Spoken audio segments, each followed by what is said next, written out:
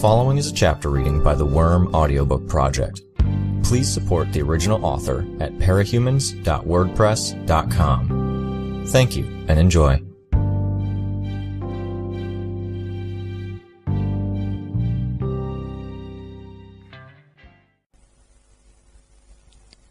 This is exactly what I was talking about.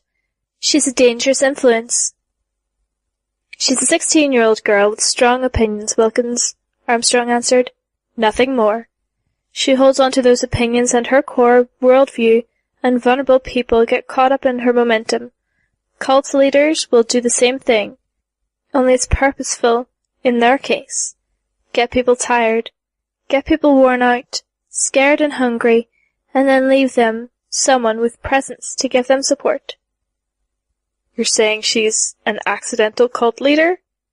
She's in a position where it's very easy to sway others. A lot of the parahumans out there fit the criteria I'm talking about, Armstrong said. He glanced at Glenn, who looked distinctly unhappy. So apparently does our staff. I think you're off target, I said. You're talking about Foyle. I get it. And Parian. And now the Chicago wards and Glenn. But all of the decisions they made were when I wasn't anywhere near them. Unless you're implying I had some sort of mind control. No, Armstrong told me. He didn't fit his name.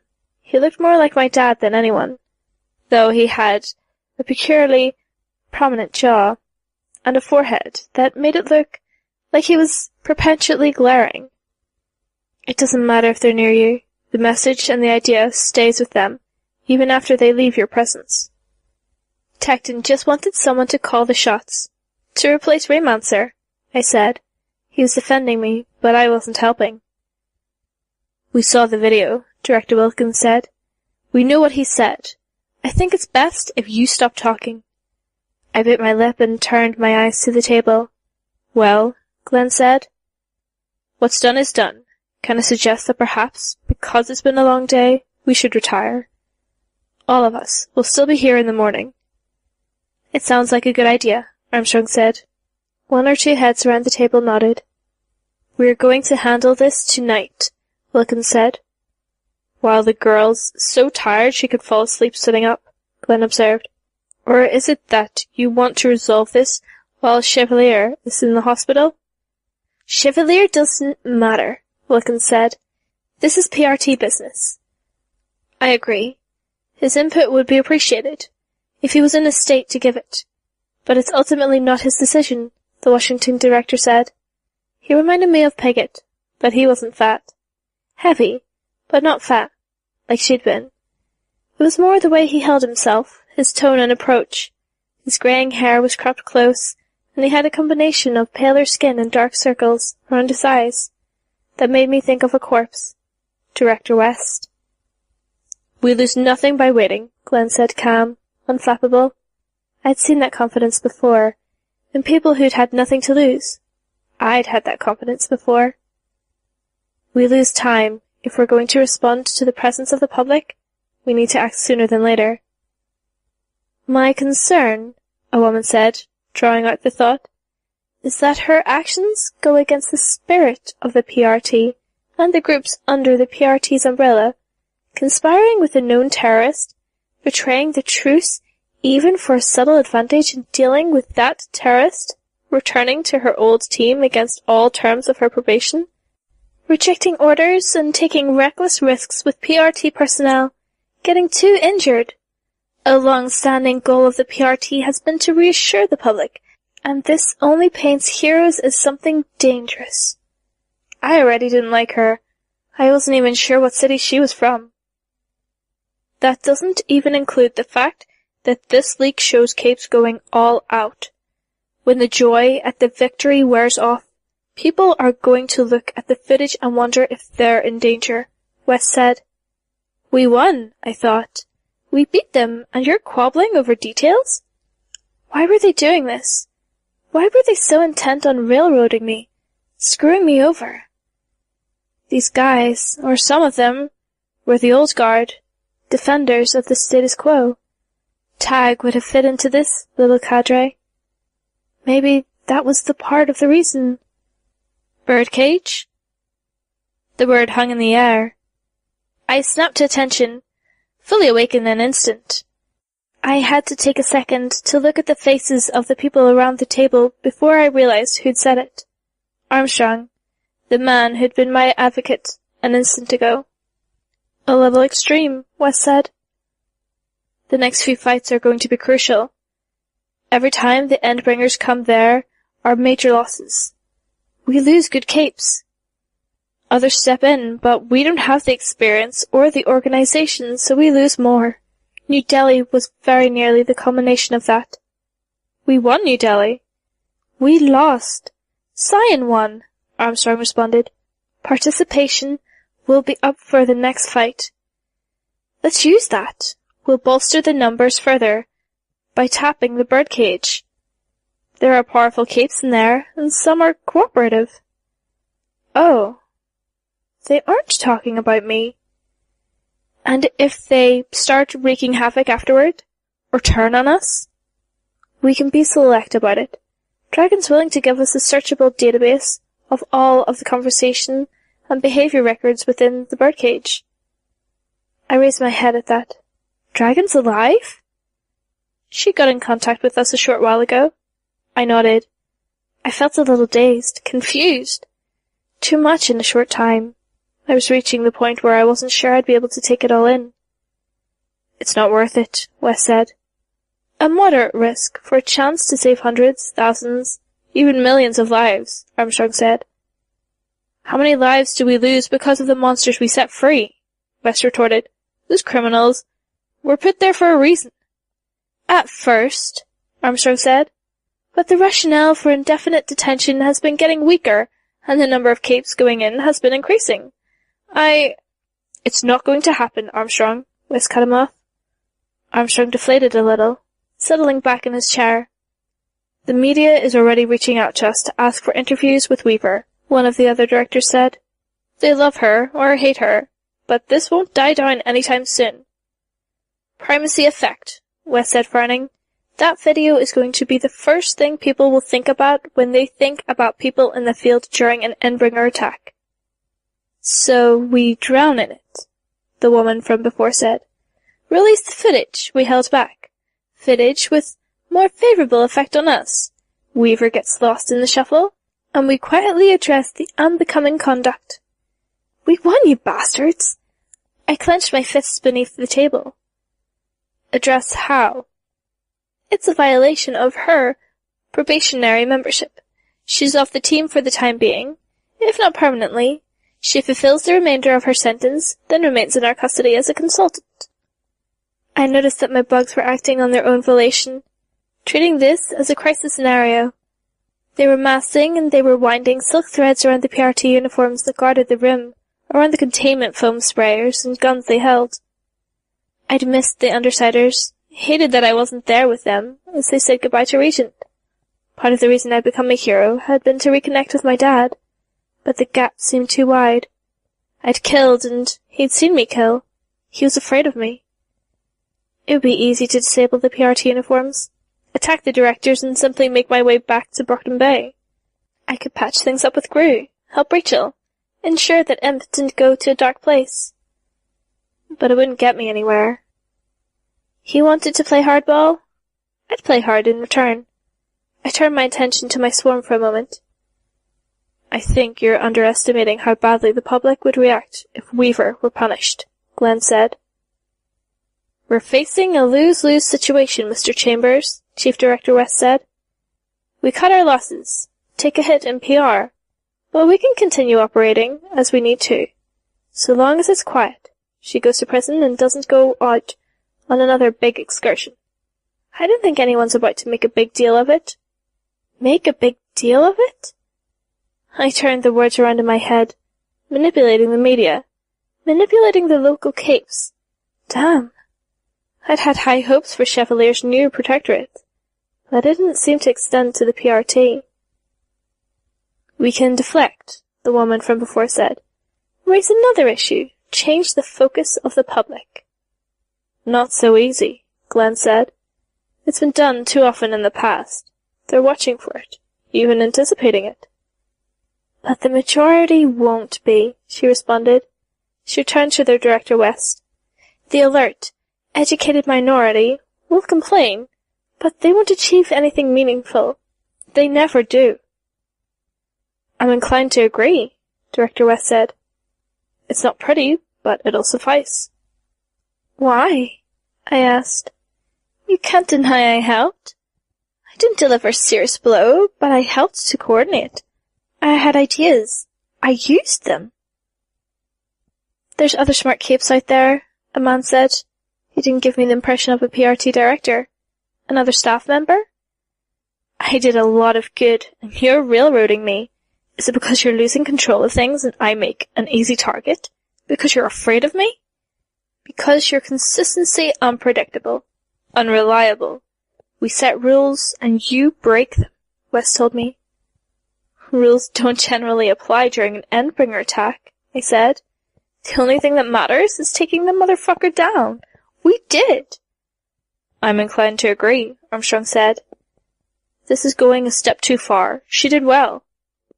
A few heads nodded around the table, but they didn't have the majority, and they didn't have the clout that Chief Director West did. Glenn had spoken a 50-50 split in the reactions, and he was more or less on target. But the power they held by the people who were standing up for me was nothing compared to the clout the others had. This is beyond the Endbringer attack. It's overall conduct, the woman at the far end of the table said. When? You could name incidents beyond the Endbringer attack? I challenged her. Spiders, in the less travelled areas of the prison, West told me. Spiders, in the prison. Shit. I felt myself deflate a little, but I managed to keep my face straight. If there are any, they're eggs that recently hatched. And the costume? A weave of silk cloth hidden out of sight? Damn. That predated my discussion with the warden, I lied. I got rid of the spiders. Moved on. You could have reported it. That an abandoned, time-killing project was stuck in behind some pipes? Why? Because this happens. There's no reason to believe you. I clenched my fists. You're dangerous, Taylor Herbert. Unpredictable. You're deceptive. Clever enough to come up with tricks, but not clever enough to stick to the straight and narrow from the beginning. Armstrong said it himself. You're good at manipulating people. Manipulating people, I thought. Not as good as I want it to be. Armstrong spoke up. You're twisting my words, West. I said she was well situated for interacting with vulnerable people, and stalwart enough in her own worldview that others can get swept up in her flow. Regardless, Miss Herbert was right about one thing. It's late. It's been an emotionally exhausting day. Physically exhausting too, I said, not taking my eyes off the chief director. You know, running around fighting Behemoth while you guys sit in your... Glenn shifted one leg under the table, pressing it against mine. A nudge, not overt. I stopped. My power cracked at the edge of my attention. My bugs were moving again, without any direct instructions from me. I reined them in, and then distributed them through the building. Was there someone I could contact? Something I could communicate to the right person to change what was happening here? Wes ignored my comment, turning his attention to Glenn. Mr. Chambers, you're relieved of duty. You likely knew this already. I understand, Glenn said. We'll discuss on our own whether we need to press charges. Press charges? Bastards. Okay, Glenn said. Wes met my eyes. Taylor Herbert, you violated the terms of your probation. You'll return to Gardner tonight, and you'll carry out the rest of your sentence. Your test run with the ward's teams is over. Offer rescinded. Provided you do not talk to the media, we stop there. We'll talk to you when you turn 18, to see about plans for the future. This is a mistake, Glenn said. Chevalier had a number of plans, and you're unraveling them. Naturally, Mr. Chambers, we're aware of the thrust of those plans, recruiting villains, a darker, edgier protectorate. Provided he keeps to the rules, we're willing to let that be. But with the administration, the underlying framework that makes his team possible, We have to maintain a balance. Keep the public and the president happy. He won't have our assistance. He won't have our assistance, I thought. I heard the words, and my bug spoke them. Every bug within the building repeated them verbatim. The good, the bad, the details that damned me. It wasn't a question of finding the right person or saying the right thing. It was everyone saying everything. In that manner, my bugs repeated it to the staff members, to the Chicago wards, and to the Protectorate members who'd accompanied their directors here. It was too late for reporters to be around, but I didn't deny the possibility. Tens of thousands of bugs speaking words at a sound barely above a whisper, louder in places where there were more people congregated. Dispatch and Exalt were the first to make their way to our floor. They entered the room without knocking. I met Dispatch's eyes. Not the rescuer I'd hoped for. We'd worked together, but he'd disliked me from the offset. "Dispatch?" Wes asked. Dispatch didn't reply right away. He glared, and it wasn't at me. It was at the director. "We've been listening," Exalt said. "Listening?" "You've been bugged," Dispatch said. "Only the bugs are the ones outside. They've been talking, reciting." I could see the chief director West's eyes narrow as he looked at me. He would be replaying the conversation in his head, trying to figure out if he had said anything damning. "No guarantee she's telling the truth," West said. "Provided he keeps to the rules, we're willing to let that be," Dispatch said. "Spiders in the back of the areas of the prison." "Yes," Director Armstrong said. "That's accurate. I can speak to particulars, or the little details, though." I repeated everything verbatim. I confirmed. "The goings-ons of this meeting are confidential," Director West said. "Nobody told me that," I answered. "It doesn't matter, I violated my probation anyway, apparently." "Anything goes against Endbringers," Tecton said from the hallway. He'd just arrived with Grace and Annex beside him. "We wouldn't have done half as well if it wasn't for her." "Tell that to Kismet," one of West's flunkies commented. "Or Particulate. You don't really want her on your team. Not when she's going to stab you in the back for a better margin of victory." "I do," Tecton said. "All of us do. We watched that video together. We talked about it. Kismet made a mistake. As far as Particulate, we looked him up. He's reckless, dangerous. Not the best way she could have handled it, but it worked." West didn't take his eyes off me. "Even if we ignored everything else, this kind of behavior, it's exactly what Chevalier wanted," I said. My eyes dropped to the table. I didn't meet his gaze. Didn't try to engage the visitors. Open, honest, exposing the rot at the center. "You're saying you're not rotten?" the woman at the end of the table said, almost mocking. "Maybe I am," I told her. "I'm not all good, not all bad. I'm just getting by. Doing what I can, not holding back against enemies who don't deserve it. And under Chevalier's system, Glenn's system, I guess I'm revealing all of that stuff we usually keep hidden. And it's up to others to make the call whether they can roll with it or not. Up to the public. My potential teammates." "Honestly," Tecton said, "if you're going to lock her up after all this, you can consider me done. You're going to undermine Chevalier. When what he's doing worked, I'm gone." Here and there were murmurs of agreement. There was a very long pause. "Weaver," Director West said. I met his eyes again. I could see the hate. "You'll make your way to Chicago at the end of the week. Provided everything goes well, you will be a member of the team. If you're wise, you won't take interviews, and you won't take any action that draws attention to you." I drew in a deep breath, then nodded. "You'll wear a tracking device at all times, and any time you leave the defined areas within Chicago headquarters, you'll have an escort, a long-standing member of the team in your company at all times." "Okay," I said. "See to it that you follow these rules. You've got the backing of the heroes here. Maybe you've got the public's favor, but we will remove you if you give us an excuse." "I understand," I said, suddenly very weary. Beside me, Glenn stood from his chair. I took his cue. The PRT uniforms stepped out of the doorway, where they'd been barring the small crowd access. We made our exit, joining the wards and PRT staff members. "Weaver," the chief director called out. I turned around. You didn't make any allies in this room today. I think you were my enemies before we even met, I said. You'd never have given me the chance to be your ally. You're wrong. I shrugged and then turned to walk away. Tecton gave me a nod as I approached. Thank you, I said. Not a problem, he said. You kept us alive. I figure we owe you one. I don't think you owe me much, but I'm not complaining, I said. We should go. We're in the middle of something. See you soon, I hope. Yeah, I answered. When they'd broken away, it was Glenn and I together. That was foolish, Glenn commented. They wouldn't have given us any slack. Nothing we could have said or done would have changed the outcome, unless we attacked from a different angle. There's a habit some people have, Glenn said, where they divide people into enemies and allies.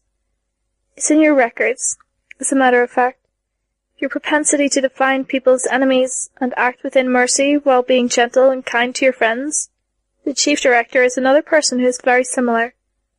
Pairing you two together, you could have been great allies, or great enemies, but there's not much middle ground. It's a shame you have a powerful enemy now. I don't see how we would have been friends. I don't think you would have been, but humiliating an enemy is a dangerous thing. Doing it again would be terminal. You'll need to be clever about your approach from here on out, so you aren't threatening them to the same degree. I'm too tired to strategize anymore, Glenn. Think. What's motivating the directors? First thought that comes into your mind. Fear? Of? He asked, without a heartbeat of hesitation. Me? He shook his head. More specific. If they don't act now, what happens in the long run? They can't control me. People would recognize it, that the PRT didn't have the ability to control all of its heroes. Some would act on it. It would be devastating, damaging on a fundamental level. Isn't that what you wanted? I asked. Your harbinger? It is. Can you guess what I'm going to suggest now? You want me to make a move. Powerful enough to shake them, break the status quo. Not powerful or blatant enough to break my probation or give them an excuse to drop the book on me. You'll be with the wards by the week's end, if someone doesn't trip you up. Do you think you can manage it? A big success? Maybe, I said. The moment you drop out of the public's eye, you become vulnerable. You've got a reprieve. But when you do act, you're going to need to act big, and you can't stop once that's happened. Once you act, you'll be giving them an opening. And you have to keep moving after that. Understand? Yeah. Keep the ramifications and the scale of your actions in mind at all times. Use that strategic brain of yours. Above all, be patient. Now hearing case 2724, Weaver. I stood. I'm here. For the matter of committee record, would you affirm that your full name and identity of a matter of public record, and that the committee is free to use it? I will. Will you state your name for the record? Taylor Herbert. Your date of birth? June 19th, 1995. You're a minor? Yes. Will you testify that you were not coerced into this arrangement? I'm here of my own free will. You were not offered any bribes or incentives that are not already a matter of record? To the best of my knowledge, it's been all above board. As a minor, we ask that you have a guardian or respective professional to help guide you through the process, and to help verify what you are testifying. Before I could speak, I heard someone's chair scraping against the floor somewhere behind me, standing up. Her father. I felt my heart leap. I hadn't seen him when I'd picked through the crowd behind me, but I hadn't been using my bugs either. No use disturbing anyone. I kept my eyes in front of me. Would you please approach? I could hear him walk, but didn't turn to look. Fuck, I was still hurt, still angry. Even in the moment I was filled with relief. He came to stand next to me, and my hand found his. I squeezed hard and he squeezed back. He was here now, at least. Not while I was in prison. Not when I'd started my forays in the wards. But he was here now. Your name? Danny Herbert. State again for the committee record. Your relation to her? I'm her father. You're aware of her standing in regards to the law? I am. And you've read the documents detailing her probationary status within the wards. Document 2724A? I have. You've read the statement and accompanying paperwork provided by Taylor Herbert, aka Weaver, document 2724B? I have. Do you hereby attest that all statements disclosed in the latter document are the truth, to the best of your knowledge? Yes. I watched as the committee members paged through the documents in front of them. My heart was pounding, and it wasn't just my dad's impromptu arrival. This was it, the moment my future hinged on. I'd made enemies in the upper echelons of the PRT. The question was whether they'd pull a maneuver or do something sneaky to undermine me or screw up the case to leave me stranded without any place to go but jail. I believe each of us has reviewed the files. The man at the center of the table finally spoke, looking to the others for confirmation. Case 2724 has met the requirements for probationary admittance to the wards. She is to follow the stipulations as outlined in document 2724A. Failure to comply will result in a return to minimum security detention for a span of 1.5 years, or until such a time as she turns 18, whichever is longer. Further, failing to meet the terms for probation will result in a forfeiture of any earnings or rights granted to her by the PRT, which will be held in trust until such a time as she reaches the age of majority. Do you understand these terms? Yes, I answered. Yes, my dad said. With that, you are now a probationary member of the wards, until such a time as you turn 18 or violate the terms of your probationary membership. Congratulations, Taylor Herbert. There were cheers from the sidelines. Tecton and his group were among them. Next case, the committee member said. My dad and I retreated into the aisle. We made eye contact for what felt like the first time in an age. Thank you for coming. It wasn't necessary. You wouldn't be here if you didn't have someone else lined up. It matters, Dad. More than you know. Thank you. Is this fixable? Us? I frowned. What? He said.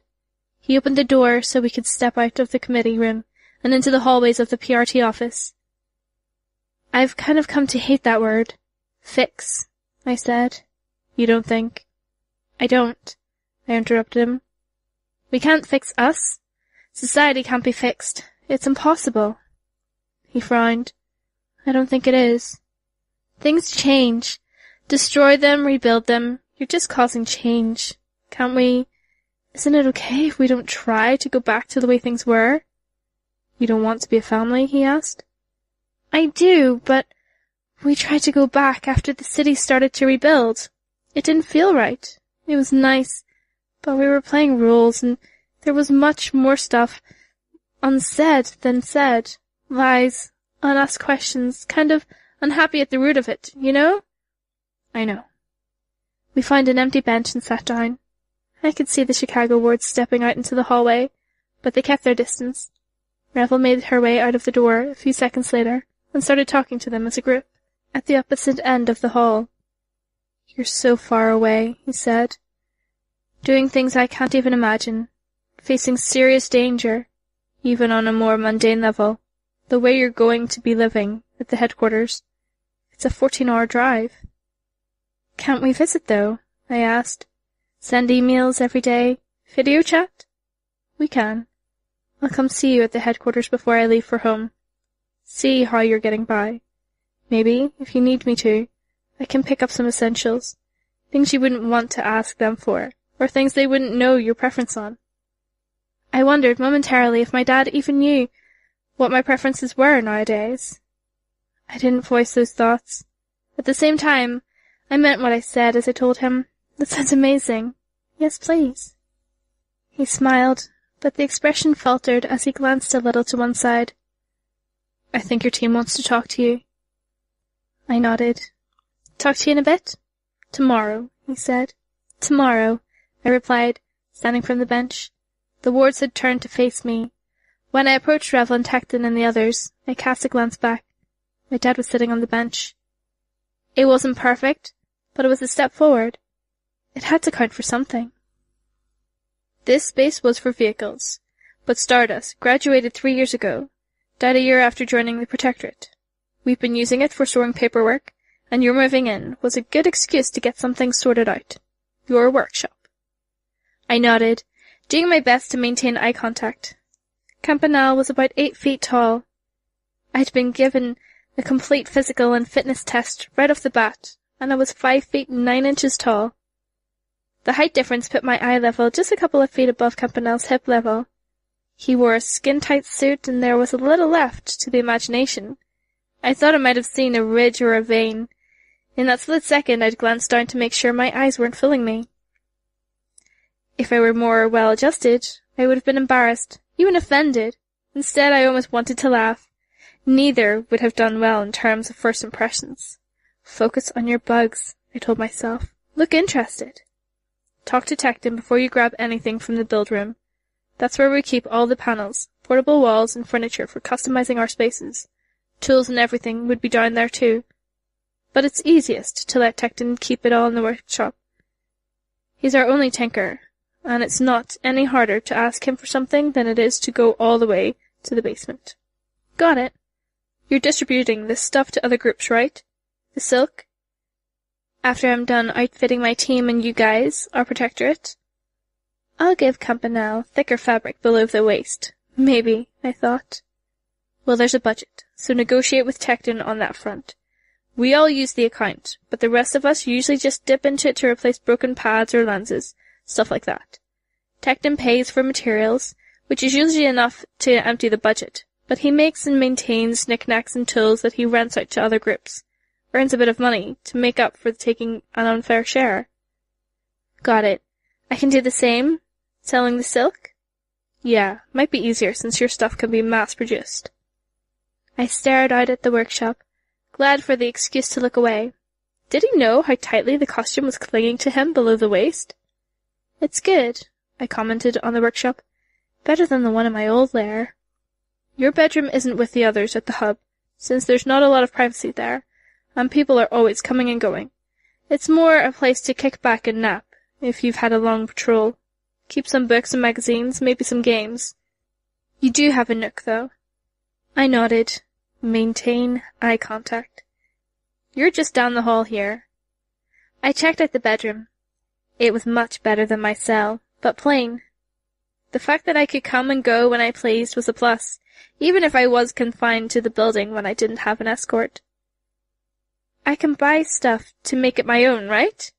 Yeah, but you should know that they've got cleaners to do the PRT-supplied laundry, sheets, pillows, towels, the generic skin-tight suits. You'll have to do your own laundry, and that includes any sheet you buy, or whatever. Got it, I said. I very nearly glanced down to make sure the protrusion in his skin-tight outfit was still there. Stopped myself. Even in my peripheral vision it stood out. Seriously, that thing's as long as my forearm. Computer's here. PRT issued laptop. Take some time, remove the crap. If you don't know how, or if you're not sure what's dead weight on the system, ask Tecton. Username is your codename. Password, to start with, is your birthday. Month, day, year, followed by your middle name. Once you type that in, it'll set everything up automatically and prompt you for a new password. Okay. You've got a small bathroom just down here, he pointed. Down a short hallway. No shower, sorry. There's one in the main area. Not a lot of privacy, but you'll figure out the patrol schedules, and figure out when you can go shower without a chance of being bothered, if you're shy. Shy? I very nearly cracked a smile at that. He was the one who should be bashful. But he just radiated confidence and said, I'll manage. Let's see. There's the phone and the earpiece. They'll get that to you soon. Identification the same. Can you think of anything you need? A few million Darwin bark spiders, I said. I could do with even just 100, but it'd mean a slow start. He didn't even flinch. We could probably arrange that. Black widows would work too. Easier to find, but not nearly as good. Maybe just need an escort so I can go out for walks. We could arrange that. I'm going out in an hour, meeting some kids at the hospital. If you don't mind the detour, we could swing by a park or something. I tried not to imagine him in the pediatrics wing of a hospital. You'd need to change or wrap something around your waist. I didn't voice my thoughts. The hub is right down here, bottom of the stairs. Command center, nook/temporary bedrooms, spare costumes, televisions, and everything else. Tecton, Wonton, and Annex were at the bottom of the stairs. Grace, Golem, and Cuff were sitting at the computer bank against one wall. But they were watching. Grace had a wicked smile on her face. I realized why. The bastards, they were pulling the same trick Campanelle had, stuffing something in front of their costumes. Tecton, for his part, wore a mechanical suit, so he'd simply bulked out the crotch proportion of his armor with additional armor plating. Obvious. Not even trying to hide what they were doing. Wonton gave me a cheeky smile as I made eye contact with him. For my part, I managed to keep my expression straight. Over the course of the seconds, Annex seemed to get more and more uncomfortable. I made eye contact and maintained it as he squirmed. She's not reacting, and I'm feeling really, really dumb, he said. Oh, Annex, come on, Wonton groaned. She would have cracked up. Grace was laughing now. Cuff, by contrast, wasn't moving her eyes from the computer screen. She was probably the ideal target for this kind of prank. Don't sue me for sexual harassment, Annex told me. I smiled a little. I'm not going to sue. I've been around people who did worse. It seemed funnier when we were talking about it before, Tecton said. It's kind of awkward right now. It is funny, I said, smiling. You guys did get me. I was so busy trying not to stare at Campanelle that I barely heard what he was saying about the tour. There were a few chuckles. I was thinking it was a bad idea, Golem said. With your background, that you might not like being picked on. They gave me one, but I thought it was a bad idea to test you. It was a terrible idea, Tecton said. Juvenile, but sometimes you need a cheap laugh. They're embarrassing themselves worse than they're embarrassing me, I told Golem. I'm okay with it. I'm glad to have an initiation into the group. Could have been far worse. All right, guys, joke's over, Tecton said. He unclasped and removed the metal codpiece from his armor. She's right. We're just embarrassing ourselves now. Get rid of the damn things, and I don't want to see them lying around anywhere. I could keep it this way, Wonton joked. No, you couldn't, Tecton said. You'll forget about it. Switch to your other form without absorbing it, and wind up bashing someone unconscious with a foot-long silicon club. I glanced over my shoulder at Campanelle and saw him standing by the trash can, no longer endowed. He didn't quite look so ludicrous now. Freakishly tall, yes. Not freakishly long, so to speak. Sorry, he said. I shrugged. I figure I've got blackmail material now. Just need to get my hands on the security camera footage. He smiled and shook his head. Welcome. Be good. I don't think these guys are setting the bar that high on the good scale, I told him. He clapped one hand on my shoulder, then turned around to go up the stairs, leaving. Annex had fled, but Wonton was taking his time in leaving with Tecton, giving him the occasional push to get him to walk faster. Over by the computer bank, Grace and Golem were wrestling with something. Do it, I heard her. No way, no way, Golem responded. Do it, just a little. She said something else I didn't make out. It didn't go much further before Golem gave in. Wonton doubled over mid-stride, falling to the ground. Once he realized what had happened, he started thrashing in his effort to get the offended object out of his pants. I had to avert my gaze before he inadvertently flashed me. Jeez, guys, Tecton groaned. Too far. Golem rushed over, apologizing, while Wonton cursed at him, throwing the lump of plastic at his teammate. Grace had fallen out of her chair, laughing, and Cuff had done the opposite, putting her unburned arm on the desk and burying her face in the crook of it. In the midst of the chaos, I made my way over to the computer bank and leaned over the keyboard, typing in the username and password I'd been given. The desktop was up and running in heartbeats. Access to nice computers was apparently a perk of being a hero. I dug around for the files in the local powers and began studying. I tried, anyways. Grace's continued laughter was so infectious and unashamed I couldn't help but join in. My new home, for better or worse. Sorry, I'm so... He didn't finish the sentence. I could sense him slowing. Using the bugs I planted on his costume, I stopped and waited for him. It's fine, Theo. You're doing me a favor.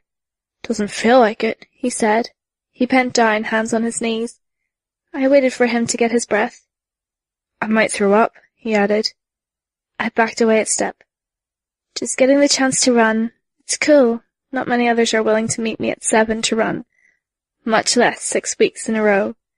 Grace is athletic, but she got sick of it fast. He mumbled something I couldn't make out. What?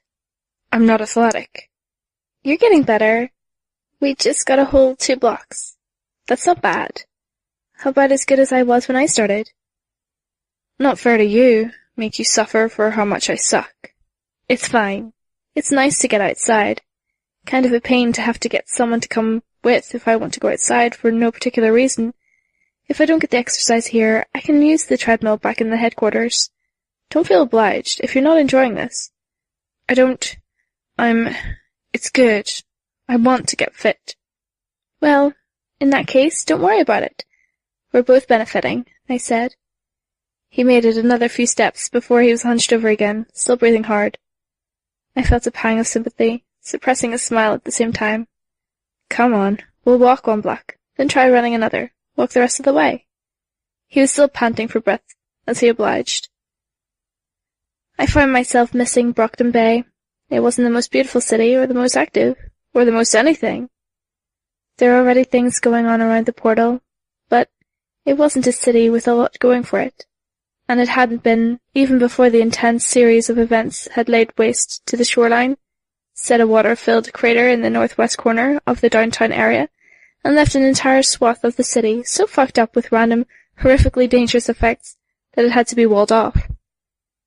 Maybe I wouldn't have felt the same way if I'd grown up there, but I liked the balance in Brockton Bay. The way there was everything I could want, as far from malls, shopping centres, theatres. It was a big enough city, yet there was just as much room to wake up early in the day when others were out, and have Brockton Bay to myself. Chicago wasn't like that. It was busy, and it was busy in a way that got in my way. People were already up if I got up at 6 in the morning to go for a run. Some people were still up from the previous night, having spent the entire evening at clubs, or whatever else. Everything was taken to an extreme, it seemed, in drama, opinions and ideas. It made it a little harder to sympathize with Chicago's equivalents to the people I'd been helping in Brockton Bay. A little harder to sympathize with anyone, really. I was feeling cramped. I wasn't a social person at my core, and being here, like this, never allowed to be out on my own, it rankled. I liked time on my own, with the internet or a good book, even a bad book, to get my mind settled down, my thoughts in order. It wasn't that I didn't like people, that I didn't like company, but too much was too much, and I had no elbow room here. Whether they knew it or not, the PRT directors had found a fitting way to punish me. Hopefully it wouldn't go any further than this. I'd done as they asked. I was staying under the radar, and though I didn't plan to stay here, I didn't think they had any reason to make my life more difficult. I had my suspicions that my phone and computer were tapped, so I was careful about what I browsed and how I communicated. With luck, they would forget about me until I was active again. With more luck, I wouldn't have had to worry about them much longer. The director from Toronto, the guy I hadn't been able to place, had already quit. Wilkins and West were still active, but the woman at the end of the table was under scrutiny. There was stuff going on behind the scenes, and speculation was rampant on the Parahumans online site. Satyrical's name had come up. As far as I could tell, the Vegas Capes had gone rogue, and they were apparently targeting the more corrupt elements of the PRT. I wasn't 100% sure how to feel about that, but I wasn't complaining if someone was taking down my enemies for me, especially if it was in a more or less safe, legitimate way. Hey, Theo said. I turned to look at him. When you were dealing with the Slaughterhouse-9 back in Brockton Bay, you fought Jack Slash, right? Yeah, kind of. Kind of? He doesn't really fight unless he's got his people around him, and the fight's unfair, Mostly, I was chasing him around, trying not to get killed in the process. He frowned. Worried? I asked. You'll have help. So will he, Theo pointed out. True. I'm not good at this. Everything Kaiser was, I'm not. It's not a bad thing. He was an asshole. You aren't. Theo managed a weak smile. It was hard to identify just how he would react in regards to things. Backed against a wall, faced with a serious threat, he showed courage. I'd seen him on patrol, and for all his worries, he did follow through. He had against behemoths in what was almost his first time out in costume. Talking about his family, though, I couldn't pin down just what he'd say or do. The feeble smile, was that genuine? Had I hurt him? Left him in a position where he wanted to defend his family, but couldn't because of what they were? I don't fit the typical cape mold, Theo said. I resisted the urge to tell him I didn't either, but I didn't. I remembered a tidbit of advice I'd heard Tecton giving and listened instead. You're feeling nervous. Anyone would. The running. I don't feel the difference, he said. Slow gains, but they're there. The training helps, he said. The training feels concrete, like I'm getting significantly better. You want to train when we get back? I don't have long before I have to patrol. A short one? Sure, come on. Run one more block, throw up if you have to. Then we walk back. He made a short part-way between a gurgle and a groan, but he followed me as I took off. Running at first, then walking. We took a different route coming back than we'd taken on our way out. The trees by the lake were aflame with autumnal colours, and I could see a handful of college students and older folk gathered enjoying the scenery above the lake. Perfect temperature, tranquil. That was something I could get behind. I would have loved to sit by the lake given the opportunity. The trouble was, I never got the chance. I was leashed to other people's schedules. My excursions had to be in another person's company, and nobody had really seemed keen on the idea of going out solely to go and sit by the lake. As penance went, it was pretty light, but the overall effect of this restriction was wearing on me in a way that the jail cell hadn't. We reached the PRT headquarters, one or two in Chicago. It was squat, broad, and not terribly pretty, but it sported a statue on the roof that had been paid for by an old member, Stardust. Once inside, we made our way up to the top floor, where the ward's rooms and the hub, as the others called it. It was a label that made me think of prison, and that, in turn, pushed me into think of it more as a common area or a lounge. Gym? I asked. Yeah, Theo said. Let me get my stuff on. I'll meet you there. I tapped into the supply of bugs that were stored into my workshop, withdrawing an assortment of flies, beetles, and cockroaches, depositing the ones that I collected during the run. It wasn't many, but I didn't need much. Enough for 3 or 4 swarm clones. I stopped by the kitchen to collect some silverware, then made my way down one floor to where the gym was. Golem arrived a minute later after I got there. Decked out in his costume, it seemed it had changed from its first iteration, complete with a layer of spider silk and heavy armour over the top of it. He wore a mask with neutral, almost solemn face, a fan-like decoration at his waist and shoulders, the spaces stretching between the slats painted white, a darker metal composing the frame and edges. The image consultant was having fits, no doubt, but the first and most important goal was for Golem to be effective. We were getting there. Image would come later. Hey, Kirk greeted us, stepping out as Golem arrived. He wore a t-shirt and yoga pants, and was glistening with sweat. His head was shaved, and his skin was a striking jet black. You guys sparring? Training, I said, not sparring, really. Can I watch? I looked at Golem.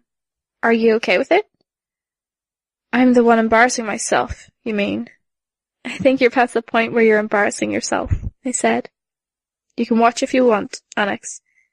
Wouldn't mind helping clean up, Golem said. I can't promise it'll be anything special. Not a probe, Kirk responded. Kind of curious to see where you're at. We made our way inside.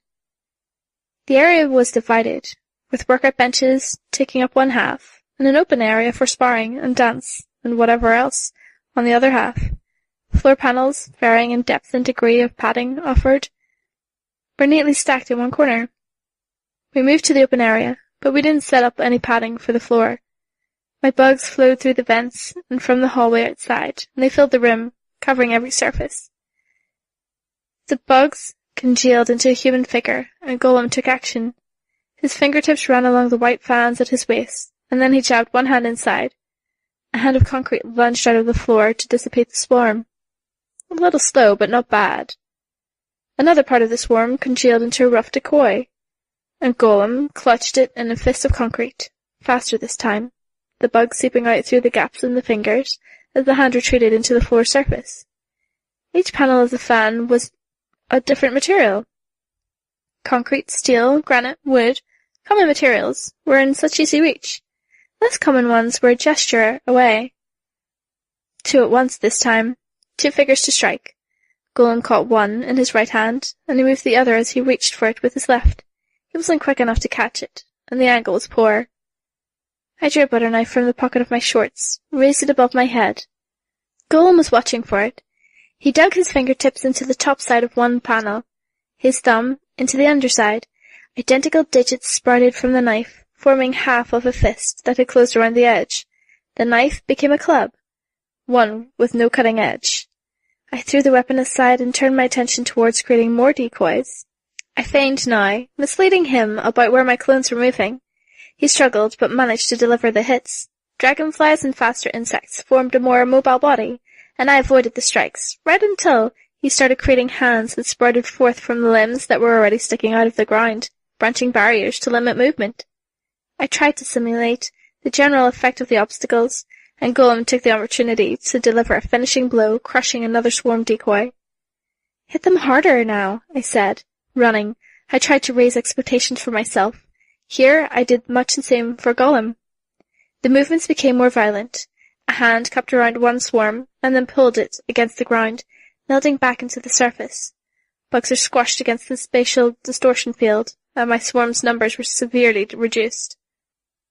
Another was squashed against the wall, but the surfaces were different materials, and the hand couldn't simply sink back in.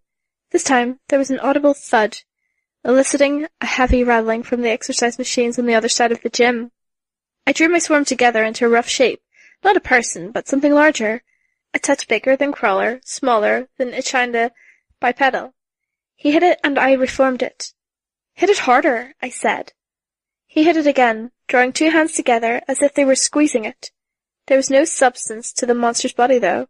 I judged that he wasn't doing enough damage and simply reformed it. The monster advanced on him.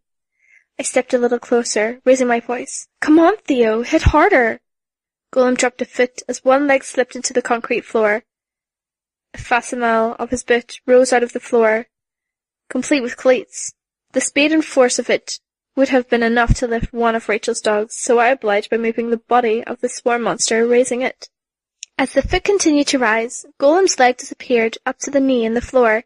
He pushed one hand into the fan, causing a limb to drop from the ceiling, right above the rising spiked platform that was Golem's boot. My creation was sandwiched between the two, and the collision had enough of an impact to make Kirk and I stumble. I had to turn my head to keep from the dust getting into my eyes. "Is that—" Golem started. Before he finished the sentence, I had a second butter knife drawn, the tip pressed against his throat. "Keep your eyes on threats," I said. "Not very fair," Kirk commented, playing dirty. "No," Golem said. His voice wavered, which was odd, considering I wasn't doing anything that was actually threatening. Something else had shaken him. Had he taken the lesson to heart? "It's good. That's the kind of lesson I need to know. It's why I'm training." "Jack's going to throw some scary motherfuckers at you," I said. "But he'll be looking for an opening. Always, always watch your back. Don't forget to watch your friends' backs too. You probably won't die if you do, but if you might wish you were dead, when you see what Jack and his gang can do to them." Golem withdrew his arm from the panel, but his leg was harder to free from the ground. By the time he was standing straight, the leg that stuck out of the floor had become more or less permanent. In another area, fingertips stuck out of the floor. There were also branching trees of hands that had formed barriers. Without us even asking, Kirk stepped forward, his body liquefying as he flowed into the surface, smoothing it all out as though he'd never been there. When he was done, he emerged to survey his work. "Thank you," I said. "Interesting to watch. Figuring out ways to apply his power?" "Pretty much. Tricks for his repertoire. Building some familiarity with using his abilities, attacking to recognize threats and attack without hesitation when needed." "You really buy that? Jack's going to wake up from some cryogenic sleep just to fight some kid who didn't even have powers when they met last?" "Yeah," I said. "Believe it or not, with what I know of Jack, it makes perfect sense." "Huh. You were on board, right?" I asked. "With the plan?" Kirk nodded. Seemed a little crazy, but doesn't hurt given the stakes. "End of the world," Gollum said. "End of the world," I agreed. "We'll get as many on board as we can. Either we avert it, or we soften the blow." "Assuming we can figure out what it is," Gollum said. "Yeah," I said. "You said you had patrol soon?" 8:20. Then school after that. "I'll see you this afternoon?" "Yeah," I answered. I made my way back to the common area, and took the first unoccupied seat at the computer. Grace was there, but she wore a school uniform and had homework spread around her. "Don't say a word," she told me, clearly annoyed. "Wasn't going to," I responded. I logged in and was greeted by a customized desktop. C/D, Endbringer, -3:21:45:90. C/D, End of World, 593:19:27:50. The first counted upward, the other counted down. 3 days had passed since the estimated arrival of either Samura or Leviathan. Behemoth had been early, but whatever factor pushed that to occur wasn't at play here. It made sense that they wouldn't maintain the schedule they'd been. Since the Samura had arrived, roughly 3.5 months had passed between each attack. These coming days and weeks would speak volumes. Were the Endbringers going to alter their tactics? Would the schedule continue at this accelerated pace, with Behemoth appearing in 7 to 10 months? Something else altogether? My eyes fell on the second clock. The countdown. 593:19:25:23. No joke? I asked, the second the elevator doors were open. Cuff was waiting on the other side. "She's here," Cuff said. "Not here, but she showed up." I was in full costume, my flight pack on, an insulated box for my bugs tucked under one arm, my phone in hand. I was chilled to the core of my body, my lenses fogging up from the adjustment from outdoor temperature to indoor temperature. I didn't need to ask who. I knew well enough. It was a question that had been lurking on everyone's minds. Which one? Where? I pulled off my mask as I followed her to the common room area, and reached out to accept the glasses my bugs were already fetching to me. Putting them on, the same images played on each of the screens. The Samura, their silhouettes barely visible in the midst of the clouds. "What city?" I asked. "Not a city," Turkton said. Sure enough, the camera angle changed. Water? Coastal? No, too much water. Ocean. She's attacking the ocean? It clicked when I saw the text at the bottom of the screen for one news report. BA 178 under siege. Of all the sensitive locations in the world, Samura had chosen a passenger airline? Are we... I started to ask. Can't, Turkton said. No solid ground, and none of us fly. I fly, I said, but I could already guess the follow-up answer. Vehicles and tinker equipment aren't going to cut it. Too easy for her to interfere with, Turkton said. Order came down from top. Natural flyers only, Wanton added. We're too late to join anyways, Grace said. I can't imagine this'll be a long drawn-out knockdown fight. We got almost no warning. It's like she dropped straight down from where she was and picked up a fight with the closest target. I thought of Armstrong's insistence that we capitalize on our victory, mass in numbers, to allow for another decisive victory, instead of showing up in smaller groups, with inevitable attribution. All this waiting, all the restlessness, watching the countdown clock tick well beyond the estimated date, and we couldn't even fight. I wasn't sure how to feel about it. I watched on the screen as Legend, Alexandria, and Adolian engaged in Smyrna. She avoided the worst of their attacks, primarily through the only cover available, the aeroplane. Half of the screens were showing the same video footage, though they were different channels, different organizations. The other half were showing information, the flight route, the people on the plane. If anything here was special, the only one who knew would be the Smyrna. My teammates didn't talk much as we watched the fight progress. In one instant, it seemed, the dynamic changed. The heroes began trying to attack the plane, and the Smyrna started trying to defend it. For 11 minutes she managed, using her telekinesis, to move their craft, her wings and body to block it from being damaged. A fire started on the body of the ship, as Adolian tore into the Smyrna with a reality-warping power of some kind, complete with lightning, fire, distorted light, and ice. The Smyrna cast the craft aside in the following instant, letting it flip, burn, and tumble before hitting the water and virtually disintegrating. That done, the Smyrna ascended, rising into the clouds. A few capes tried to follow, but Cyan wasn't amongst them. "How long was the flight?" I asked. "Not long enough for Cyan to show," was all Wanton said. 40 minutes? Tecton asked. "About 40 minutes. I'd spent more than half that time hurrying back to headquarters, hoping I wasn't missing my ride. Now this, it was a farce. "Now we wait," Grace said. "And if we're lucky, we find out what she just did." That was it. It was almost a letdown. More than a relief. I couldn't say she'd been trying to softball us, because it was the Smyrna. For all I knew, this was the most devastating attack yet. We wouldn't know until later on. Virtually no casualties, the plane load of people accepted. Nobody was reporting anything about heroes dying, but it had been clear enough from the footage that this hadn't been a serious loss.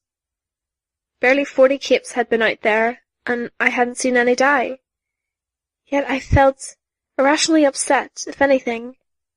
I turned and walked away. I let the strap of the incubation box slip from my shoulder to the crook of my elbow, caught it with my hand, and then transferred it over to the arms of my flight pack. It meant I didn't have to stop or bend down to set the incubation box at the base of the stairs. I didn't go up to my room or my workshop, though. I made my way downstairs instead. I was grateful to see that Mrs. Yamada hadn't left yet. Her things were packed, but she'd settled into the office and was reading a small book. The television was on in the corner, muted, showing what was happening with the Smyrna. "Taylor, do you have a minute?" "Of course." She stood and crossed the room and closed the door. I hadn't realized I'd left it open. "It was about the best we could hope for, going by what we know now," I said, "and I feel worse about it than I did about New Delhi." "You've been prepared for this, anticipating it for some time. Mentally, you were preparing yourself for more losses, steeling yourself. That takes a lot out of you, and you were robbed of a chance to do something." My phone buzzed and I glanced at the screen. My dad. I sent him a message, letting him know I was fine. "Sorry," I said, putting my phone away. It was my dad. "Don't be sorry. It's a good sign if you're reaching out to your dad, or vice versa."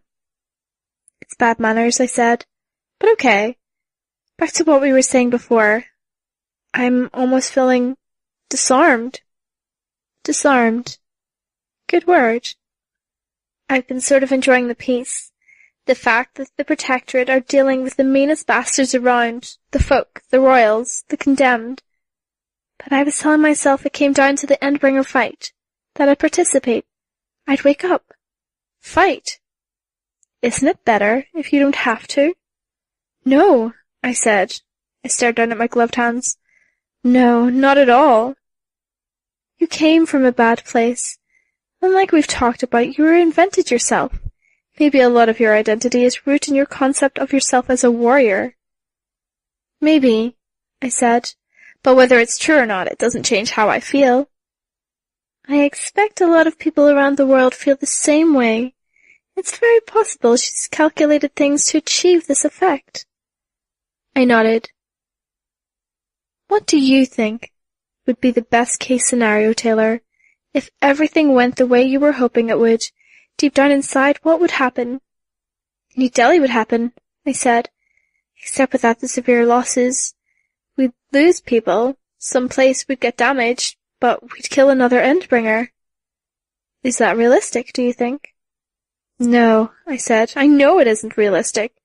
We went decades without killing one, and it's stupid to imagine we could kill 2 in a row.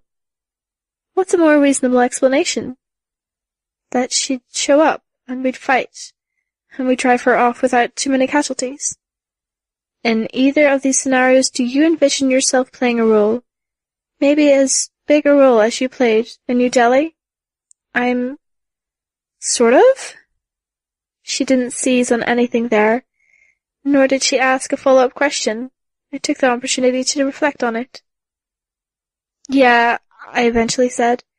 Maybe not as big a role, again, that's unrealistic, but I want to help. If the Samura wanted to deliver a hit to morale, this would be a good way to do it, Mrs. Yamada said. After New Delhi, a lot of capes were hoping to make a difference to the heroes. Her choice of venue, the short battle, the narrow focus, it denied everyone the chance, not just you.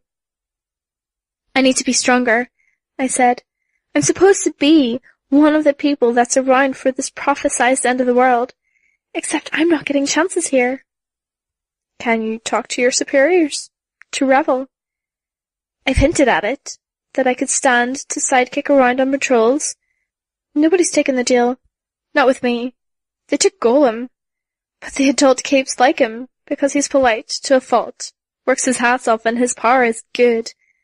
I'm good, but I wind up being a partner more than a sidekick. You've been training with Golem? Yeah. You're due some sort of credit for his forward strikes, I'm sure. I'm not, I started. Then I made myself stop. Too much emotion in my voice. Calmer, I said. I'm not looking for reassurance, or for compliments. I'm just... I struggled for a way to end the sentence. Let me use the I feel because line. Frame your emotions better. I drew in a deep breath and sighed. I feel spooked, because something's coming and it's going to be ugly, and I'm not prepared. I feel less prepared with every day where nothing happens. I imagine your teammates feel spooked too. You've mentioned what they're going through. Golem is likely going to be baited up by Jack Slash at some point in the future. Cuff has limited dexterity in her right hand to the point that she's having to relearn to write and type. I'm not discussing anything confidential, to be clear, only what you've mentioned to me in our previous sessions. I nodded. Golem has your support, I know. They all do, in some respect. In terms of what Cuff is going through, I know your team is dividing the workload and helping her with paperwork. It says a lot. Supporting each other. It sounds trite, but I think there's a truth in it. You have legitimate fears about what comes down the road, but keep in mind that you're not alone in this. Maybe you've hit a ceiling for the time being in your own growth and development, but you can still progress. If you're helping your teammates, assisting them in conquering their demons and improving their abilities. Yeah, I said, it doesn't feel like enough. It may not be, but it's constructive. Perhaps you'll feel less disarmed if you focus on the tools, and so to speak, the weapons at your disposal. Maybe, I answered her, but I hate feeling helpless. Part of the reason you feel that way is because you're waiting for opportunities to come to you. You waited for the Endbringer, so you could flex your talents in unimaginably high-stress environments. It's good, I think, that you waited, that you had a moment to breathe. I think you should strive to retain that peace, because it may help you enter a better headspace. It was similar advice to the parting words Glenn had left with me. But they opposed on one front.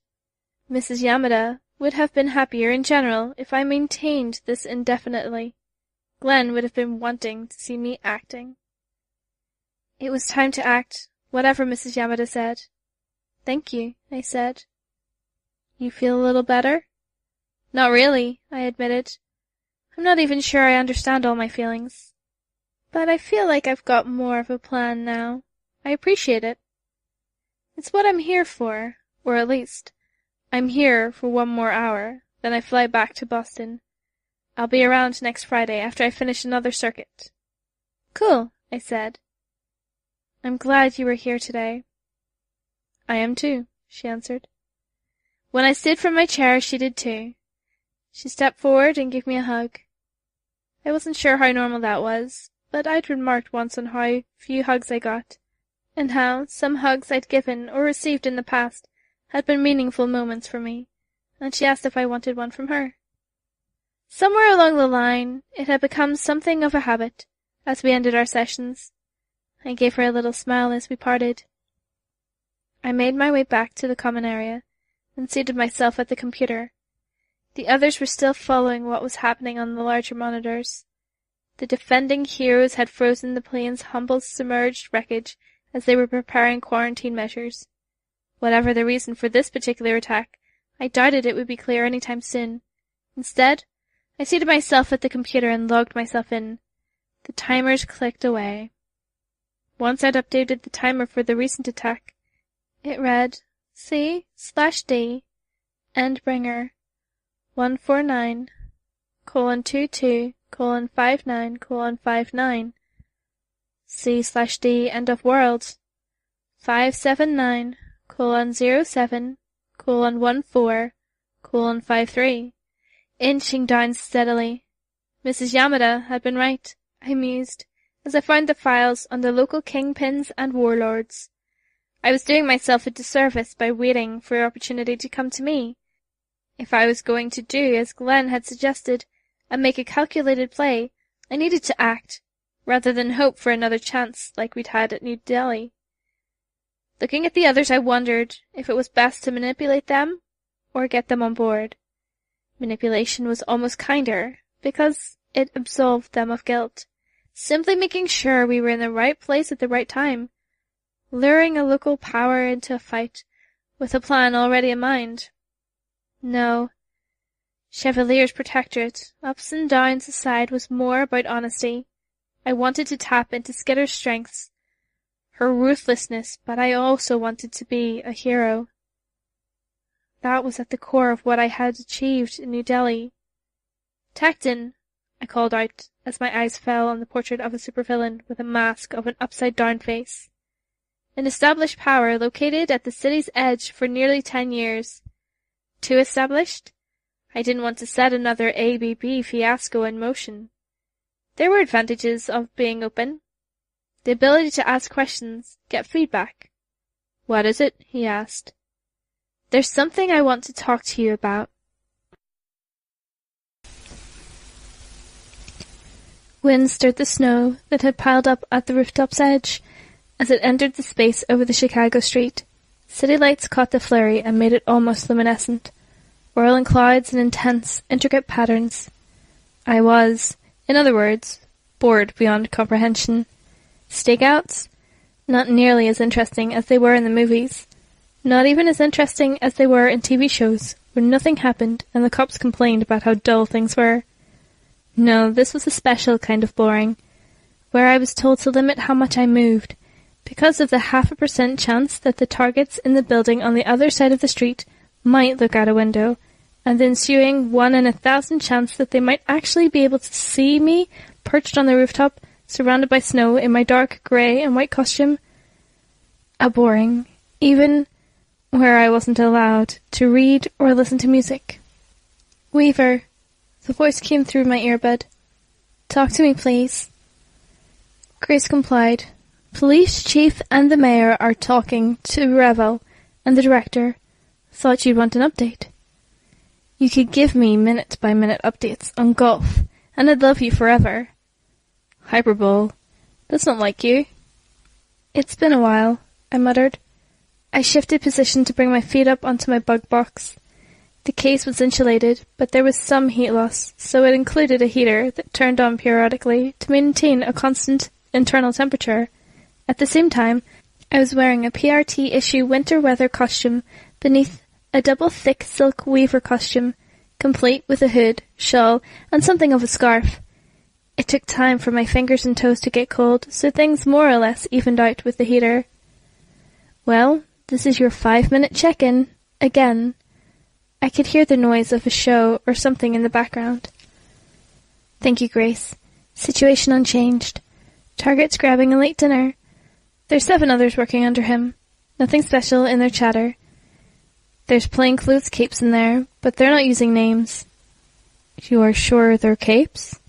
"He warned them when they stepped inside that he'd act the second they used powers, so, yeah." "Gotcha. I'll be in touch in another 5 min." "These 5-minute check-ins make it so much worse," I groused. "It's like, if it weren't for those, I could let time slip by, but no, I get measured reminders of how long I've been here." "This was your idea."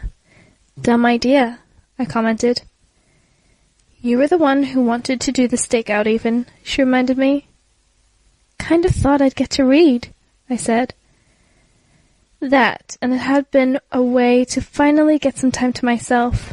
We had run it by the director, and I'd known right off the bat that he was itching to shut me down, ordered from above, no doubt.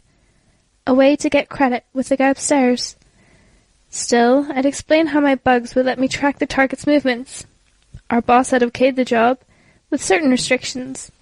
Their surveillance had to be airtight, with the check-ins, a mandate that any breaks had to fall between check-ins, and the restrictions on entertaining myself or drawing attention. At the same time, he'd said with a smile, the PRT rulebook said a ward couldn't be forced to undertake or carry out a mission. If I wanted to walk away, I could. If I got too cold, I had to. He wanted me to quit, to exercise a measure of control over me, so he'd have something to leverage against me at a later date. 6 hours in, I'd left for 3 bathroom breaks, each between 4.5 and 5 minutes in duration, and had relocated 3 times, as our target went to lunch and then returned to check on the business. Wonton and Annex had both come to keep me company until the director had found something else for them to do. Then Revel had to come on shift, and I had an ally who wasn't just ready to go to bat for me, but able to. She was working reduced hours after her head injury, deferring more tasks to Shuffle, but she was still the boss. She'd read the logs from the check-ins, called me to verify facts on the drugs and guns I'd noted moving through the apartment, and then reached out to the director. That had been 2 hours ago. Somewhere in the midst of her battle with the director, she'd reached out to the police chief and mayor. She would be trying to sell them on our plan. Or, it was easily possible, they were sold and they were trying to get the ducks in a row and favours pulled to make our plan a reality. And with all the excitement that was no doubt happening over there, I was sitting here, a little cold, wishing I'd saved a little something from the lunch I'd packed into my plastic Alexandria lunchbox. The lunchbox was a memento, really, an impulse I'd justified in the moment by telling me it fit with my channel camouflage, that it was ironic. I hadn't counted on how long I'd be left to stare at it, while my bugs tracked the target going about his day. It made for a long time spent ruminating on past events, debating just how the bureaucrats could sabotage me, intentionally or otherwise. For several dangerous minutes, I'd seriously considered going back to the undersiders, if this mission got derailed. I'd stopped myself before I got too far into that line of thinking, knowing it was a trap that would lead me to compromising, giving up in a way, playing into the director's hands. No, I wouldn't go back. I missed them. Scarcely an hour went by where I didn't wonder how they were getting by, but I wasn't allowed to contact them. I wanted to know how Imp had changed in response to Regent's passing, if Gru was getting enough support, or if Rachel was managing in the cold on the other side of the Brockton Bay portal. Was Tattletale using her power too much still? How was Sierra managing as a corporate magnate and frontman for a villainous organization? Hell, how was the boardwalk getting on? They were questions I couldn't ask or answer without raising red flags with the people who were watching me for the slightest excuse.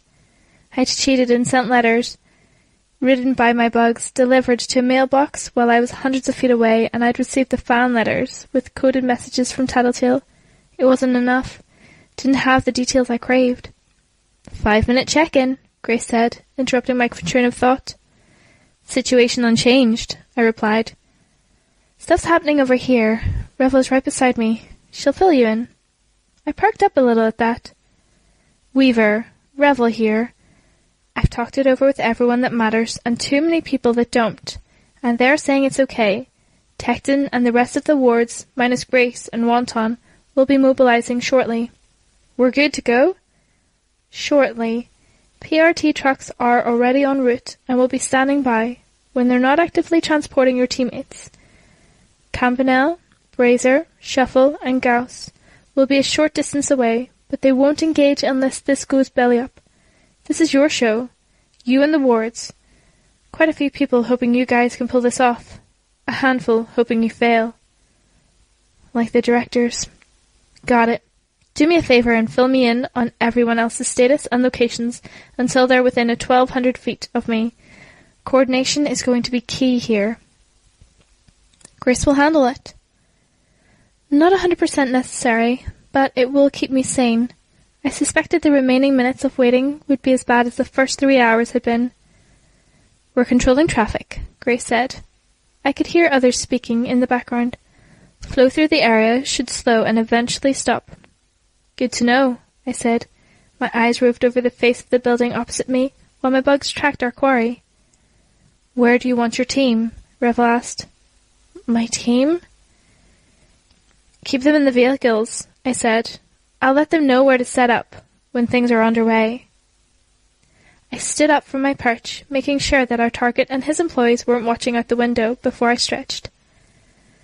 I was alternately cool and toasty warm, where different body parts had been closer to the vent and my costume layers thicker. Not cold, though. Not so much that I'd be affected. Snow slid off the top of my hood as I bent down, lifting the insulated box with my bugs inside and setting it on the roof's edge. It was essentially a thermos, but as lightweight as the materials were in the case and the heating system, the bugs I packed inside made it heavy. I worried it would be an issue in my plan. With roughly 8 hours by myself to think, I'd considered various ways this could go. Tactics our enemies could employ, things that could trip us up, ways our supervisors could derail the plan. But this 40-pound box was something that rested entirely on my shoulders. We're close to the perimeter, Tecton reported, his voice buzzing in my ear. I pressed a finger to my earbud. I'm going to get us started. Sound off. From all corners, please. Roger from HQ, Grace said. Roger, Roger from the fields team, Tecton said. Just reach the perimeter, sending Annex and Cuff your way. Golem and I will be working.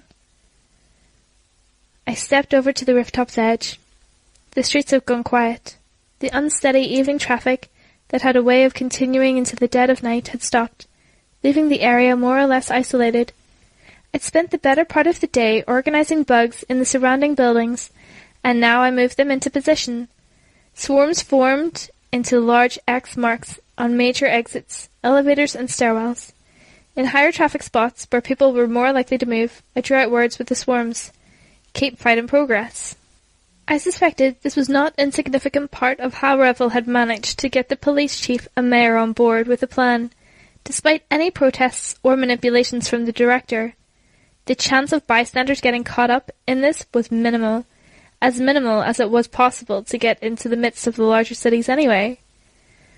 I activated my flight pack and crossed the street, simultaneously making my way down to the ground. Not so hard, with the extra weight that made up my burden.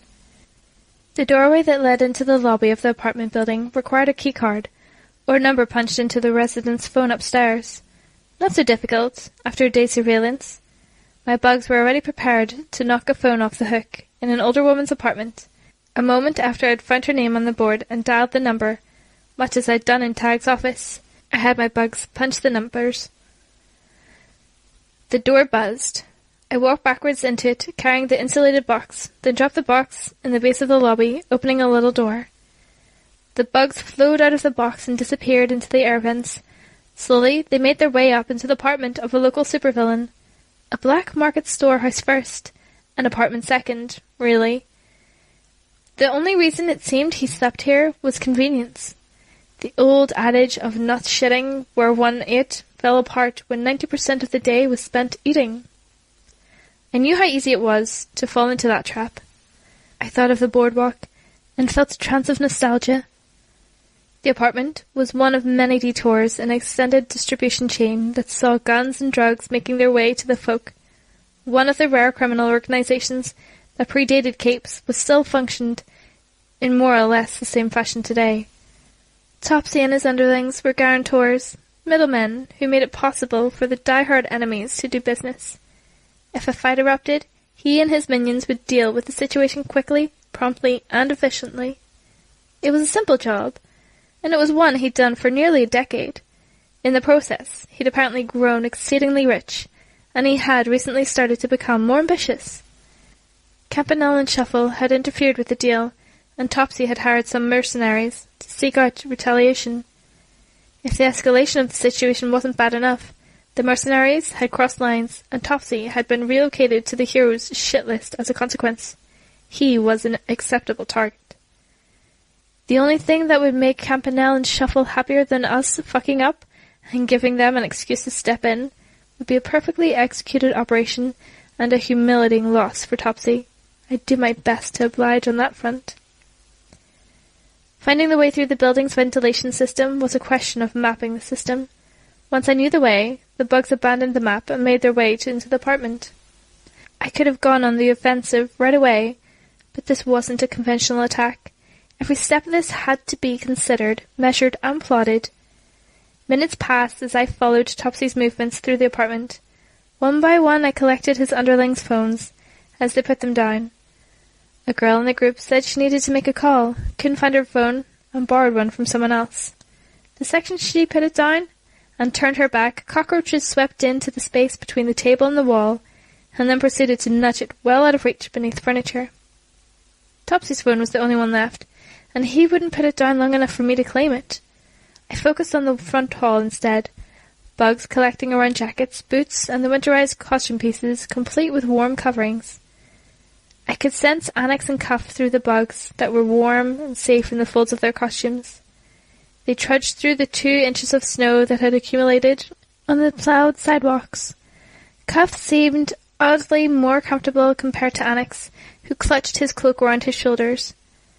Annex, Cuff, I'm half a block up, and to your right, I said, one finger on my earpiece.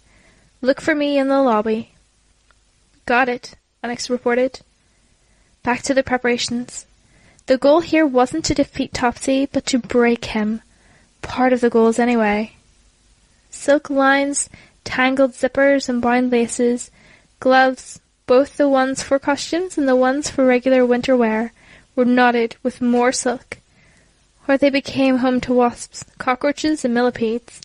Bugs too large or too small to be crushed found their way into boots. Cockroaches bit and chewed at the finer straps that held the inner linings of jackets against the exterior. The bugs I'd laced with capsaicin were relatively few in number due to the fact that they would kill the bugs next to them in the box, but I didn't need a lot of the stuff.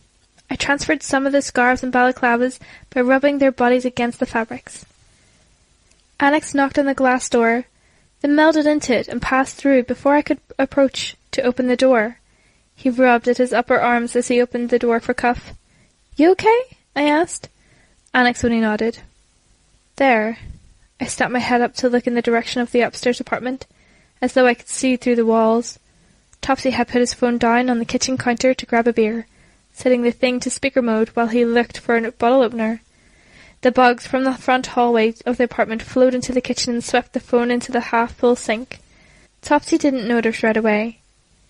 Creepy when you do that, Cuff said. Zoning out. I disabled their communications, I said. Let's go.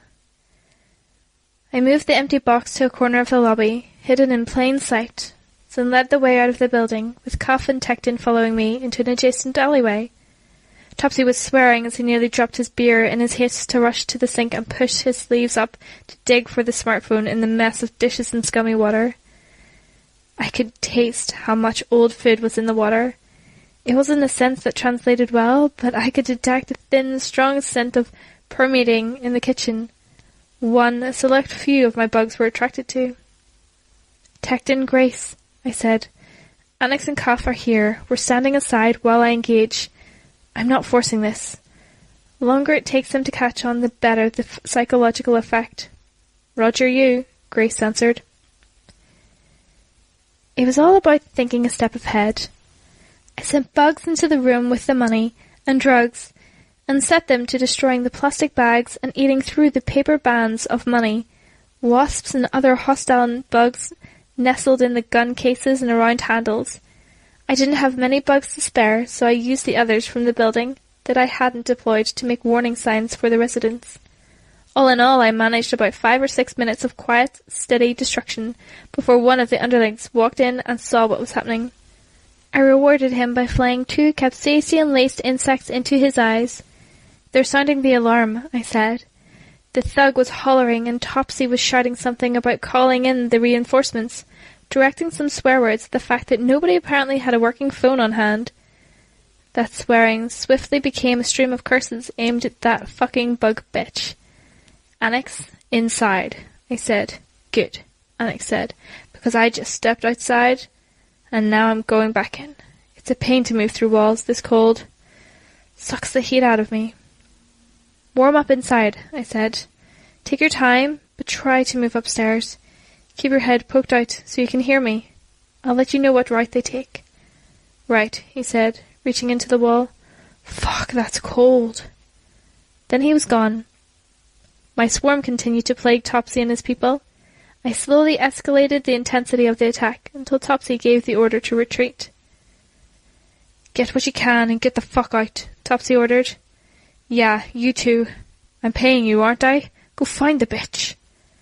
Not so cheery for a guy with a playful name like Topsy. Then again, I'd caught him at the end of his workday. By contrast, I'd woken up, donned my costume and started my stakeout. 8 hours, starting at 4, watching and following as Topsy and his men conducted their business. He was more tired than I was, and he was both a little drunk and a little high. It meant that he was a little more likely to freak out when their outdoor clothing turned out to be festooned with stinging, biting insects falling to pieces or too entangled in silk to use. Bitch! That bitch! The girl in the group cussed. They knew who I was, apparently. Fame had its disadvantages. Get downstairs, carry everything. I'll bring the rest. We'll take the trucks, Topsy said. I smiled a little. Cuff. Garage entrance. Spike strip. On it, she said, disappearing at the front door. Once the majority of his underlings were out of the apartment, Topsy leveraged his power, reorientating gravity to shift the boxes and piles of stuff. They hit the wall, slid down the hallway, and finally tumbled through the open front door of the apartment in a heap, with money bands cut and bags chewed open, much of the merchandise and Topsy's stock scattered to the wind. My bugs could sense the clouds of powder filling the air. Evidence, if nothing else. He wasn't screaming now, which I found odd. Now that his underlings had gone ahead, he'd settled into a grim and quiet attitude. He turned to the sole remaining underling. Anything? Too far to see, the man said. Keep looking as we head down. Topsy was tricky. Part of the reason for the surveillance had been to identify the other power humans in his group. He hired mercenaries, paying well, and there was no sure way to tell who he had with him, short of seeing them in costume. Trouble was, his people were defaulting to heavier clothing over their costumes, due to the cold weather.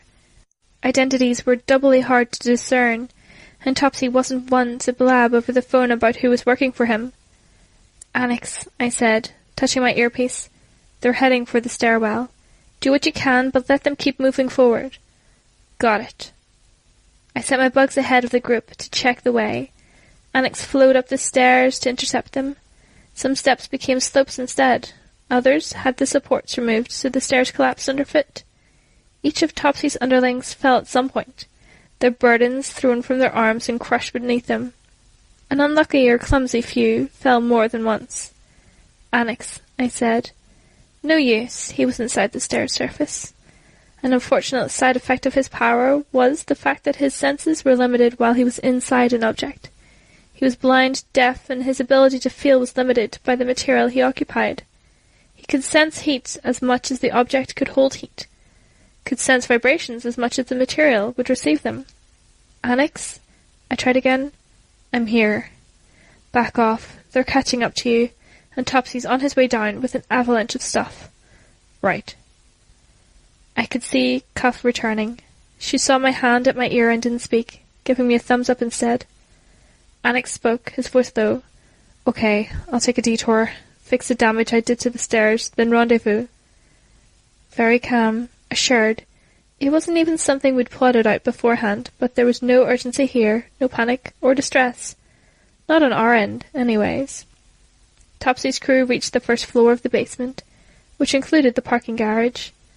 Topsy followed right after with the piles of goods, abused by the rough tumbled down a dozen flight of stairs.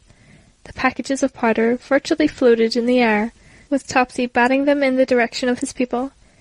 "Everything with red tape is highest priority," Topsy said. "Load it into the trucks first. We can take a loss on the rest, pay the fucks back and claim intervention of bug bitch." 2 trips. The man I took to be Topsy's lieutenant said, "Bug girl can see what her bugs see. She'll be on our heels." I'm not even 15 paces away, I thought. I'd worried they would exit at the ground floor, but it was safe. I made my way inside to grab my insulated box. Heavy. The lieutenant continued. "Mock show, open the garage doors. Get some cold air in here." "I'm already freezing," the girl of the group said. "We left our jackets up there."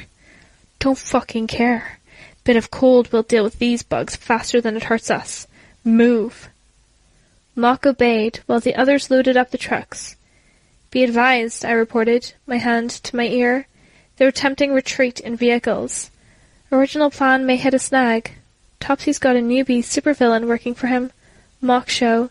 If I'm remembering, she's a Master/Shaker 6. "Roger," Tecton said. "Hold on," Grace said. Mock show touched the garage door, and the mechanism shifted to life. Cold air flooded into the garage. I was forced to pull my bugs back, drawing them into the stairwell and through the vents to the box I held. Only the bugs nestled in the villain's clothing remained. I could barely hear as the lieutenant spoke to Mock show. "See? Bosses are advising we try plan as detailed," Grace said. "If it fails, orders are to abort." And there was our first bit of interference. The director didn't want us to succeed. Topsy wasn't a likable guy. Was dangerous in his own way, even. But he was a known quantity. Manageable. Fuck that, I thought. I didn't sit in the snow for 8 hours, bored to tears, to have this mission end at the first excuse. I didn't say it aloud. I focused on what our targets were doing. The trucks had apparently been loaded up, because the villains were gathering into 3 vehicles. They peeled out with a squeal both I and my bugs could hear. No less than 10 seconds later, they ran over the chain that Cuff had laid to the snow just past the garage door. She'd reshaped it so its spikes jutted out. I knew. I could hear the tires pop, and piece together the scene from the movements of the people and boxes within the trucks. The second truck had made it halfway across the spiked strip, losing its front tires, but the collision with the third truck ramming it from behind drove its rear wheels over the strip. 2 of 3 trucks disabled. I stayed where I was, letting the last of my bugs finish gathering in the insulated box, then carried it outside to Cuff. "Spike chain worked?" I commented, my voice a murmur. Cuff pumped a fist. I touched my earpiece. 2 cars disabled and a third trapped behind. They... "Watch," Topsy said, as he climbed out of the truck. Not a statement. A name. I felt my heart sink a touch. Of all the motherfucking people he could have hired. "What?" his lieutenant asked. "They've got to be close. Take a second look for them. Mock show, get us moving." It didn't take Watch 2 seconds to turn and face the alley where Cuff and I were hiding. "It's Watch," I whispered. "They're on to us. Go." Cuff nodded and reached for her left ear. I seized her wrist to stop her. She gave me a funny look. "Mission's a bust." "Mission is on," I hissed the words. "Go." I lifted the box as Watch and Topsy made their way up the snow-covered ramp to us. Underlings followed them. An adjustment of gravity removed the issues the slopes posed. Watch was saying something I couldn't make out over the rush of wind. Something about our location. We didn't have long. Watch was a package deal like Grace or Circus. A lot of powers, flexible. His specific powers weren't on record, but it was fairly well known that he was capable of short bursts of intense, short-ranged clairvoyance. He could see people's biology, ignore the issues of light, darkness, or intervening objects, and he had a limited super speed coupled with what had been dubbed phantom hands, the ability to reach through people like Shadow Stalker might, targeting particular aspects of people's body to shred arteries or tear through nerves with his fingers and fingernails. He was a monster who left his victims dead if they were lucky, quadriplegic if they weren't. Maybe that was all biased. But I didn't fancy being left to rely on the care of others for the rest of my natural life, suffering what was, by all accounts, an indescribably painful case of phantom limb.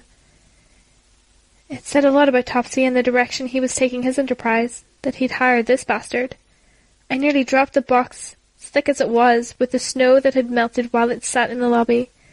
Cuff helped me catch it. A moment's delay, but enough time for Topsy, Watch, and the others to the crest of the top of the ramp that led from the basement level to the street. As we ducked behind cover, taking our steps into the alley, the snow that had accumulated on the ground began to fall in reverse, in thick, wet clumps. I felt the same kind of lift that accompanied a use of my flight pack, and both Cuff and I were lifted off the ground as well. The weightlessness ceased and we fell. Only we fell up. My flight pack kicked into life and the wings unfolded so I could use the propulsion. I reached for Cuff with one free hand, nearly grabbing one of her braids, but found her wrist instead. Felt her hand clasp my wrist in return. Snow and ice pummeled us as it broke free of the sidewalk and flew skyward. It also, I noted, helped to obscure us. Some gunshots sounded, though we were safe around the corner. With the flight pack, I managed to steer us towards the fire escape, throwing the box down, or up, and seizing a handhold. I found a grip and started to swing Cuff towards the railing when gravity shifted again. Cuff jerked, and I found myself half-folded over the railing, trying to keep her from falling through the open mouth of the alley and into Topsy and Watch's sights. Her legs dangled towards the street we'd just left, and I couldn't muster the upper body strength to lift her. Worse, her grip was too tenuous for her to risk letting go, to climb up my arms and shoulders and reach safety. Her right arm wasn't as strong as it should be. The arms of my flight pack reached out and tried to grip Cuff, but the angles of our bodies didn't offer anything substantial to grab. Her braids? No, nothing on her costume either. The chain looped around her back? Yes. Chain. I gasped the words in the moment her gauntlet slipped from my grip. The essential arm at the side of my flight suit snagged the chain and passed it through my hand in a sudden jerky motion. She caught the lower half of the loop and jolted to stop, her lower body dangling out of sight of Topsy and his men. They opened fire and Cuff shrieked in alarm. Not quite so calm, leisurely and confident now. Damn it. Still, we managed to reel her in, her climbing, me hauling the chain in, inch by agonizing inch. The men with the guns rounded the corner, still shooting, as they kept out of the way of Topsy's power. I had to duck low to take some cover behind the insulated metal box and the metal slats in the fire escape. More bullets ricocheted off of Cuff's armor. She found the railing, and I gripped her armor to help pull her over. Getting reports of shots fired, Grace said. Bosses are worried. Fuck the bosses. All good, I responded, injecting calm into my voice. We weren't in danger. They're ticked and shooting indiscriminately. Roger, Grace said. Be safe. Not in danger? Cuff practically snarled the question at me. It was out of character for her, but that was excusable, considering she'd just been shot at. You're bulletproof. I'm bulletproof, even. Between the new Darwin's bark spider silk costumes and your armor, you were safe. As if punctuating my statement, a gun went off below, making the railing sing with the impact. Annex, I said, communicating using the air pierce. I can sense your location. Climb 2 stories and give me an exit on the north face of the building. Which way's north? Your left. Gotcha. The way you worded that, Cuff said. "You're not coming with," I told her. Gravity shifted again. Our backs slammed against the side of the building, the two of us grunting in unison. My metal box scraped against the metal of the fire escape to land beside me. We were now more or less lying down on the building's face. Watch and Topsy's men were making their way along the side of the building, walking on it. I pulled off my flight pack and handed it to Cuff. "I don't know how to fly this," she said. "I'll fly it," I told her. I noted the hole Annex was making. "Go over the top of the building to the roof. Fall. It'll take you out of range of Topsy's power. You'll be returned to normal orientation. Drop again, off the other side of the building. Sneak around and stop Moksho. If she gets the group moving, we won't be able to intercept and carry out the plan. We're supposed to report if we run into trouble. Cancel the mission. This is a lot of trouble." "Trust me," I told her. "Please. Go fast before Watch catches up." She nodded, and I gave her a boost with the flight pack to move her along as I dropped into Annex's hole. I made it 10 feet into the hallway before getting out of the range of Topsy's power and skidding to a halt on the carpeted floor. Cuff sprinted for the ledge that was the rooftop. She fell only 3 or so feet before gravity reasserted itself, driving her into the snow and gravel. I noted Mock, and I couldn't see much of what she was doing. Her power, though, put her in the same general category as Rachel. She empowered minions. They even fit into the same general weight class as Rachel's dogs. The difference, though, was that they were inanimate, loose, telekinetically animated servants, typically with the size, clout, and general strategy of a grown rhino. Charge things, hit them hard, repeat. I had no doubt she'd been working on the truck. Maybe multiple trucks. Bugs were still inside the vehicles, and I could sense things shifting and lurching as she reconfigured it into a more or less mobile form. Watch was suffering with both the winter weather and his lack of power footwear. He was fast, but the terrain was slowing him. Ice and snow had been thrown against the side of the building by Topsy's power, and every other step threatened to send Watch tumbling. His super speed wouldn't help him much when he had to plot his movements like this. But it still made him incredibly dangerous if he did get one of us in reach. He crested the top of the building as Cuff reached the other side of the roof and jumped down. Propulsion and anti-gravity together weren't enough to slow her fall. A miscalculation. She was too heavy with her armor. I promised myself I'd owe her one, and slowed her the only way I could. I used the flight pack to push her against the side of the building, using friction and drag to slow the fall. She hit the alley on the far side of the building at a speed that was probably too fast to be comfortable. Not so fast she was gravely hurt. I used the propulsion in the flight pack's wings to help speed her along as she stumbled, jogged, then sprinted towards the front of the apartment building. Cuff rounded the corner just as Moksho led her quadrupled truck minion outside. I folded the wings in just as she made contact. Cuff could use her short-range metallokinesis to manipulate her armor, effectively granting herself increased strength. She could, it seemed, also use it to impact the metal she was hitting. She wasn't moving that fast, but everything my limited senses could tell me suggested she delivered a hit like a freight train striking a car that had stalled on the tracks. "No! Fuck no! Fuck damn!" Moksho shouted. Cuff threw out a chain with an audible clatter, then caught the end, moving like she was winding it up around the villain. She reconsidered as Topsy and his minions reacted to the noise of the collision and came after her. She was nearly at the far end of the street when Topsy used his power. He reorientated gravity, and she veered to one side, striking the wall beside the alleyway, rather than disappearing inside. The tilt continued, and she turned away, moving with the tilt. He leveraged her power further, only this time it was his namesake Topsy-Turvy, up is down variant. It was his most offensive power. The ability to hurl large numbers of people or objects into the city's skyline, then revoke his power to let them fall. Cuff, to her credit, was ready. I could sense her catching a hold of the building's face, using the cover of the rising snow around her to climb up and disappear into the alley. "Status, Weaver?" Grace's voice came over the channel. "All kosher," I replied, managing to sound calm. I walked to the far end of the hall and turned a corner, until I stood by a window with a view of the villains, waiting to see which way they go, so sit tight, Golem and Tecton. Fuck, Topsy was saying as he approached the wreckage.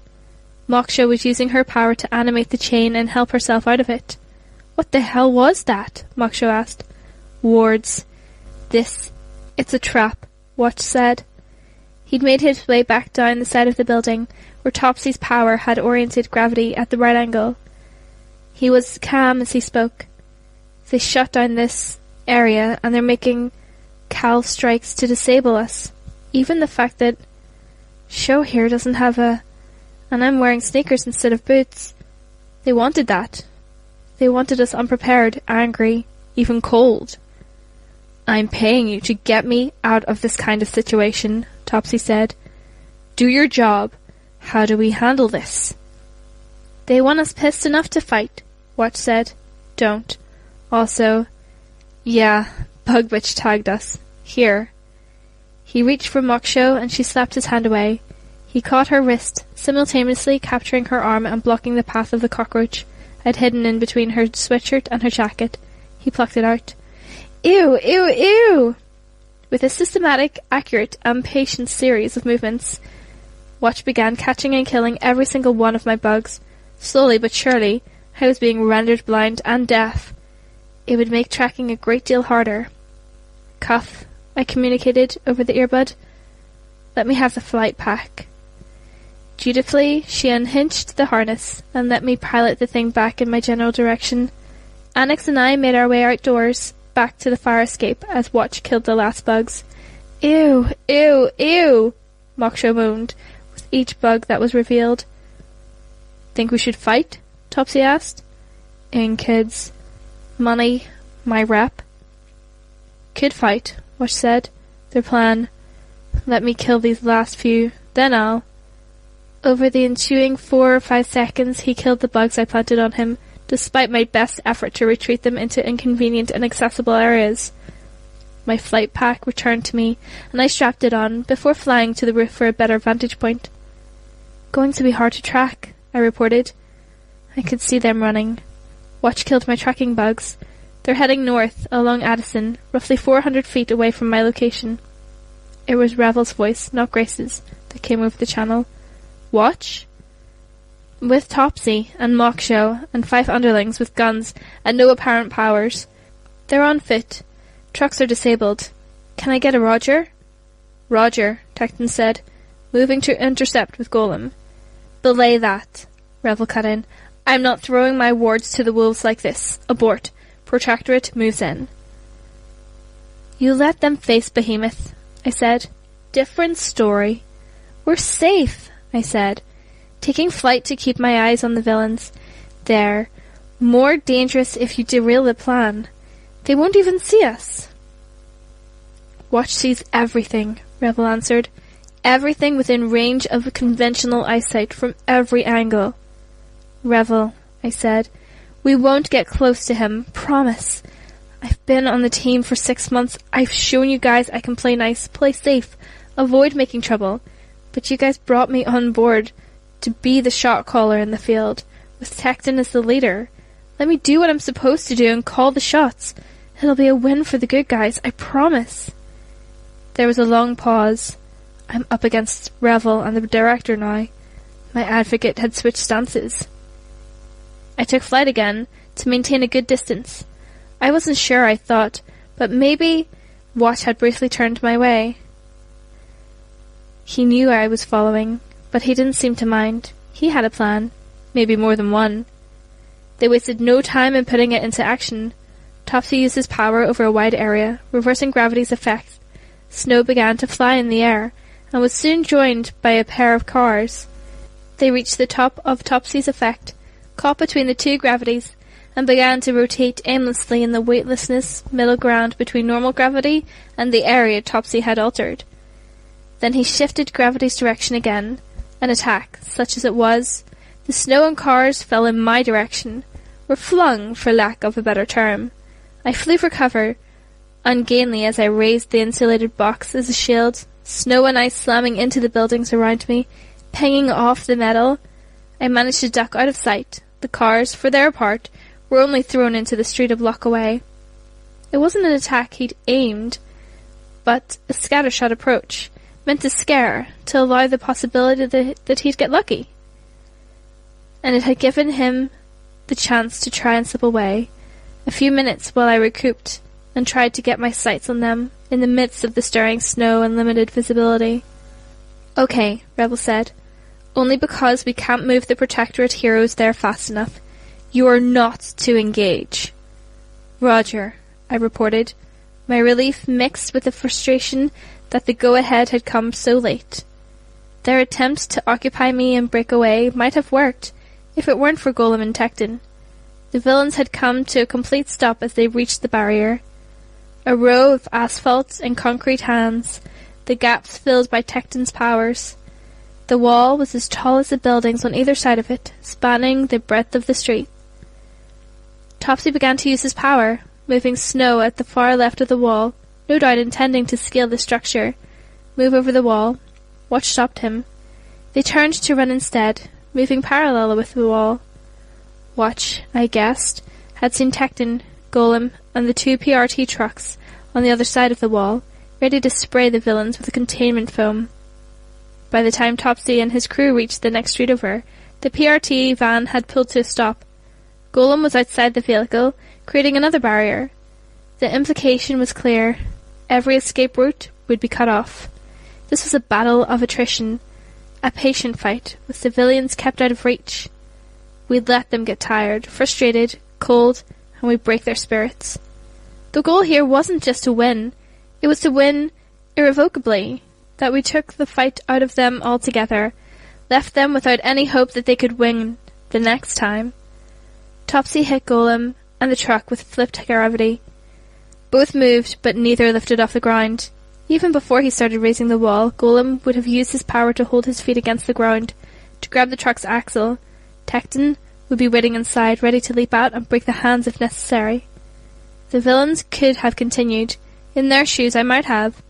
It made sense to force Tecton and Golem to stop and start until an opening presented itself. Except they were cold, tired, and being countered at every turn was starting to take a psychological toll. They might have split up, scattered, but they didn't. Again, they suspected a counterplan, which we did have. Golem and Tecton could have tripped up on the most problematic combatants, while the rest of us picked off the weakest members, one by one. I didn't have bugs, but I could fly, and I had coiled lassos of silk cord that I could use in a pinch, along with a taser that I could use if I wanted to end things sooner than later. A good attack from a bug I could manage. If they went inside, I could unload the bugs I had in my insulated box. They had a different plan to mine. They reversed direction and headed straight for a restaurant with a sign showing a gold dragon against a red background. "Grace," I said. "Wei Sha Yu? Does typing it into the computer turn up anything?" "A cover business for a group of affiliations to the folk," Revel volunteered. "We safe to harass them, or—" "No. They have people with powers, and that's beyond the scope of this manhunt." "Can you find the number at the building, a restaurant?" "Wu Shu Wu?" "Weaver," Revel said, her tone a warning. "Please," I said, as the villains disappeared inside. Revel only sighed. A moment later the phone rang, and I could hear a voice. "Wei Shu Yu dining. Would you like a delivery? We can also arrange reservations if needed." "We would, if it's no trouble," I said, hoping I was connected. 8 criminals just entered your restaurant on Addison. They're cold, bedraggled, a little desperate. It's an ugly situation, and I'm sorry for the trouble that's found its way to your doorstep. I'm not sure I understand. Playing dumb? It was trouble they started, I said. They crossed lines, and now that we're coming after them, they've come running to your place for shelter. We can hardly offer anyone shelter. I know, I said, but call your boss if you need to. Let them know that the heroes aren't going to start a fight, but the villains inside of the building need to leave and get taken into custody. If this goes any further, we're not going to press you, but it's going to draw attention. People will wonder why the bad guys are hiding there. Weaver. It was a man's voice this time, only over the comms. You don't have the authority to make promises or offers. We can't make them leave, the man from the restaurant said, his voice a whisper. We don't have ability to make threats. Because you're helpless, restaurant owners, or because your gang doesn't have the clout there to go head-to-head with Topsy? Don't hang up the phone, I said. Use your cell phones, talk to anyone you can think of that might help. Bosses, franchise owners, whoever, fill them in. Let them know that the guests in your store include men called Topsy and Watch. If they ask who I am, you tell them I'm a superhero called Weaver. From the video? From the video, I said. His tone changed, as if he'd shifted mental gears at that. He sounded vaguely plaintive. You're talking as if my boss is an important man, but... You're just a restaurant employee, I said. I understand. Call whoever. We'll figure this out together. There was a muffled sound, as if he was covering the phone's mouthpiece with his hand. You're talking as if you're on the same side, the man said. The director, I was pretty sure. Weaver? Revel chimed in, sounding annoyed. Mute me so he doesn't hear, I asked. Already done, Revel said. This isn't the way we should do this. I bit my lip. I wanted to retort, to argue, but I knew there were too many listening ears. This is exactly what we should be doing. They're people, I said. They're bad guys, maybe, but they're all people. Topsy and Watch and Mockshow want the same things we do, to be safe, warm, dry and well-rested, and we're taking that away from them.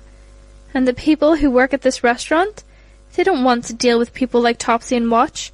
All we have to do is resolve this, is make it easier to deal with us than to deal with the other villains. We shouldn't be dealing with them, period, the director said. I started to reply, then I stopped. Topsy, Watch and Mockshow had stepped from the building. They just decided to leave, the restaurant employee said. His voice shook a little. I could see the body language of the three villains and their henchmen. Topsy kicked the window at the outside of the restaurant, and a crack appeared in it. He shouted something I couldn't make out from my vantage point. I'm sure they did, I thought, but I only said thank you for your cooperation. Thank you for talking me through this, the man said. With that, he hung up. Something had gone on that I hadn't overheard. An exchange of words, a message from the folk. It didn't matter right now. I watched as the villains made their way down the street, then broke into a store to find shelter from the cold. It was over. I could read it in their body language. As much as the director had wanted to wear me down, to have me sit in the cold with nothing to occupy myself with, but the 5-minute check-ins, we'd have achieved the same thing against the villains. And we'd been successful in doing it. This was only residual stubbornness. My arms were stiff with the weight of my bug box. I was glad to set down on the roof and deploy the bugs, flooding the building and driving the villains out into the elements. They had winter clothing they'd stolen, but it wasn't enough to restore the warmth they had already lost. By the time they found more shelter, Annex and Cuff had met up with a PRT van and been delivered to the scene. Annex approached from behind, slithering close, and then used his power to open up a closed storefront, allowing cold to pour into the building's interior. This time, when the villains emerged, they did so with arms raised in surrender. We did it, I muttered. Be wary of Watch, Revel said. Containment foam him first, then move him to a truck. Good job, Wards. I watched Mockshow on the monitors. She was young. Well, young was relative. She was 14 or so, and now that she had her costume with her, she wore a hard mask sporting a stylized, smiley face, a headband with screws sticking out like an antennae. She had lost the outdoor clothing and had donned her mask, as if it were a shield between her and us. I glanced over at our superiors. Revel was in a discussion with the director, the mayor, and the police chief. Mockshow's eyes widened as she saw the bugs filtering into the interrogation room. The tables and chairs had been removed to deny her anything solid enough to use her power on, so she had nothing to hide behind as they began forming into a mass. "Oh, hell no," she said, as she backed into a corner. "No, no, no, no, no." They gathered into a rough humanoid shape, my shape, a swarm clone. "No," she shouted, as if her refusal to accept it could banish the thing from existence. "Let's chat," I communicated through the swarm. Off the record. "Screw you, driving me out into the cold, fucking with us without a fair fight. Go die in a fire." I've been in a lot of fights, I commented. Rare to have one that's actually fair. Most are pretty brutally one-sided. Do you not hear me? Screw yourself! The swarm advanced a little and she shrunk back. Paradigm is changing, Moksho. I want to make that clear so you know what people are talking about when they offer you deals. People aren't going to be inclined to play nice. Nice? The 3-strike rule. Cowboys and Indians. Counting coup. You're cracked. The fuck you talking about? It doesn't matter. Things are shifting. People are relaxing when they shouldn't be, because Behemoth died and... Pat yourself on the back more, why don't you? I saw that video. Everyone did, I thought. I couldn't let her get me off topic. I'm going to tell you what I would have wanted to hear if I found myself in your shoes at this point in time. Oh, so generous. There's 2 groups of people.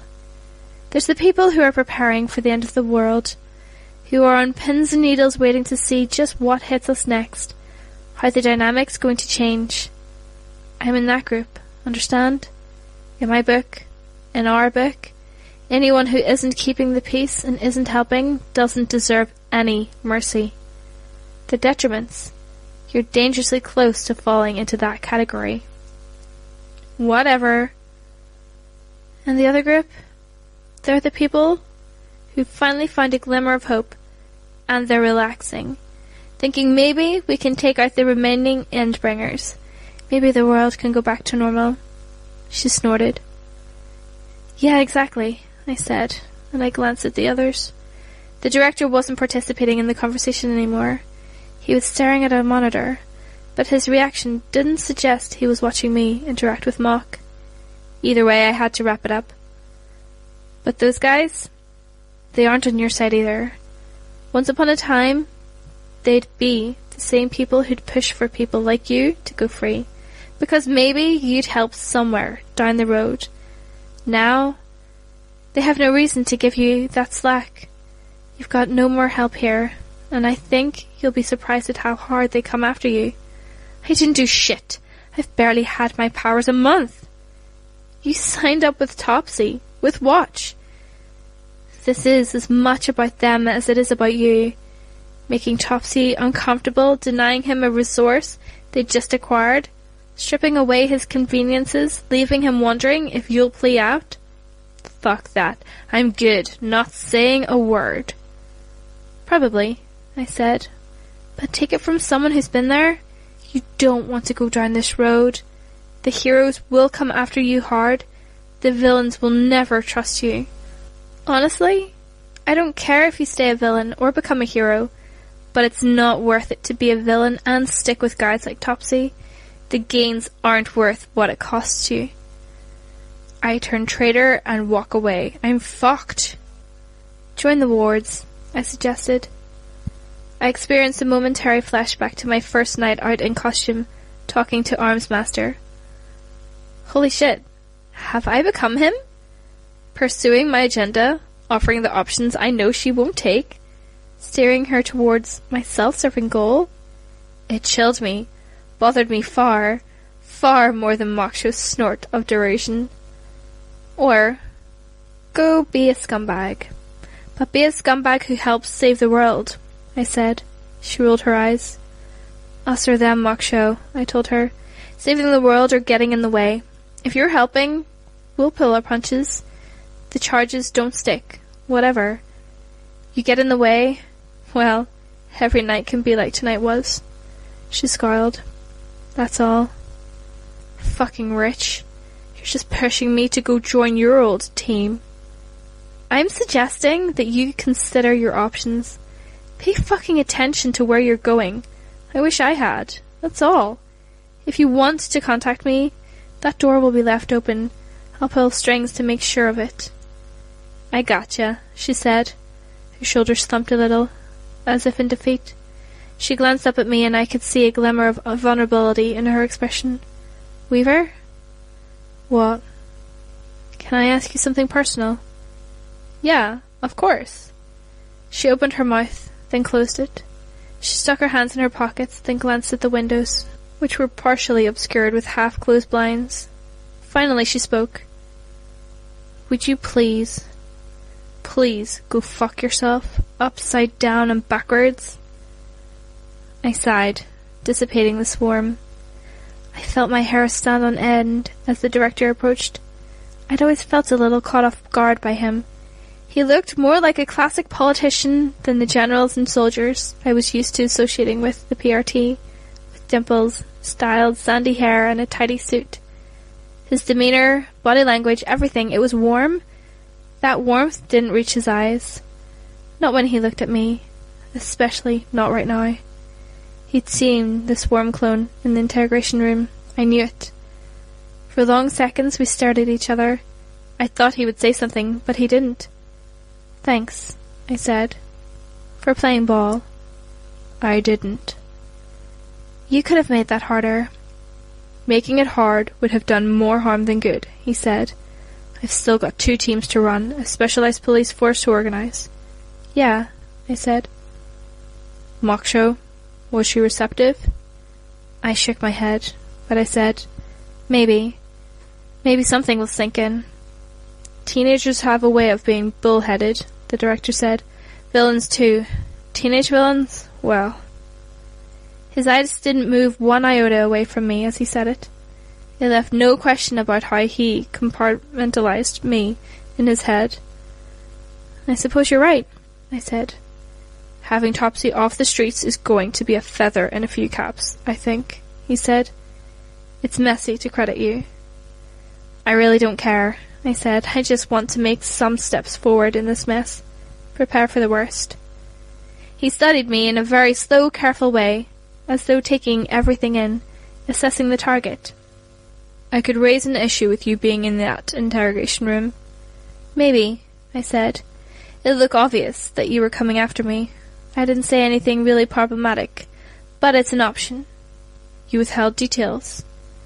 It's kind of crazy out there. In the midst of a fight, you lose track of stuff. I know, he said. I used to be a soldier. That caught me off guard. He didn't look like he'd ever been in a fight, let alone a war. He was so young, too. You haven't been a cape for long, he said. A year. A year. But you've been through a lot. I'd hope you were better about minding those details. A slap in the face, not calling me out on a fib, but turning it against me. He seemed content with that for the moment. He didn't press the offensive. I didn't either. We both got what we wanted tonight, I said. It's a win, isn't it? He didn't reply, glancing at the mayor.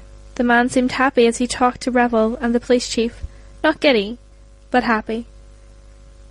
Is this going to let up? I asked. Or are we going to be fighting each other constantly? The director glanced at me. You want this to stop? It's a waste of energy. There can't be compromise. He didn't even have to think about it. He shook his head, briefly pursing his lips. No compromise. I clenched my fist. Damn him! A balance, he said. Maybe a balance. What's the difference? I think, he said, choosing his words carefully, that a compromise would be disastrous. You're not going to be confined. You showed that in the interrogation room in Brockton Bay when you murdered Director James Tagg in Alexandria. You're not going to be confined by law. I haven't seen a single case where you've followed the rules that were outlined for you. Boundaries don't work, in any sense. If we reached a compromise, worked out some kind of deal, you'd find a way around it, extending your influence. That's not fair, I said. It's reality. It's a horrible waste of energy, a tragedy really, but I'm forced to dedicate some time reining you in, controlling you, keeping you in check. If that results in nights like tonight, we have a balance. Hardly a compromise, but we'll manage. I suppose we'll have to, I said.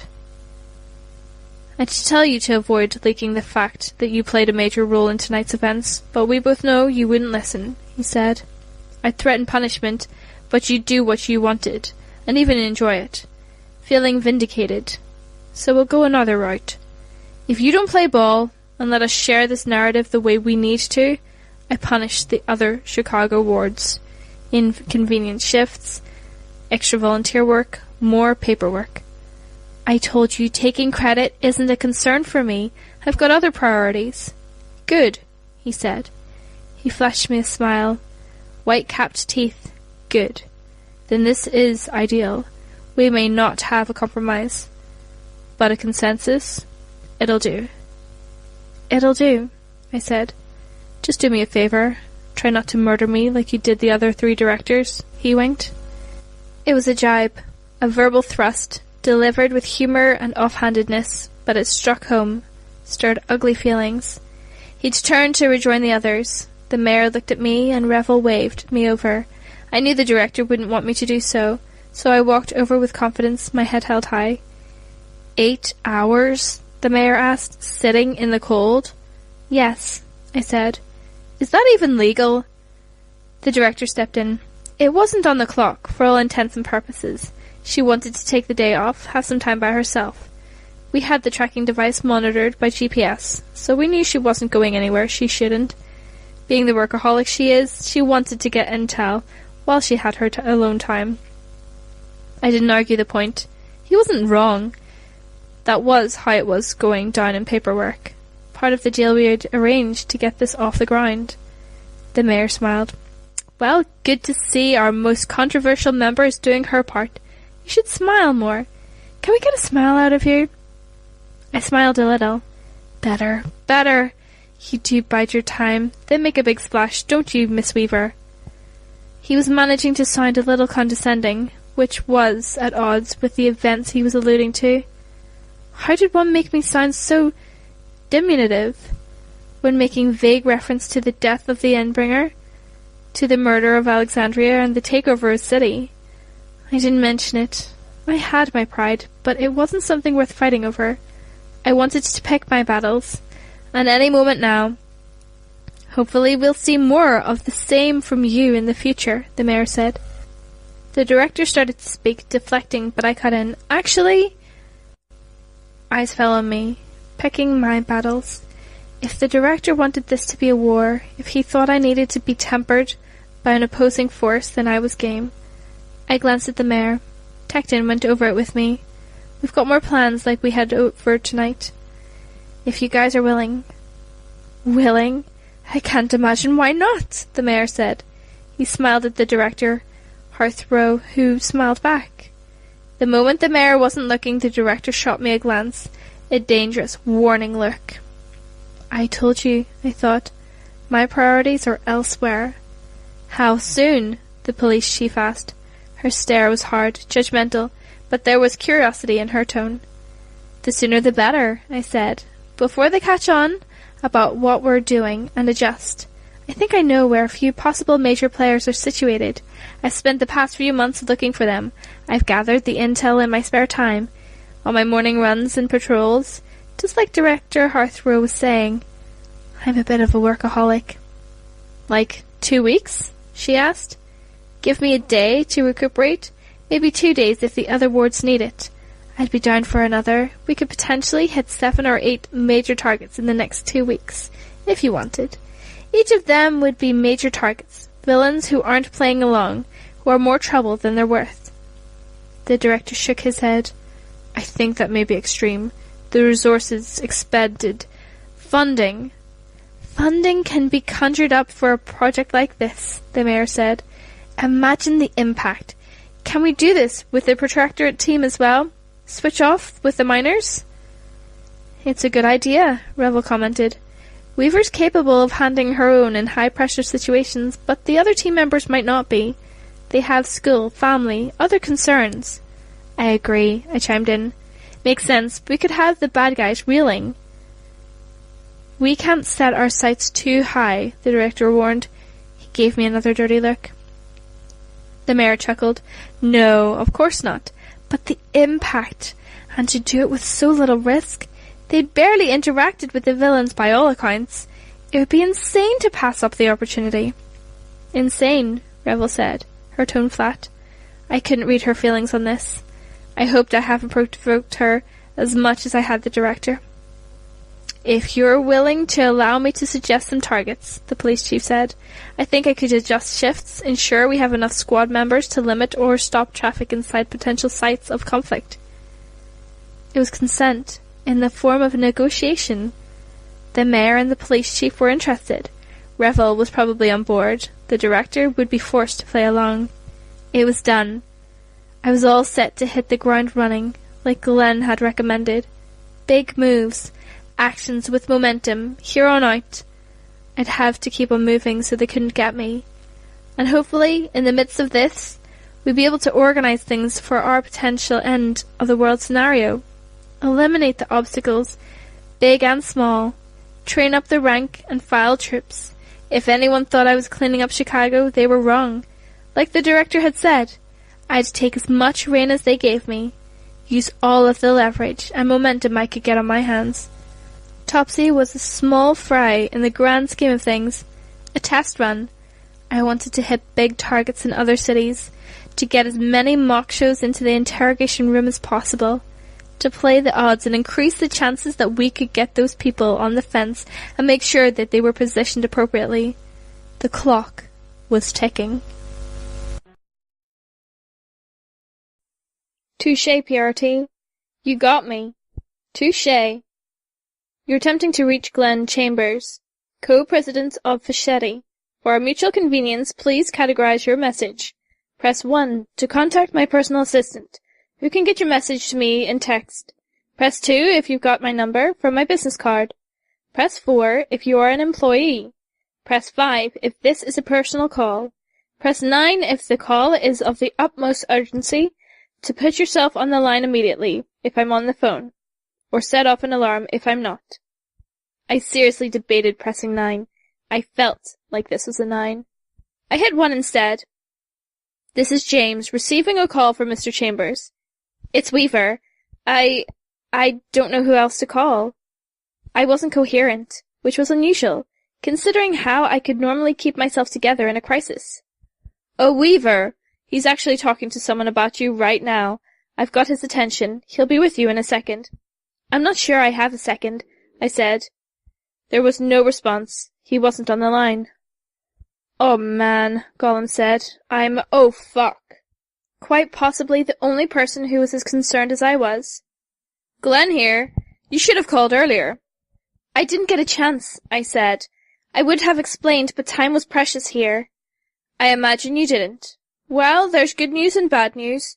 You've already run into the bad news. Here's the good. This? It's my plan they're using. I could believe it. I didn't respond. Their timing is off. I would have done this differently if I were your enemy. It's too much of a gamble as it stands. They planned this. I have been setting it up for a while. I expected interference with the missions. Been supplanted with the Protectorate Squad. Not this. I needed to know. There was a fanfare. Musical, light and jazzy. By the time it faded, a crowd I couldn't see had started applauding. It's starting, Tecton said. He was a pillar of confidence here. Glenn was talking, but I couldn't hear over Tecton in the crowd. I stepped away, my free hand raised to block out the noise. And, like the show just started, they have to have leverage against you if they're pulling this. Your probation? They're threatening to declare a breach if I don't play along. Play along. I heard what you did, announcing what the PRT was doing to the entire building. Word got around in certain channels. Do not do that again. Don't call your bosses out, and let people know that you don't want to be here. They'll be ready for it, and you'll hurt worse than they do. Okay, I said. Did they prep you? No. I got off a 6-hour graveyard patrol with Gauss, and returned to the base to hear about this. They even put our new Protectorate member on the comms to keep me out of the loop. Then fed me just enough information I had to listen without telling me enough. I've never even seen this show, and I barely had time to get my costume brushed off and my hair in order. They tidied it up with some here, but... Glenn cut me off. Okay. It's not the end of the world, but I don't think this show will help you. These shows almost always result in a ratings dip over time. It boosts your appeal, but it hits you on respectability. It's only worth it if there's merchandise or media to sell, which there isn't. They're tanking you. Still, this is minor in the grand scheme of things. Being in front of millions of people was minor. It wasn't that I hadn't had appearances before, but most had been without my knowledge. The unveiling of Weaver was a good example of how tongue-tied I was liable to get. What do I do? How do I approach this? I'd tell you to just be yourself, but that's a terrible idea. Be yourself as you normally were, with the words. Be the teenager, the friend. Play up the fact that you're a group, that there's a camaraderie. Build a relationship with the audience by sharing things they probably don't know. Nothing sensitive. I wondered if the dildo prank that the wards had initiated me with would qualify as sensitive. More than that, I wondered if I even had enough of a bond with the others, something I could draw on. Be engaging. It's more important to keep the conversation moving than it is to say what you want to say. Wards, a woman called out. All together, hurry up now. You're on in 2 minutes. Like a kindergarten teacher herding students around. 2 minutes, I said. I should go. Good luck. This is a day the strategists need to take a vacation. Understand? Or delegate a task to it. They're putting you out there because they think you'll either take a hit to your reputation or you'll try to be clever and self-destruct. You stand to lose more than they do. And this isn't live. Meaning they can pull anything they don't want on the air. I get it, I said. They aren't just giving me enough rope to hang myself with. They've put me on a rope factory. Exactly. Thank you, Glenn. I joined the others. My heart was pounding with enough force that the thumps rocked my entire body. Tecton was closest to the stage, followed by Grace and Wonton. The core team members, the veterans.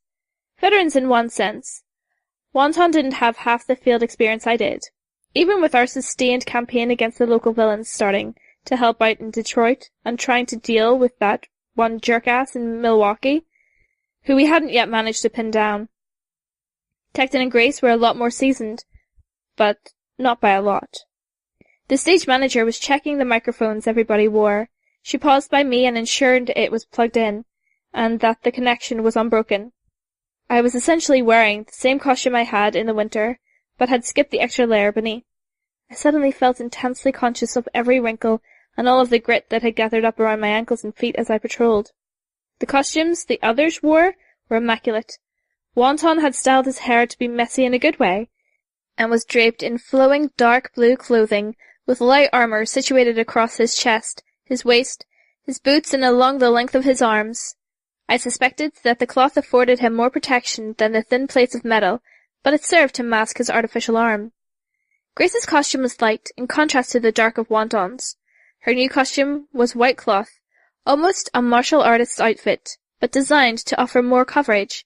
Reinforced with pads were situated at every striking point, complete with studs to offer more traction and focused impacts.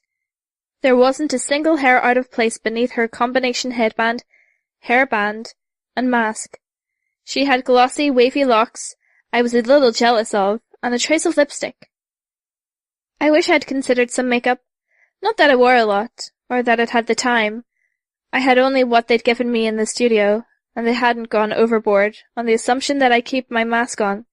No, if anything, it forced me to keep it on. Heavy eyeshadow to make it easier to see my eyes behind the blue lenses. Cuff seemed to be in the same department as Grace. She'd done herself up with a more ornate braid to her hair, and had altered her costume a fraction to allow for more decorative tailoring at the ends of each panel and the nose of her visor.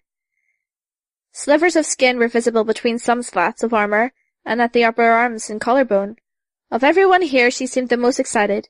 She couldn't sit still, but she was smiling, and it was a genuine expression. That left Annex and Golem. Golem was uncomfortable, and I couldn't blame him. Like me, he had details he wanted to hide. His family, his background, the fact that he was in foster care. His costume, too, was a work in progress. It was a resource for him, and maximizing that resource often set him back in the appearance department. Annex, by contrast, had settled into a look. It was plain, intentionally so. The white cloak was form-fitting, with ribs to keep the fabric straight and close to his body, so it was easier and quicker to absorb. Grace, Tecton said, no swearing. Wonton snickered a little. Tecton pitched his voice lower. Golem, you've got to stop calling adults sir while you're in costume. You do it as a civilian. Dead giveaway. Hasn't mattered up until now, but this is the test. I probably won't say much, Golem said. I'm so nervous I feel like I need to puke. No puking, Wonton said. No puking is a good idea, I agreed. Weaver, Tecton said. He gave me a look, with only his eyes visible behind his helmet. I don't even know, but I've kind of gone the extra mile for you, and you've done a lot in return. But the stage manager stooped down a little to talk to us, even though both Tecton and I were both taller than her. Alrighty, guys, you're on in 5, 4. I still owe you one. I'll be good, I told Tecton, just under my breath. 1. The jazzy fanfare played. As if that wasn't cue enough, the stage manager gave us a little prod, literally pushing Tecton forward. It was surprising how small the studio was, but the stage with its slat grey floor and fake cityscape behind it, and the studio audience. Tecton led the way to the half-circle of a table with the 3 hosts on the far side. The largest chair closest to the host was undoubtedly his, shipped here by the PRT, so he could sit down in his armour without crashing to the floor. We sat down. Tecton, Grace, Wonton, me, Annex, Cuff, and Golem, in that order. The music died as we took our seats, opposite the 3 hosts. An adult man, African-American by the looks of it, a woman with peroxide blonde hair, and a girl, who could have been her daughter, a brunette who bordered on overweight, with a winning smile and an overly generous chest. Welcome back to Mornings with O.J. and Coffee, the woman said. School's out for the day and we've got the Chicago Awards here for breakfast. Good morning, guys. We voiced our replies. Wonton gave me a look, smiling, and I made myself smile as well. The young girl gave a small wave. So nice to meet you. We had the team here before, but you guys have definitely changed things up since. Campanelle was the team leader then. Campanelle graduated to the Protectorate a little while ago, Tecton said. He says to say hi. You were there too, weren't you, Coffee? The man said. In my old costume, Tecton said, which I'd prefer we didn't talk about. There were chuckles from the host at his comment, and the audience echoed them. It was oddly surreal. I intended no offence to Tecton in thinking it, but the comment just wasn't that amusing. The updated costumes look good, Coffee said. We can thank Weaver for that. Any cloth you see is spider silk, Tecton said. Spider silk? Wow! This from the blonde woman. Cuff and I sort of missed out on that front, Tecton added. I don't know whether to be amazed or freaked out, the younger woman said. We had a giant Japanese crab on the show just a month ago, I think. Joe had to leave the stage, Coffee said. I think she's a little nervous with Weaver here. That was so embarrassing, the young woman said. I made a mental note of her being Joe. And you're never going to let me live it down. More laughter. Oh, hell, I thought. It was all so fake. Fake responses, fake conversation, personalities, the way they were over-talking. It was like they'd taken everything that irritated me and condensed it into this, and situated it all in front of countless viewers, so I couldn't even respond the way I wanted to. I don't dislike you, Weaver, Joe said. It's bugs I don't like. I'm not nervous. Thank you. Good, I said. Then, in an attempt to recover the clumsy sentence, I added, I'm glad. The blonde, who was O by the process of elimination, said, There's been a fair bit of attention directed at your team. The leaked video thrust you all into the spotlight. Then you dropped out of the radar. Recuperating, Tecton said. We're teenagers. We go to school and play video games, and being a cape is only part of it. Except Weaver, Wonton said. Both Tecton and I shot him a look, and then I remembered that there were eyes on me. There was a reaction from the audience, light laughter. What do you mean? Joe asked. How could I even explain that I was working towards stopping or mitigating the degree of the world ending, when I wasn't allowed to mention the fact? Or that we were systematically targeting the most problematic villains, when I didn't want anyone to see the show and hear the battle plan outlined for them. Wonton has been poking fun at Weaver about how she doesn't go out or maintain any hobbies, Tecton explains, which isn't entirely fair. My apologies to Weaver bringing this up, but it's not a secret that she's on house arrest. She's on probation, and so she's limited in what she can do. Coffee seized on the topic. You had a pretty colourful life as a villain, Weaver. We've seen the cell phone video of you in the cafeteria of your high school, opposite Dragon and Defiant. I felt simultaneously glad that the conversation was moving and horrified that I was the subject. I blamed Wonton. Still, I said, clock blocker, too. I wasn't actually attending school, though.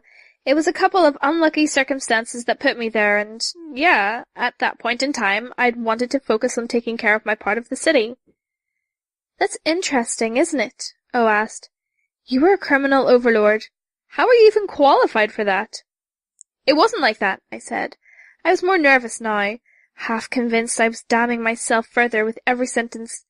I'd inevitably come off too harsh and dark for the civilians who were watching, and too soft for any villains who happened to see. Damn it. Taking the territory and being a villain were independent things, related but different. It was after Leviathan attacked. Food, water, shelter, and safety were hard to come by.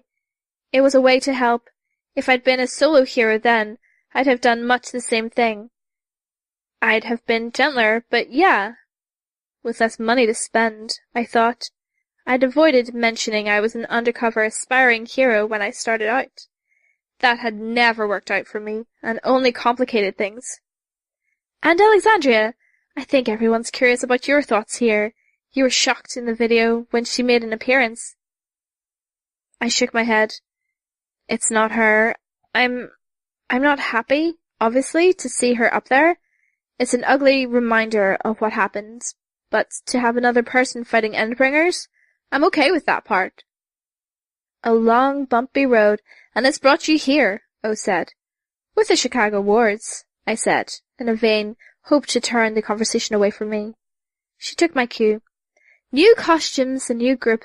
Behemoth is defeated, and it looks like the Endbringers might have reverted to the schedule they had pre-2002, an attack every 4 to 5 months. Yes, Tecton said. Everything's new. There's a lot of changes going on. Are you excited? Joe asked. Oh man, was I ever starting to dislike her. I'm really excited, Tecton said. The response caught me off guard. Was he lying for the sake of appearances, or was it honest? How could someone be excited when the end of the world was nigh? Did he not believe it was coming? Whatever the answer was, I felt oddly disappointed in him. Cuff shifted in her seat, and metal scraped against the metal of the chair's footrest with a high-pitched noise. She whispered, Sorry. O leaned forward. It's fine. Let's hear from some of the others. Wonton, your thoughts? Are the changes good? The changes are good. I give Weaver a hard time, but she's really kept us alive. She did, by the looks of what happened in that video, O said, bringing the conversation back to me, again. Grace, she asked, thoughts on your team member? If you told me way back on the first time we met that I'd come to respect her, I'd have been surprised. Joe looked at me. Does that bother you? No. I respected and liked the Chicago wards right off the bat, but I don't blame them if there was any suspicion, I said. Pretty generous. If anything, I was pretty amazed by how they all pulled together in New Delhi. 3 of them were new, 2 hadn't even been in a real fight before, and they went up against Behemoth? Cuff was perched on the edge of her chair, doing her best not to move and make things squeak again. She had the ability to liquefy the metal touching her skin, which would have eliminated the problem, but the act would have ruined the look of it. Part of that stiffness was anticipation, like a child who hadn't done their homework, sitting at their desk and dreading the moment where the teacher called on them. A stark contrast to her excitement earlier. Had the screech knocked her off cloud 9? Cuff, Coffee said. What do you think? We saw the video, and you were pretty scared at the start there. Terrified. You got injured? We didn't get to hear how. A burn, Cuff said, smiling a little. I recuperated in a few days. A lie. She hadn't actually fully recuperated today, 8 months after the fact. She might never. I love to ask this question, Joe said. What's it like being a superhero? She loved that question? It feels weird to think of myself as a hero, Cuff said. I don't think I'll ever be one of the big heroes. I'm not a cape at heart. Fighting isn't in my personality. And I got powers like this. Cuff is a girly girl, Wonton commented. Her bunk at the ward headquarters has pink sheets and rainbows, and there's a unicorn picture on the... Cuff leaned around me to mock punch him. I'm not that bad. You're bad, though. Tecton raised a hand to cover Wonton's mouth. I'm thrilled to have her on the team. She hasn't disappointed me yet. Cuff smiled at him. Thank you. I wasn't sure I'd been able to say the same about Cuff, but my standards might have been higher. She's always done the job. But there was a reticence to her that wasn't going away. 3 months ago, in our first real conflict outside of fighting Behemoth, she needed a push to carry out an offensive. 4 days ago, in Milwaukee, she needed that same coaxing. Cuff was competent. She had her strengths and was stellar in some narrow cases. At the same time, I still worried if a moment's hesitation on her part would get one of us hurt somewhere down the road. She was talking. Happy to be in the limelight, stage fright forgotten. I was saying what it's like being a hero. It's overwhelming. It's something that eats into every part of your life, even if you want to limit it to 4 hours a day, 4 times a week. If you don't train and exercise, then you fall behind. If you don't read the briefings on the bad guys, then you look stupid when you do run into them and have to ask someone. I certainly hope you're not getting into serious fights, Coffee said. Cuff said, stage right back in full force. She touched on something that would get her a slap on the hand from the PRT, and now she didn't have her footing. I was trying to think of a way to rescue her when Tecton said, Fights happen. We're actively trying to avoid direct confrontation, but we patrol, and we practice our abilities so we can handle ourselves in the real crisis situations. Many of our members patrol with other capes so they can get experience while having someone to rely on in case of an emergency. All true, but he was omitting the fact that we were actively seeking out indirect confrontation. It was an admirable spot of double-speak, simultaneously reinforcing the atmosphere we were hoping to establish. Heroes are safe. Everything is under control. I kind of like those times, Alex said.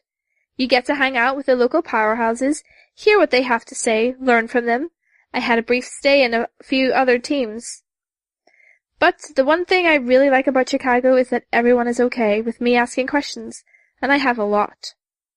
Who's your favorite cape to hang out with? Joe asked. Shuffle. Our powers work well together, if we're careful not to let them interfere. And Golem? I can almost guess. When Campanelle appeared in the evening news, he had some promising words to say about the Protectorate's newest member. When we asked him who the most promising new recruit in the wards was, he named you. Ah, Golem said. Yeah. Do you think you can live up to that? I hope I can, Golem said.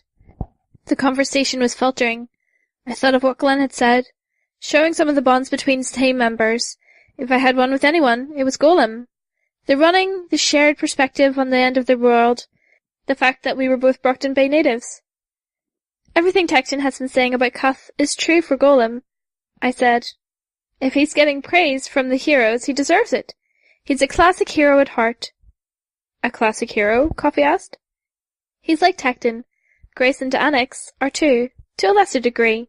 He's genuinely good-natured and kind. When everything starts falling apart, he's still there, naturally courageous. I like how I'm omitted from that list, Wonton said. Only person who hasn't been praised so far. I think you're awesome, Joe said, smiling. The audience cooed. Golem's steadfast, I said. He's working out. He's studying hard for both regular school and cape stuff. And with all of that going on, he's still gracious enough to help me out with my stuff. Like Tecton said, I'm limited in where I can go and when, and Golem helps with that. The running, primarily, but not wholly that. He'd walked with me to the mall once or twice. I didn't want to share details, though, in case people decided to try and find us while we were out, with Golem not in costume. Do relationships develop in this environment? O asked. Anything besides friendship? If you're talking about Weaver and me, then no, Golem said. We're friends. Friends, I asserted. You had a thing going on with Gru, Wonton chimed in. And this is the third time you've turned the conversation awkwardly back to me, I retorted. He gave me a sheepish grin. A tender moment on the battlefield, O said. I think a lot of people were surprised.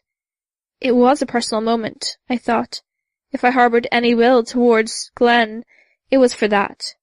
He deleted sound or video where it gave up identifying details, like the nature of Cuff's injury. He hadn't erased the scene with the woman in the suit, but the reception hadn't held up that deep underground, so there was no need. He'd also been kind enough to erase the scene where Imp had promised to get revenge on Heartbreaker. The villain hadn't been notified of her plan. But all of the bonding, the closeness, leaving interactions with Rachel open for hundreds of millions of people to speculate on, that was scummy. Necessary on a level, but still scummy. I hadn't replied on his statement. I almost wanted to let the silence linger, awkwardly, just to nettle them, and drive home that it wasn't their business. Joe didn't give me the chance. You talked about Tecton and Golem as naturally heroic people. What about you? Man, her questions irritated me, asking questions when they already knew the answer or where the answer was so immaterial. Who watched this kind of garbage? Why was I being forced to support it by my presence? I was a villain for 3 months, I said. Maybe I'd like to think I was a little bit heroic as a villain, and maybe I'm a little bit villainous as a hero, but I'm working on that last part. Hold on. You think you were heroic before you switched sides? Coffee asked. By all accounts, you killed Alexandria and a law enforcement official. You were quoted as talking to schoolchildren about the huge quantities of money you earned from criminal activities. Was he just sitting back waiting for an opening? Grace stepped up in my defense. She said a little. She fought the Slaughterhouse Nine. She helped the people in her district. That actually sounds impressive, Joe said. If that's a little, then I wonder what being a little bit villain nowadays is like. She teetered along with the audience reaction. No response? Coffee asked. They were ganging up on me. I wish I knew who these guys were, what their normal style was, so I could roll with it. I'll let my actions speak for themselves, I said. Tecton was quick to speak, backing me up. I think that's the best way to go about it. It's untreaded ground in a way. We have a notorious ex-villain on the team. Whatever happens, people are going to wonder where she stands. If I've been corrupted by association, or if this is all some elaborate scheme, but we can work on it. She can keep doing good work, and hopefully a few months or years down the road, I'll still be able to say that Weaver's a good person at heart, and she's done a lot for the good of the city and the world, you know. Some people won't be convinced no matter what she does, but time and reliability should let Weaver prove her worth. Makes sense, O said. We're rapidly approaching another ad break. I don't suppose we can get any of you to step up to the plate. A demonstration of powers, a neat trick. I almost volunteered, but then decided against it. I didn't want to spend more time in the limelight. Annex stood from his chair. One of the new members, excellent, Joe said. We've got a crash test dummy. A beat-up car. I can do something with the car. Maybe we can remodel the exterior, Annex said. Maybe the audience could name a car. What should we make? Jo hopped out of her seat, arms raised like a kid in a class. She was short. I mentally reevaluated my estimation of her age to put her closer to her late teens than her early 20s. A series of beeps, not even half a second apart, interrupted all of us. Our phones? I was still drawing myself from my belt when I saw a commotion backstage. People who'd been standing still were running now, talking into headphones. My cell screen was surrounded by a thick yellow border. A text was displayed in the middle. Stand by. Disturbance recorded. Possible Class S threat. The others had identical messages on their screens. There were murmurs among the audience members as someone from the backstage stepped up to talk to Coffee and O. It can't be, Cuff said, her voice quiet. We got texts just like this for the incident where we met Weaver, Tecton said. It could be a similar situation. The lighting changed. Tecton stood from his seat and I joined the others in following suit. A studio employee advanced to the front of the stage. When he spoke, the microphone headset he wore carried the sound. A possible emergency has come up elsewhere in the world. If this blows over in the next few minutes, we'll edit out anything problematic and resume the show. For now, remain calm while we prepare for an emergency broadcast from the news team upstairs. There is no danger here. My phone buzzed. I checked it to see another text. Chicago wards are to remain at current location. Transportation en route will deploy to Studio B parking lot for quick pickup. A little more ominous than the maybe the studio employee has given us. Panel by panel, the backdrop of the morning of O.J. and Coffee set was transformed, images flickering to show a composite of a grainy, long-distance shot of a city. It had been taken with a cell phone, and the resolution didn't translate well with the size of the screen. There were tall buildings, neon signs glowing in the late evening. Somewhere in Asia. Japan, Wanton said. The camera was shaking, and the view of the screen reacted in kind. Dust rose in clouds, billowing until they obscured the camera's view. The audience was reacting. Moans, cries of alarm and despair. They knew what was going on. Please be the Samura, Cuff said, her voice small. Grace put an arm around Cuff's shoulders. That may be the first time in history anyone's thought that. She's right too. Even the Samura would be better than this. The timing. The fact that it was happening so soon after Behemoth had died. It was all wrong. Behemoth had come from deep underground. Leviathan had emerged from the ocean. The Samura had approached from the far side of the moon and descended to hover just above the tallest building in Lausanne. The fourth, it seemed, was appearing in plain sight. The dust took forever to clear, but for a few mutters here and there, small animal sounds of despair from the audience and studio employees who were watching. The studio had plunged into quiet horror. It stood somewhere between Leviathan and Behemoth in height. If I ballparked by the number of stories in the adjacent buildings, I waited patiently for the view to clear, revealing more details. Clues, as if there was a solution to what we faced here. I pegged him as he before I saw too much else. He was broad, a Buddha in physique, if more feral in appearance.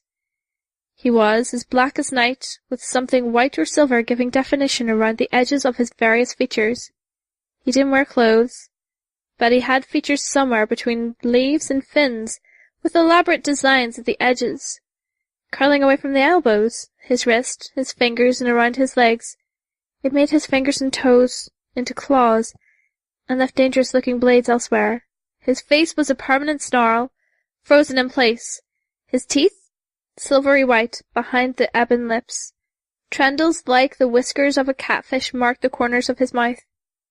All across the exterior of his body there were gaps, like the gills of a fish, and that brilliant white or silver glimmered from the beneath. A stark contrast to the absolute black that marked the rest of him. It made me think of a tiger. And at the centre of it all, quite literally, there was a perfect sphere of that same material, a marble or a crystal ball, his body perched on the upper half and his legs attached to the lower half. The arms extended out to either side, he took a step, almost waddled. He floated, as though he were walking on the moon. He's not a fighter, I murmured. No, Tecton agreed. What is he? Grace asked. People were fleeing, still in close proximity to the site, evacuating tall buildings. The Endbringer stopped and extended a hand. His arms weren't long enough to reach around his girth, but his upper body rotated on the sphere that formed his midsection, giving him the freedom of movement needed. The camera shook as he used his power, and an unseen cameraman had to catch it before it fell. A faint, glowing line appeared on the ground, a perfect circle. The light gradually intensified, reaching higher, and the space within the circle seemed to darken, in equal measure. It moved. The circle roaming, the glowing lines adjusting to the skill obstacles and account for higher ground and dips in the terrain. When it intersected a building, the effect became clear, barely visible with the camera range, but they were none the less a blur, moving within the circular's parameter.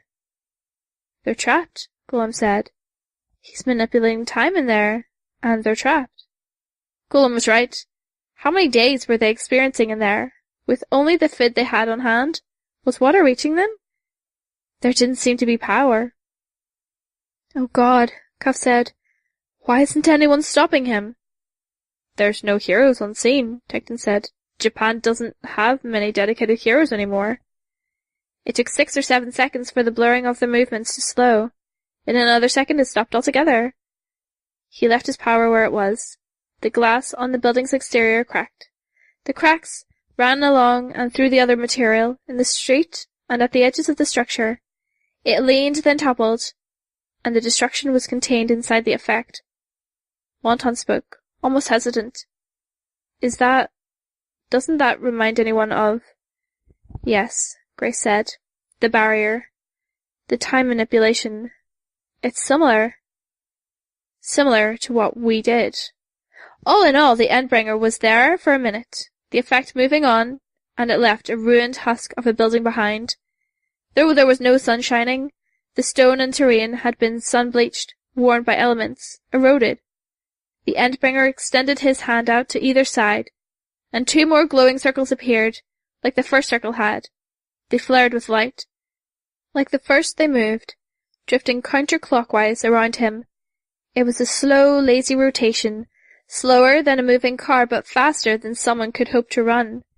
He advanced with floating steps, and the circles maintained a perfect, steady distance away from him and from each other, orbiting him like the shadows cast by 3 invisible moons. Here and there people and cars were caught inside. He wasn't a full city block down the street before one circle had a crowd trapped within, half filling the base of it, another circle perhaps a quarter of the way full. He moved through a less populated area, and he left trails of skeletons in his wake, in odd fractal patterns that followed the circle's movements. He chose what entered, and he chose what left. An attack form that couldn't be defended against, only avoided. Movers will be important, I said. Maybe shakers too, if we can find a way to stop him or his circles from progressing. His threat level depends on how fast and how much he can move with those time-stop areas. There was no reply from the others. I glanced at Cuff and I saw that she was hugging Grace. She was silent, but tears were running down her face. Grace was more resolute, but her eyes were wet. The timing? It was wrong. Strategy, figuring out a battle plan, it was crucial here. The first attacks were often some of the worst for Cape casualties, if not necessarily the overall damage done. Too many lives would be lost in finding out his general capabilities, but it didn't matter. I reached out and took Cuff's hand, holding it. A glance in the other direction showed me Golem. I took his hand too. This was the key thing in this moment, not the future, what came next. Support, morale and being a team, in the now. Silent we watched as the heroes engaged. Idolian and Legend joined the Japanese heroes in fighting the unnamed Endbringer, keeping a safe distance. One circle disappeared, and the Endbringer reached out.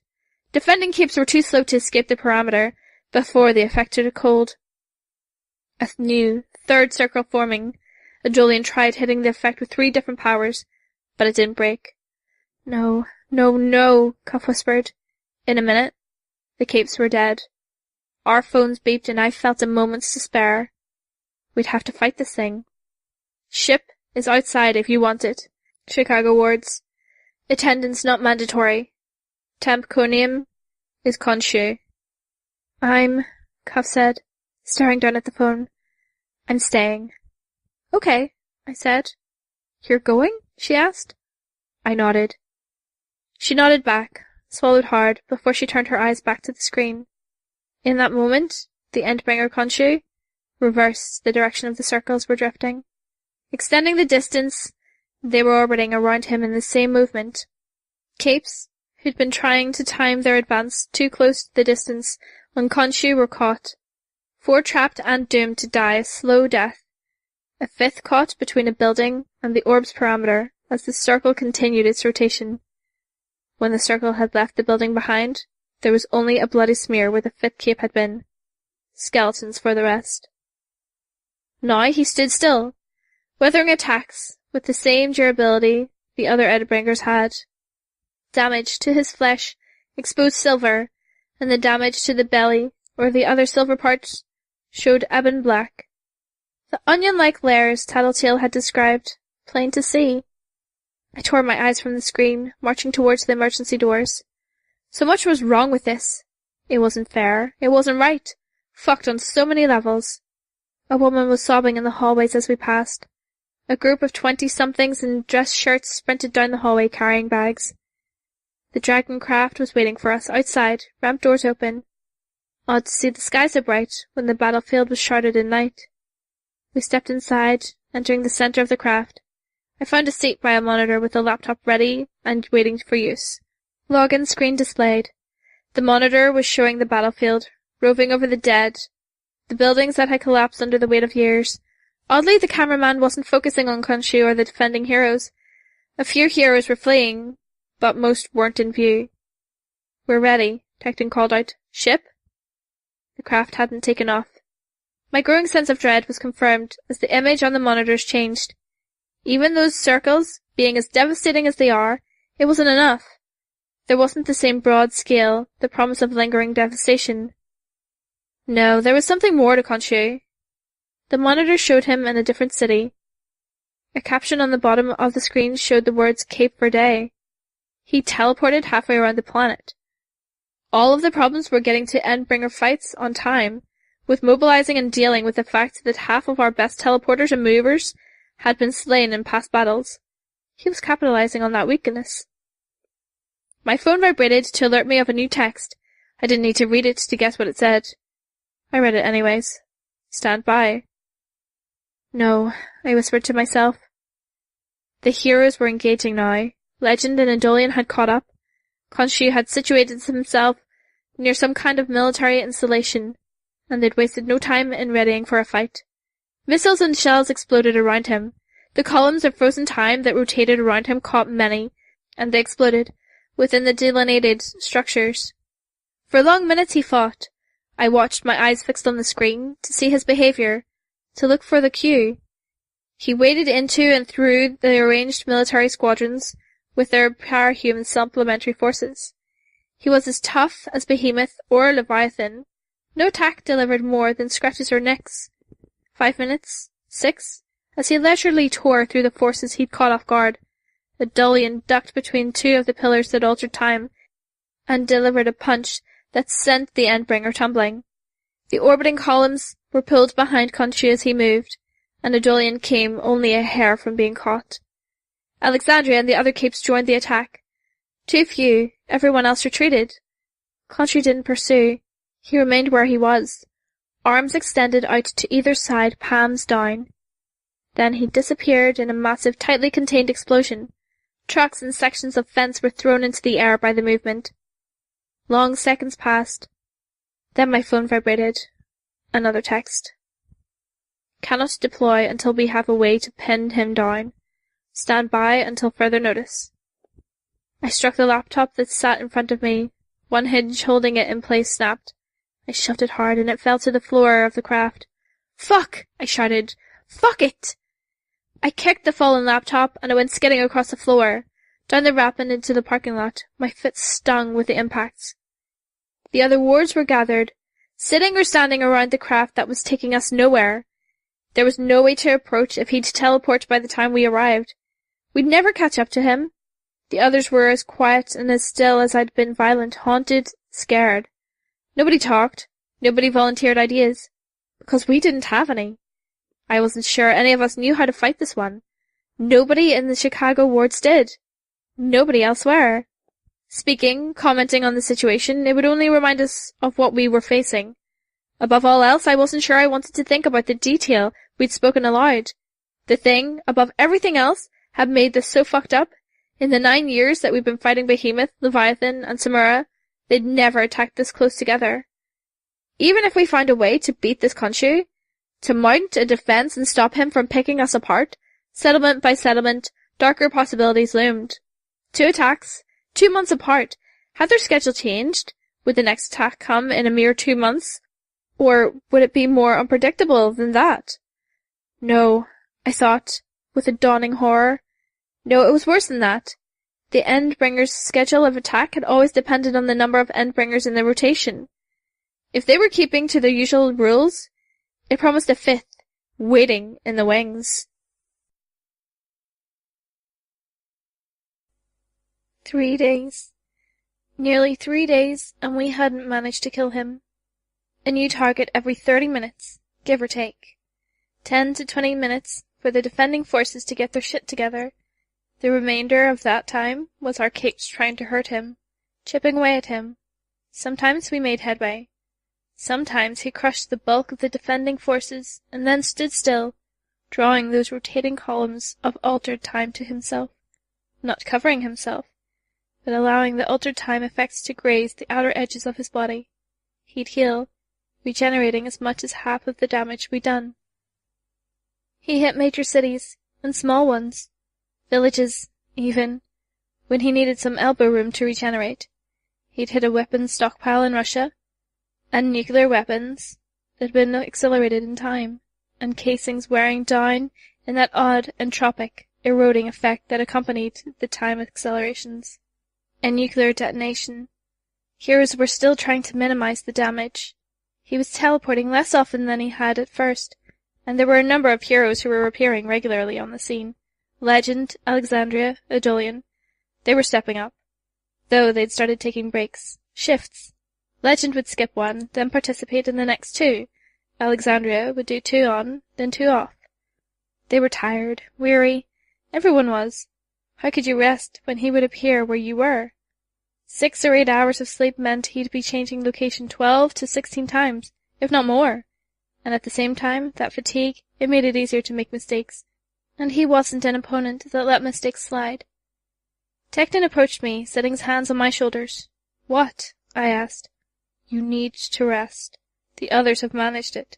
"I've napped." "Sleep. You're swaying on your feet." I wanted to protest. My eyes fell on the others, and I could see how affected they were. Scared, tired, helpless. They were arranged around the Chicago headquarters, perpetually in costume, with no idea of what to do with themselves. 30 minutes, and then that intense period of tension, waiting, wondering, as it took the media or the PRT time to grasp just where he'd gone, to report the information. If we were lucky, we got video footage, and we didn't have to wonder if Khonsu had caught any of the big guns. In a way, I'd grown used to being a little different from my peers here. I could be blasé about things that had them freaking out, confident. I could put myself in the bad guy's shoes because I'd been there once. Except here I was no different. 3 days in, unable to sleep for more than an hour or 2 at a time, feeling my heart plummet into my stomach every time Khonsu teleported, I was on the same page as the others. "I only ever wanted to do something to help," I said. "I know," Tecton said. "Even at the beginning, even when I was undercover with the undersiders, I wanted to stop the bad guys. A lot of it was selfish, me wanting to escape, but I still wanted to work for the greater good." "Yeah," Tecton said. He let his gauntlets fall from my shoulders. I turned around to look at him. Our man of iron, his face hidden beneath his helmet. He was standing firm, giving no indication of how affected he was. It let him be strong, or appear to be strong, for our sakes. And then I decided to be a villain, full-time. But my motivations were still sort of good, even if I wasn't. I knew the undersiders needed help, that there was something wrong with a lot of them, something missing in them, and being a part of all of that, it was a way to help Coil, when I thought his plan was something good. "You're not a bad person, Taylor." "I'm not. Being good or bad was never a thing for me, not really. It was all about the actions I was taking and why instead. I became a warlord, and I took care of people. I helped seize the city from Coil, and we started implementing changes, again and again. I've escalated in terms of the kind of power I wield." "Do you think you're more powerful now? With the wards?" He sounded almost surprised. "I think so, yeah. Maybe my hands are tied. I can't be as direct or ruthless as I would otherwise. But I can reach out to the villains, and I can reach out to the heroes, and I can effect a kind of change. I have resources, tools and information I might not otherwise have." "Makes sense," he said, his voice soft. "Taylor, you need sleep. I can hear it in your voice. Why is it that I get more powerful over time, and yet I feel more and more helpless?" "You ask too much of yourself," Tecton said. "You could have all the power in the world, and you'd still feel like you should do more." If he hits Brockton Bay, your father and friends will be okay. Hell, our strike squad that we used against Behemoth was made up of Brockton Bay residents, wasn't it? If I have to watch people I care about getting hurt while I'm helpless to do anything, I'll lose it. It wouldn't be constructive to lose it, Tecton said. And you're more likely to lose it if you're tired. Go sleep. I didn't reply. Instead, I trudged off to the quarters that had been set aside for me, roughly pie-shaped, with the door at the tip. It sat at the edge of the hub. I had a bedroom upstairs, more personal, more of a home. But I didn't want to be that far away. I didn't want to lapse into being Taylor Herbert, even a moment of rest. Better to keep thinking, keep considering options. I lay down in the bed, pulling my mask off. I didn't put my glasses on.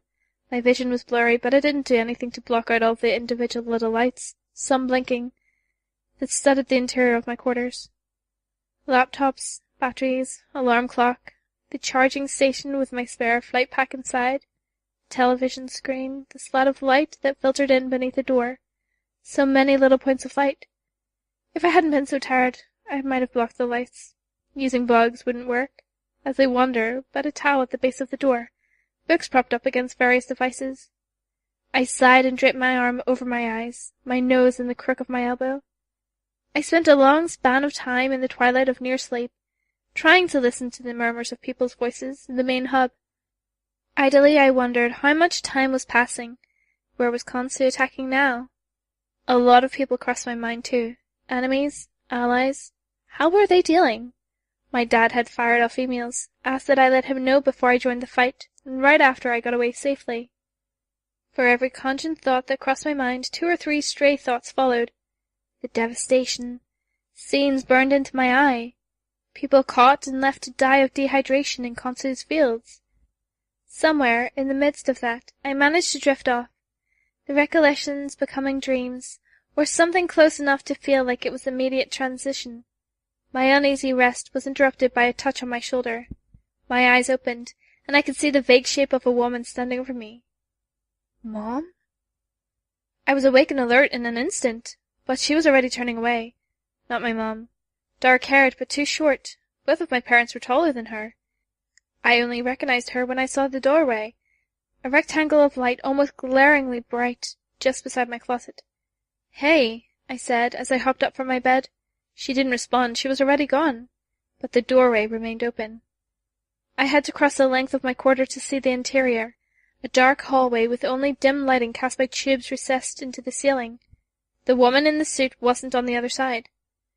I accessed the various storage containers for the bugs I was keeping in the workshop upstairs.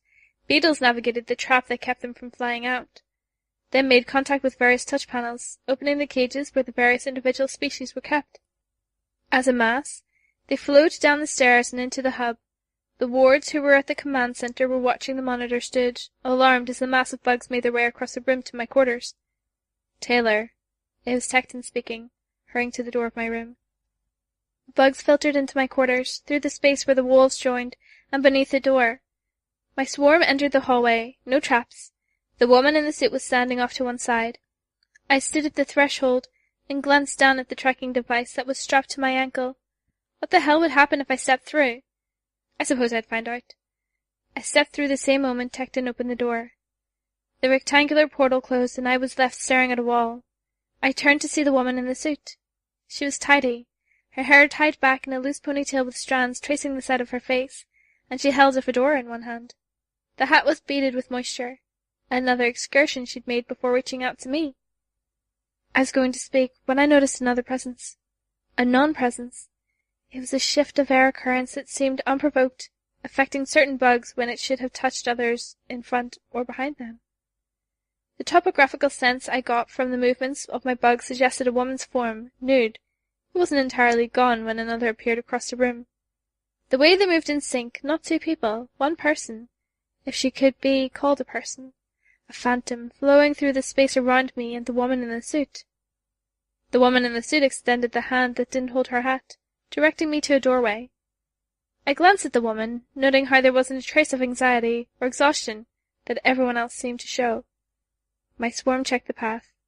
There were people I recognized on the other side. I stepped through.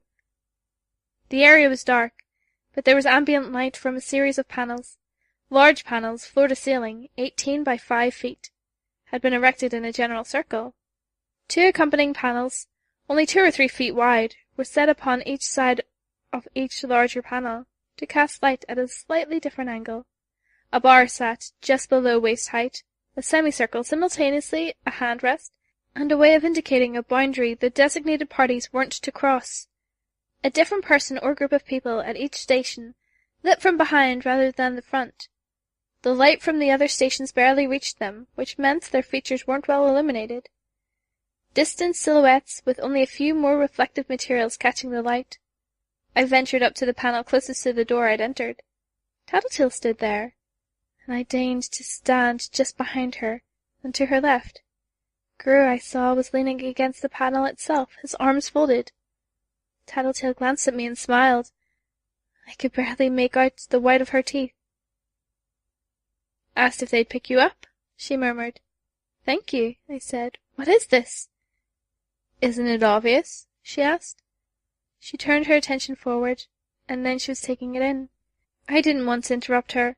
With the amount of information she was doubtlessly gathering, it was obvious, considering the general presence of those who'd gathered, even if I could only recognize a handful. Opposite us, Chevalier's silhouette was unmistakable. His cannon blade was too distinct. Exalt stood to his left, and a cape I didn't recognize stood in the right. I wondered momentarily if it would count against me that I was standing here. It hadn't been by choice, exactly, but it wouldn't look good that I was with the undersiders. Bugs helped me make out Dragon and Defiant at the station to Chevalier's left. Both wore their power armor, but apparently the presence of firepower wasn't a concern here. For the most part, that was where my ability to recognize people stopped. To my left, there was a man in power armor, with his face barred. The tattoo across his face reflected a dark blue-green, in an odd way, as though he stood beneath a blacklight, flecks of light, only the fragments flowed. No, they were traveling a circuit instead. Faintly blue, the glimmers traveled a circuit that marked the interior of an elaborate stylized cross, his eyes unlit shadows in the midst of the 2 horizontal bars. I could make out a station with a woman, black, accompanied by a massive shadow of a monster, with an oryx skull for a head. The woman's head hung, her hair braided or bound into dreads. I couldn't be sure. I moved my bugs closer to check to see if she had any weapons, but her pet shadow reached out to block the swarm.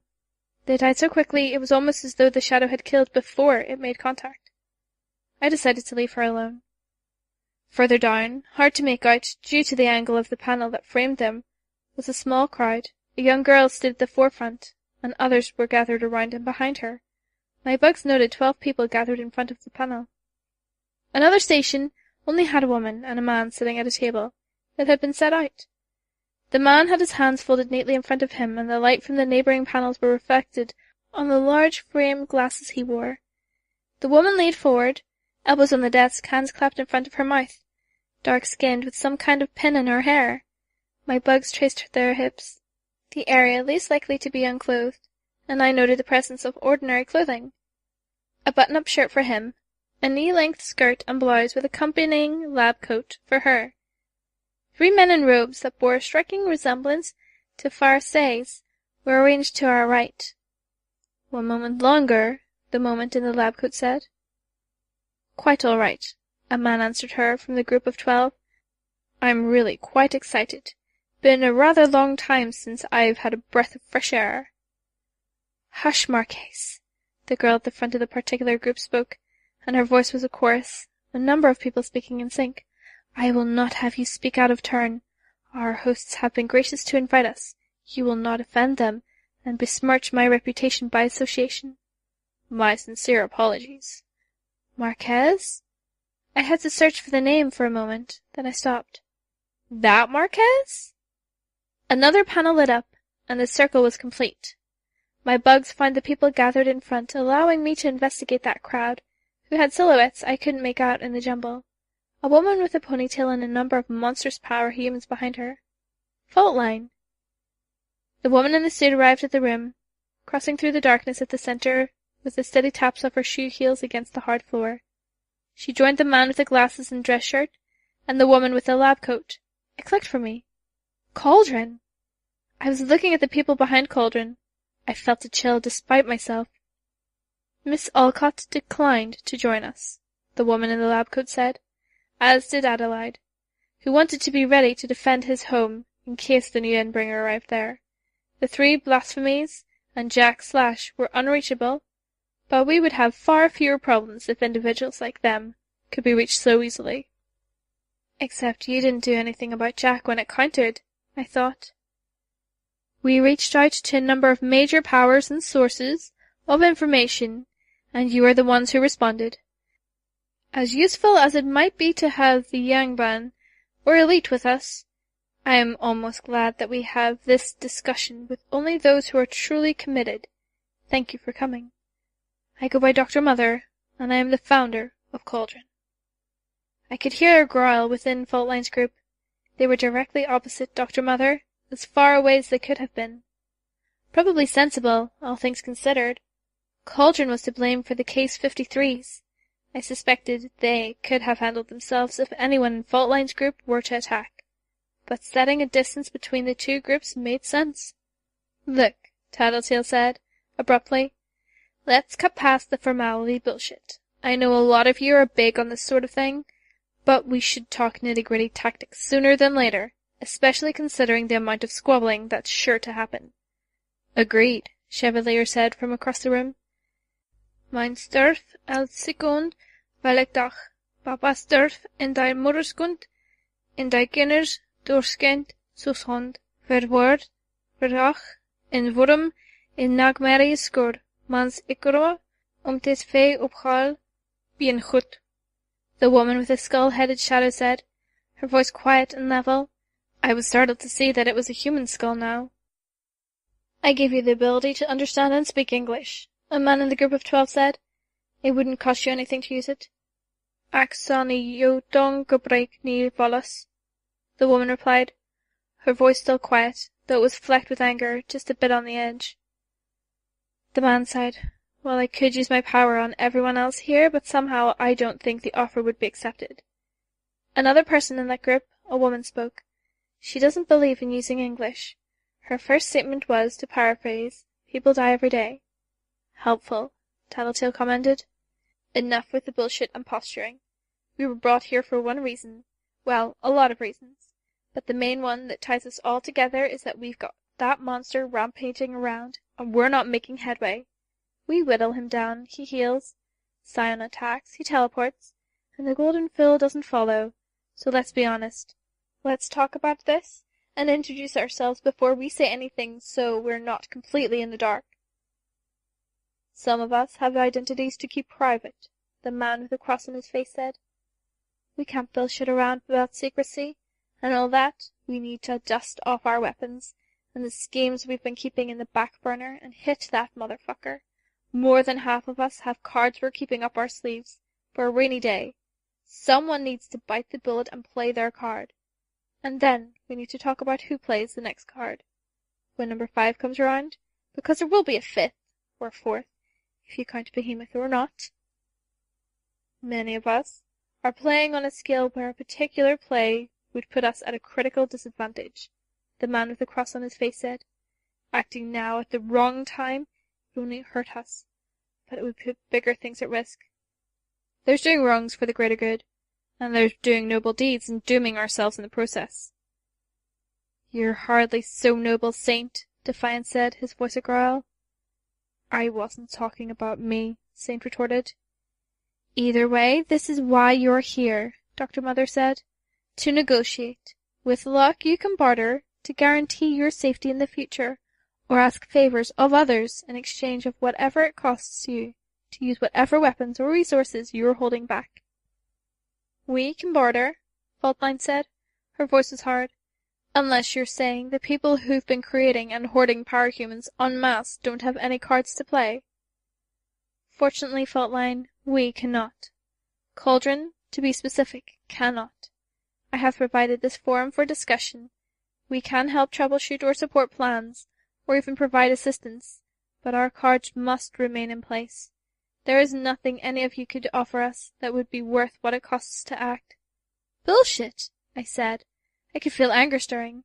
No way I believe that. Even just that portal system you've got, that's enough to change the tide of this fight. Not an option, Dr. Mother said.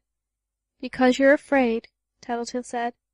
There's a fear that someone's going to come after you, trace the portal back home. But there's another, bigger fear, isn't there? Yes, Marcus said, from among the group of 12, and I suspect I know what it is. Contessa here has informed me you do, Dr. Mother said, cutting them off. She was gesturing towards the woman in the suit. Let me assure you it would do more harm than good to reveal the details, especially here, especially now. Shit on me, Tattletale said. You bastards figured this out. How the hell did a bunch of prisoners in a jail that's dangling inside a mountain get to figure it out before I did? Hands-on experience, Marquez answered. Panacea, Tattletale said. Exactly, Marquez said. Clever girl. Well, I'm not looking to stir waves. I can't disagree with a good doctor, so I'll keep my mouth shut. Back to business. Damn it, Tattletale said, under her breath. Louder, she said. You're sure this doesn't relate to our Endbringer situation? It doesn't, Dr. Mother said. The Endbringers are a puzzle unto themselves, independent of every other major variable. That reeks of bullshit, Tattletale said. I want to think you're bullshitting, or you're absolutely wrong, and they're connected to everything, but I'm getting the feeling it's not. It's bullshit because it's true. I think we're on the same page, Tattletale, the doctor said. Can we progress this discussion? One of the robed men said. We can, the doctor said. Thank you for getting us back on track, Taranta of Thanda. Let's open the floor to discussion. Let's start with the possibility that we might draw from the birdcage. Freedom matters little to me, the girl with the eerie voice said. The true end draws nearer. The end of the world, you mean? I said. The end of all things, Queen Administrator, she said. Queen Administrator? What? Isn't that the same thing? The end of the world and the end of all things? Or do you mean the end of the universe? It doesn't concern other celestial bodies. It doesn't matter. This ends, one way or another. We and ours will carry on in some form, whether it happens today or 300 years from now. How reassuring, Tattletale quipped. Won't you help? I am safe where I am, whether it be beyond the Endbringer's reach, here, or deep beneath the mountain. I will collect from among the dead, and I will keep them company until the fairy rise from the ruins. Oh, I thought, she's completely out of her mind. There's no way to barter for assistance from within the birdcage, then? Dr. Mother asked. Nothing you want, Glasteigurain? The girl, Glasteigurain, responded. 100,000 corpses, each being one naturally gifted by the fairy. We don't have time to laugh about like this, Taranta, the apparent spokesperson of the Cold Cape, said. I am not joking, astrologer. I would like to see their lights dancing in the air. I have seen only glimmers, fragments of the performance. To see it all at once, yes. I heard someone in Faultline's group swearing. Neuter, I suspected. Honestly, I kind of agreed. I clenched my fists, biting back the worst of my anger. I managed to stay calm as I commented. I'm getting a better idea of why things are screwed up as they are. We've all got the major players here, and half of you are willing to do nothing while the world burns. All of the major players who were willing to come to the table, Dr. Mother said. Not any better, I thought, but I held my tongue. Dr. Mother had turned to the girl from the birdcage. If you participated in the fight, I can promise there would be a number of dead parahumans here. I fear that would not be enough. It would need to be all together for the greatest effect, Glasteigurain said. We could provide that many over a period of 10 years, if required, but we'd want more assistance than simply this one fight, Dr. Mother said. She stopped as the man with the glasses leaned close. A moment passed. Or we could provide that many 27 years from now. I felt a bit of a chill. They were so casually discussing this, as if it were possible. I opened my mouth to cut in, but Glastig Yuan spoke first. No, I don't think I'll accept. My word is too vital to me, and you seem to want to war with the abominations. I don't fear my own death, but I would rather be together with the others than be separated until the grand celebration. I won't fight. I would only grant my advice, some power here and there. Dr. Mother sat back in her seat. The ominous silence suggested she was still considering it. 100,000 lives? Being mulled over so readily? That's a shame, Dr. Mother said, in the end. If I may, Marquez spoke up. With your permission, Fairy Queen. Granted, Glastig Yuan said. There are others who wouldn't mind being free again, he said, myself included. We'd fight that monster if you gave us the chance. All we ask is that you let a select few others out, and that you don't create a portal that leads back to the birdcage after the fact. No, Chevalier said, breaking his long silence. No, I'm sorry. Some of the strongest parahumans are contained inside that building, Marquez said. Glastig Yuan is one, and there are others. My daughter is another. Your daughter was a mental wreck the last time anyone outside of the birdcage saw her. There are too many dangerous individuals in there. She, Chevalier said, pointing in the direction of the woman with the shadowy pet with a massive bird skull, has killed thousands of people. That's nothing compared to what some individuals in the birdcage have done. We'd be letting the wolves run free again, in the hopes they'd deal with the lion. If there's no other way to deal with the lion, and we know the wolves have been caught in our snare once before, Saint said, trailing off. We know they can be dealt with. We're just lacking resources. Opening the doors of the birdcage has to be the last resort. Oh, I don't know. I could stand for it to be the first resort, Marquez said. He turned towards the doctor. I'm staying mum about what my daughter discovered. The details we both know must not be shared. Surely that's worth some goodwill. It is, the doctor replied. I glanced at Tattletale, her eyes moving quickly, hungrily taking in details. Chevalier sighed. Dragon, some backup? I have to say no, Dragon said. The prisoners must stay within the Bowman Parahuman Containment Center. If you intend to rescue them, I'll deploy everything I have to stop you. Neither of us can afford the losses at this juncture. But if we did try, Saint said, and if we did free a handful of deserving individuals, you wouldn't be unhappy, would you? There was a pause. Telling. It was enough of a delay for Chevalier to look from Saint to Dragon, and give her a curious stare before she spoke. My view on who is deserving is far different from yours, Saint. Those of us standing here, me, my daughter, Lung, Marquez said. You cannot speak for all of us on that front, a matronly woman spoke. One of my girls is unfairly imprisoned. Another is on the verge of losing her mind in captivity. We all have people we'd set free, the man who'd spoken about granting the ability to speak English said. Let's say 2 for each of us. 36 in all, Dragon said. 1 in 5 of the people currently in Birdcage almost. 6 more could potentially use the opportunity to slip out, through stranger powers or other malfeasance. Glancing over the notes of my artificial intelligence have made regarding the facility, I can guess who some of the cell block leaders would choose to release. No, I harbor concerns about the birdcage, but this is not the answer to that.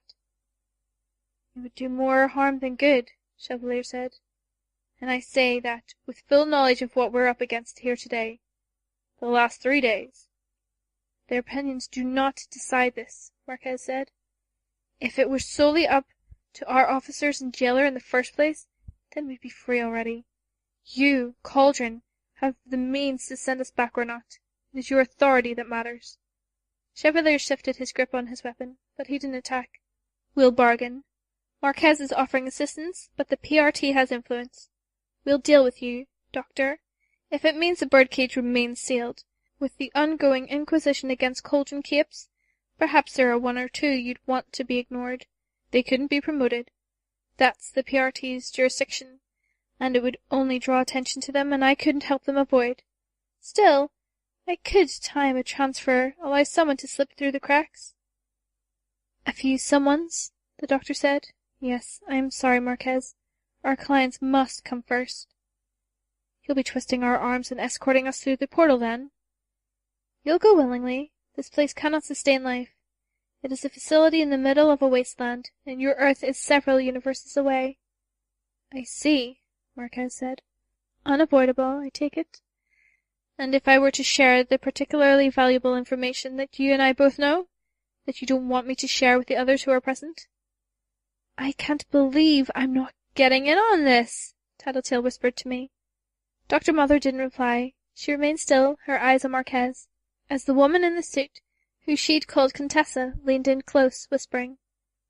You won't, the doctor said, when Contessa had straightened and stepped back, standing guard behind the doctor's chair. I won't. You won't. Teacher would, hearing that, but Teacher has a secret he doesn't want divulged, and he now knows we know. Marquez turned, his shadow shifting, presumably as he looked at Teacher. He turned back. Ah well, I suppose I'll just say we're here if you need us. If we need you that badly, Chevalier said, then we've already lost. Rest assured, Marquez retorted. I think you're doing a very good job at getting yourself into that juncture. It's a failure across the board, I said, surprising myself by speaking. All of us. The Birdcage prisoners accepted. We're not doing enough. If we don't come up with an answer or get someone to step up to bat and fight, then we're doomed. We've got the end of the world happening in 2013, and we can't even band together for this. Conflating gets us nowhere, Faultline said. Besides, it's not like this is small potatoes. Okay then, I said. Let's talk resources. If you've got power, humans, or information, let's hear it. Let's show a measure of trust and have Marquez or Cauldron share the tidbit of information they've gleaned. Let's talk options that don't involve fighting. Tattletale thinks these bastards are designed. Where's the designer? Nowhere we can find, Dr. Mother said, and we have the most powerful clairvoyant we know about, alongside the most powerful precognitive. Does that mean that there isn't a designer? Faultline asked. That Tattletale's wrong? Get fucking real, Tattletale retorted. I'm confident on this count. If they can't find the designer, Faultline started. There's other possibilities. Lots of powers confound precogs and clairvoyance. Both at the same time. Be constructive, I cut in. We will assist, Taranta said. Safara, Bahu, and I. Others beneath us in our organization. I cannot speak for my fellow brothers, but I will speak for them because we all owe a debt. Our brother died, but Weaver helped to make it not for nothing. Pharisee died? I asked, surprised. At the hands of the first. Very late. I'm sorry, he said. We owe you, he said. As we owe some of the others. It is your choice how you would use us. You can pay me back by helping here, I said. You'd be paying us all back. We have the means, he said, but this hurts us because we rely on our enemies not knowing what we truly are able to do. If this goes much further, I said, it might not matter. This is true of each of you but Weaver and Chevalier. We will ask a small favor after, nothing dangerous or painful to give away. Token gestures most. Favors make for a good currency, the doctor said. Granted. There were murmurs of assent from others. The woman with the shadow pet didn't respond, but Taranta didn't press the issue with her either. Dragon glanced defiant, but ultimately relented, accepting the terms. The doctor spoke. Mordnar, we could use your assistance. The woman and her shadow pet, with its crocodile skull, looked at Dr. Mother. Lat hol amadster. Ac is drivel de veld. It's a rebrand, it dirvelend, gronings disput. Ac, and my alastar sal loop up die as van die voroset out. She says no. Let them die, the woman from the birdcage said. Can I ask who she is? Faultline asked. Tattletale was the one to answer. I think she got a measure of joy out of rubbing the fact that she knew in Faultline's face. Mordnach, warlord based in Nebia. As far as the current warlords in the area go, she had the longest lifespan, Had about 8 years or so, and she'd gotten things to the point where most of the other bastards around there are kowtowing, asking permission to attack this city or occupying that area, to go to the bathroom or to unite two groups in an alliance. By Bodgamer? Us, basically, Tattletale said, glancing at me. She turned her head to look at Gru, only on a much, much bigger scale, and she did it alone. Ac het deregri mit Aristide, Mordnag responded. Ni alani ni. With your pet monster, right? She said she'd be willing to let the world burn before, the woman from the birdcage said. I don't think you have an ally there. From her attitude, Saint added, I don't even see why she was invited. I'll ask you the same as I asked the others, the doctor said. What would it take for you to fight here?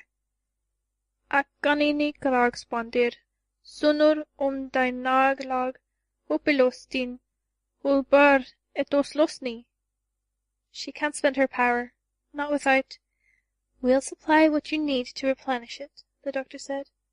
No, Dragon spoke. No, you won't. Aksani. It would be appreciated. The man from the birdcage that had granted her the ability to understand English spoke. Reconsider. Don't underestimate our resources. 15 lievedig. Dit maakt niet zak of holmag het of niet. In factie van wat je het aan het. No, Dragon said before the translator could speak. Yes, the doctor said, just as readily. I caught the number. I could figure out the rest. You'll get what you need. I can't stand by and watch this. Not like this, Chevalier said. How many more will die if we don't act? The doctor said. The Thanda will counteract the Endbringer's teleportation ability, at least for a time. Mordnach give you much needed clout. Again, at least for a short time. In exchange for 5,000 lives? Dragon asked. A small price to pay. How many have died as we conducted this meeting? He brought, as if dat zak maak. Die contract is versel. Zal ons gaan genoeg. Mordach said. What did she just say? Chevalier asked. Mordnach was already walking away, stepping away from the panel and into the recessed passage beside it, almost completely hidden in a shadow. I could only make out the rodent's skull, over large and pale in the darkness. The contract is settled, Dragon said. She sees it as inviolable now. I like her, Marquez commented. Mass murder aside anyways. Woman of her word. We'll find her, Chevalier said to the doctor, if the battle is done before you deliver those people to her. You promised us a favor in exchange for not letting Marquez and the other cell block leaders free, the doctor said. I could ask you to leave this be, the doctor said. No, not this, not 5,000 people, fed to that woman's pet. Stop us then, the doctor replied, or try as it may be. That's one Endbringer we should be able to drive away. As Weaver said, we may have to evacuate the planet if this doesn't work. Faultline, your assistance would be invaluable on that front. You have already created 9, I believe. 3 of which were supposed to be secret, Faultline replied. It doesn't matter, we'll pay for several more, at major locations, and we'll arrange your transportation. Faultline stared at the woman. No, doctor. No? Not your money. Not you. Short-sighted, Saint commented. I think this is pretty big picture. Money talks, and I don't like how this money sounds. She spends 5,000 lives like someone else would spend change. Cauldron made innocent people into monsters. They took everything from them. I can't deal with that in good faith. She turned to Chevalier. We'll give you a discount. Escape routes in major cities across America, leading to the world that the Brockton Bay portal goes to. Fuck that, Tattletale said. I'll talk to my superiors, the Chevalier said. Good, Faultline said. That's settled then. Leaving only the Endbringer that comes next, I said.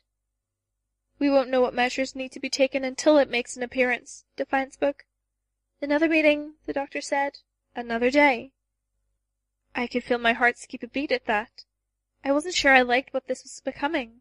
Then again, the nature of this meeting had been suggested from the start, with the shadows concealing identities.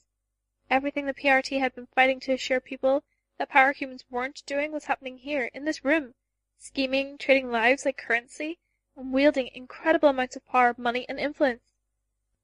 But, before we get that far, the doctor said, Tattletale? You asked me here for a reason, Tattletale said. Multiple reasons. The first being to give you an opportunity to check something for our mutual benefit. You brought the major players in so I could see if anyone was the designer, the creator of the Endbringers, and nobody here. The doctor nodded. I suspected. They remain immune to precognition, but the designer wouldn't be, I don't think. It's good to double-check, regardless. Will you be attending if we hold another meeting, Chevalier? The doctor asked. The others, the Thada, were departing now. Gru had stepped away from the panel to step close to Tattletale, whispering something. Then Gru walked past me, not even glancing my way before disappearing into the corridor I'd used to enter. Hurt? Confused, I couldn't speak to ask Tattletale why without possibly interrupting Chevalier as he spoke in a steady, quiet voice. I don't think I have a choice. If I don't come, then I'm left blind to what's occurring behind the scenes. I wouldn't be able to intervene if you tried something like you did with the Birdcage. That's true, the doctor said. And I think that's exactly what you wanted, he said. You have that Contessa there. She sees the road to victory. You schemed this. Yes. Why? Chevalier asked. It's not time for you to know, she said. Fuck that, Tattletale cut in. Most of the other groups were gone. Faultline and her group lingered behind. I think it's damn obvious what you're doing. A new world order, I said. Tattletale nodded in agreement beside me. There were a few curious glances shot our way. I could see the doctor shift position. Exasperation? Annoyance? I leaned forward, resting my hands on the railing in front of me. Gru's odd departure only fueled an anger that had been simmering. I had a lot of time to think, in prison, in my downtime, and during stakeouts. There's only one thing that really makes sense as far as your motivations go. It's not the clues or what you're doing. It's what you weren't doing. Only Legend helped against the Slaughterhouse 9, and he wasn't in the know, from the looks of it. You didn't help Coil, and you didn't help against Coil. You only helped against Ganesha, when it looked like everything might go down the toilet. But Alexandria steps in when I leave, confronts me after I had surrendered to the PRT, so I had to ask myself, why? I can imagine, the doctor said. We were guinea pigs, I said. For what? So you could be in charge? Not us. Never us, the doctor said. There's a lot you don't understand. Try us, Tattletale said, almost snarling the words. All of this? It's small scale, the doctor said. Important, yes, but it's nothing in the grand scheme of things. I clenched my fists. 5,000 lives, nothing? Talk about 100,000 parahumans to be delivered after 20-something years. Nothing? The lies you perpetuated with Alexandria, the schemes, Ichdina, the human experimentation, the Case 53s, everyone you watched die just so your experiment with parahumans in charge of Brockton Bay wouldn't be tainted?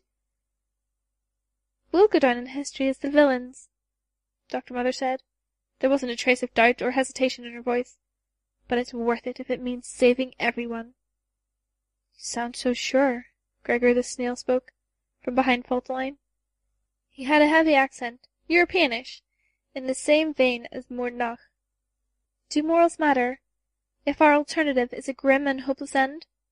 I would never question your morals, Gregor said. I know you have none. I merely wonder why you are so confident you will succeed in all of this, that you will save the world and you will achieve your new world order and your parahuman leadership. We have a parahuman that sees the path of victory. The alternative to traveling this path, to walking it as it grows cloudier and narrower every day, is to stand by while each and every person on this planet dies a grisly and violent death. You know how the world ends, I said, my eyes widening behind the lenses of my mask. Of course, she answered, standing from her chair. She had collected papers, a tablet computer, from the table in front of her. She collected it into a neat bundle and the man with the glasses took it from her, holding it under one arm. Only then did she add, "We already saved it once." There was no response to that. Confusion and disbelief warred each other as I stared at her silhouette. The others seemed to be in similar straits. "You had better hurry if you want transportation to the battlefield," she said.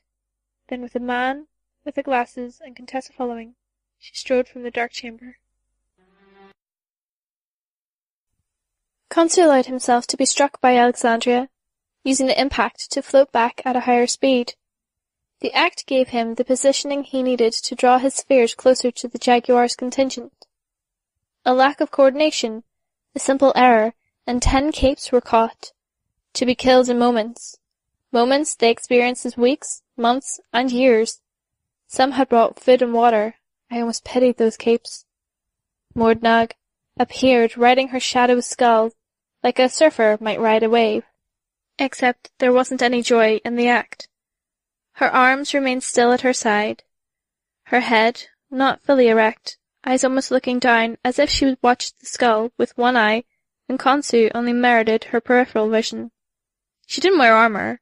Her top was a simple t-shirt, with the sleeves removed and bottom half cut off. There was a faded image of a rock band on the front, her brass straps showing through the gaping armholes. Her dress was ankle-length, frayed a little at the edges. Her feet were bare, her hair in braids and tied back behind her neck. The skull dipped close to the ground, and the warlord stepped off as though she was getting off an escalator.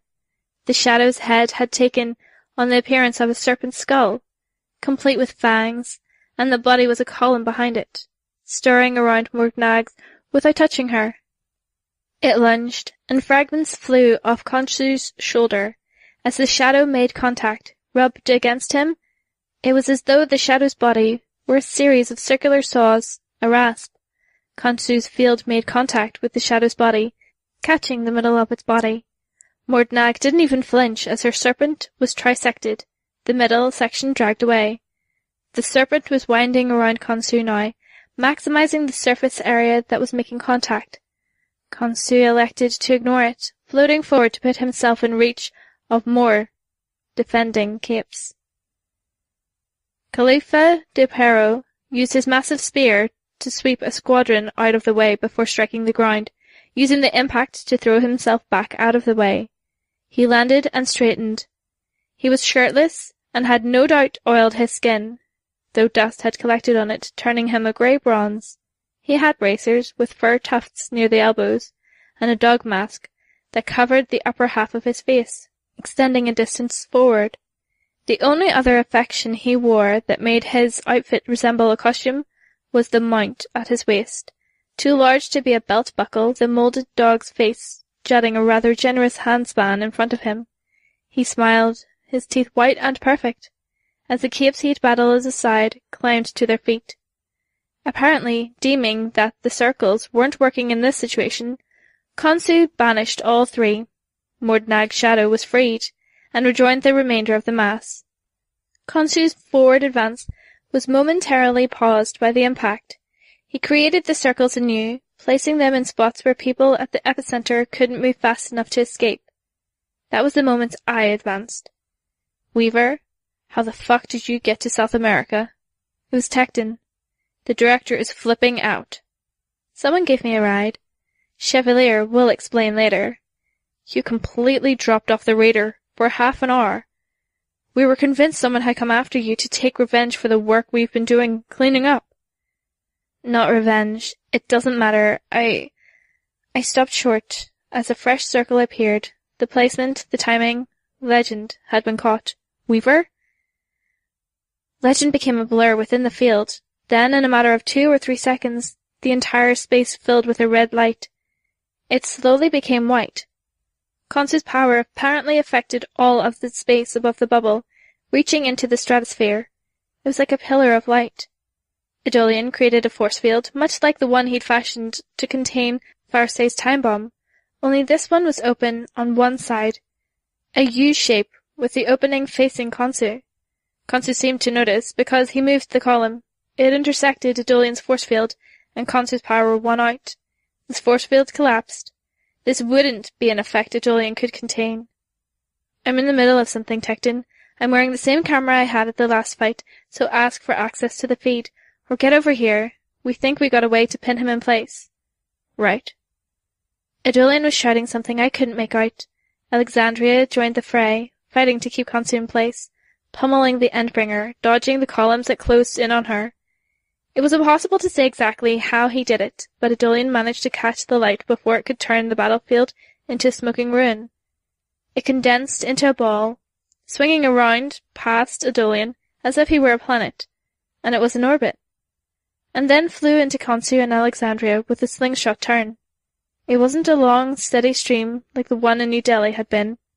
It was a white bullet sliding out into a heartbeat, casting past Khonsu, Alexandria, and a good mile of landscape before driving into the ocean at the horizon's edge. Steam billowed out explosively. Adolian crossed the battlefield in a flash, weaving to the left of one of the two remaining columns of altered time, the right of the next, and erected a wall to keep the steam from fraying the flesh from our bones. It couldn't have been precognition that let him move that fast. Enhanced reflexes?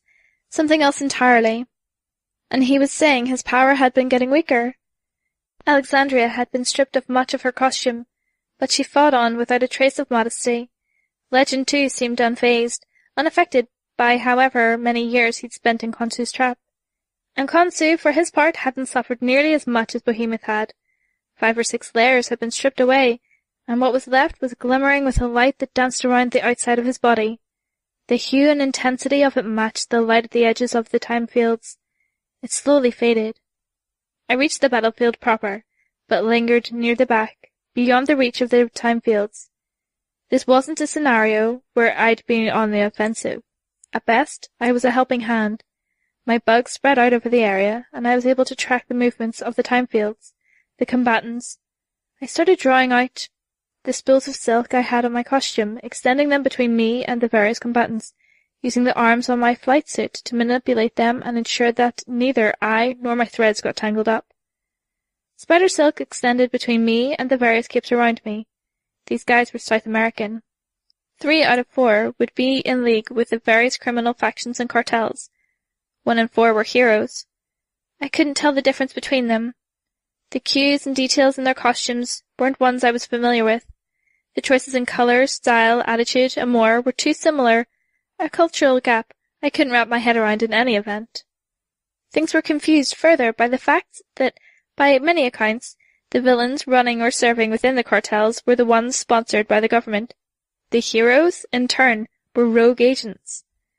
Califia de Perro, King of Dogs, howled and joined the fight, ready to capitalize on the success. In the same instant, I sensed my bugs being eliminated. Not dying per se, but being eradicated from existence. The ones who'd been following after the column had been caught inside. It hadn't changed direction.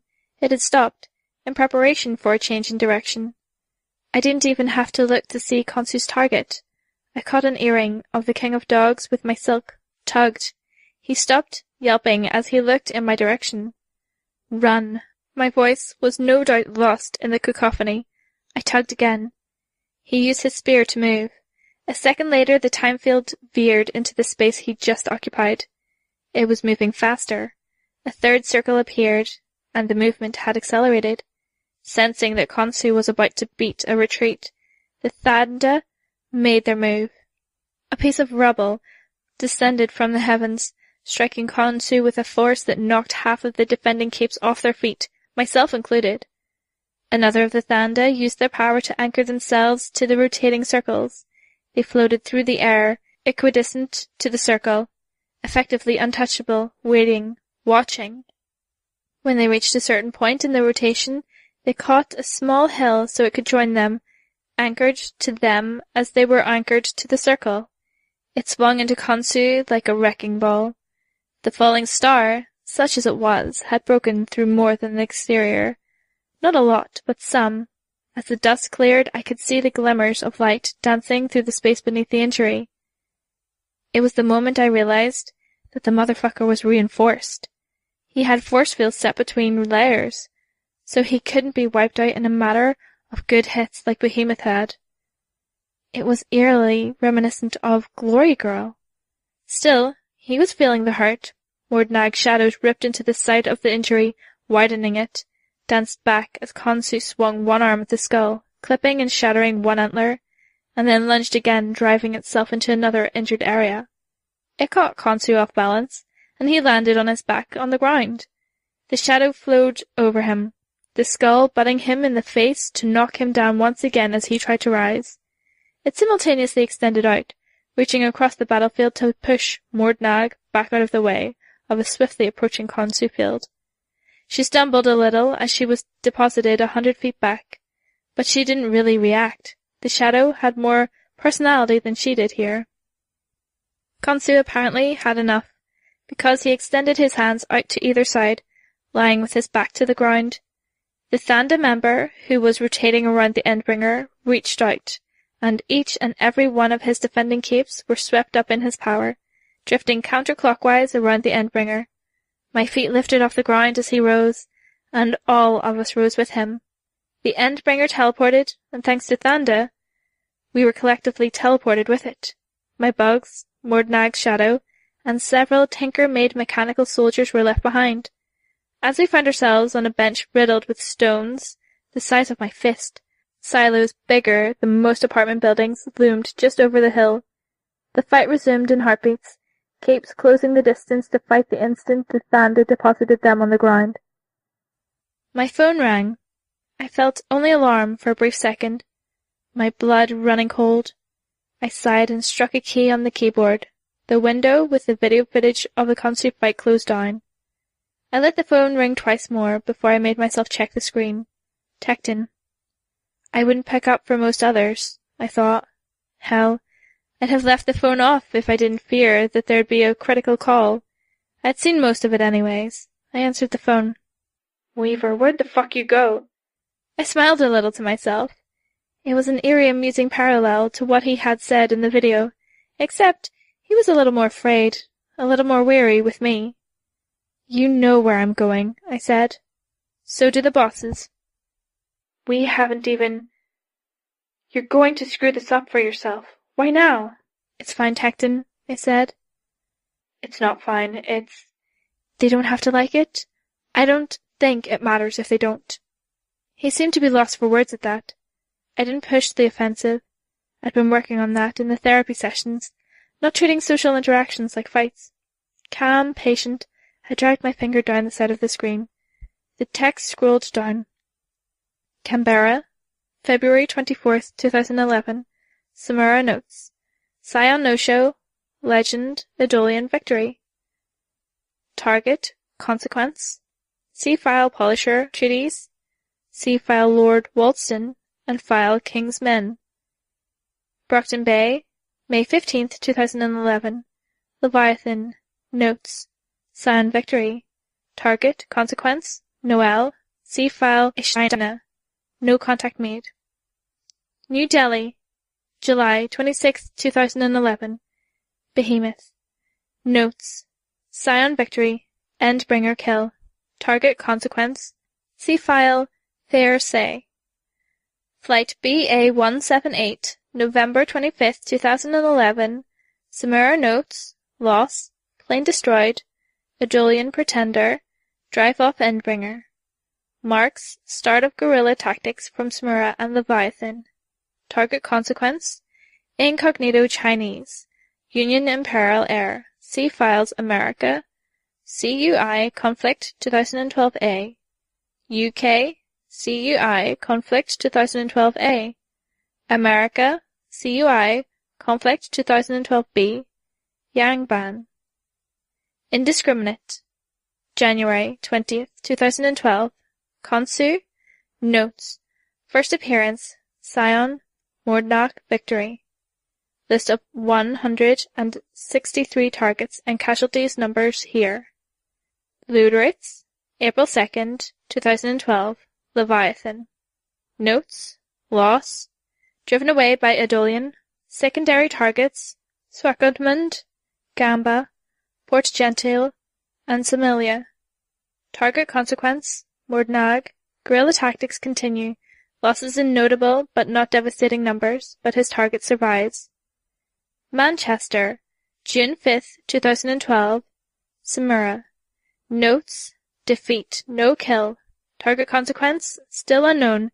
Tie to Lord Walston. Tecton interrupted my scrolling, finally speaking. I kind of hoped we'd gotten to the point where we were okay, that you'd trust me.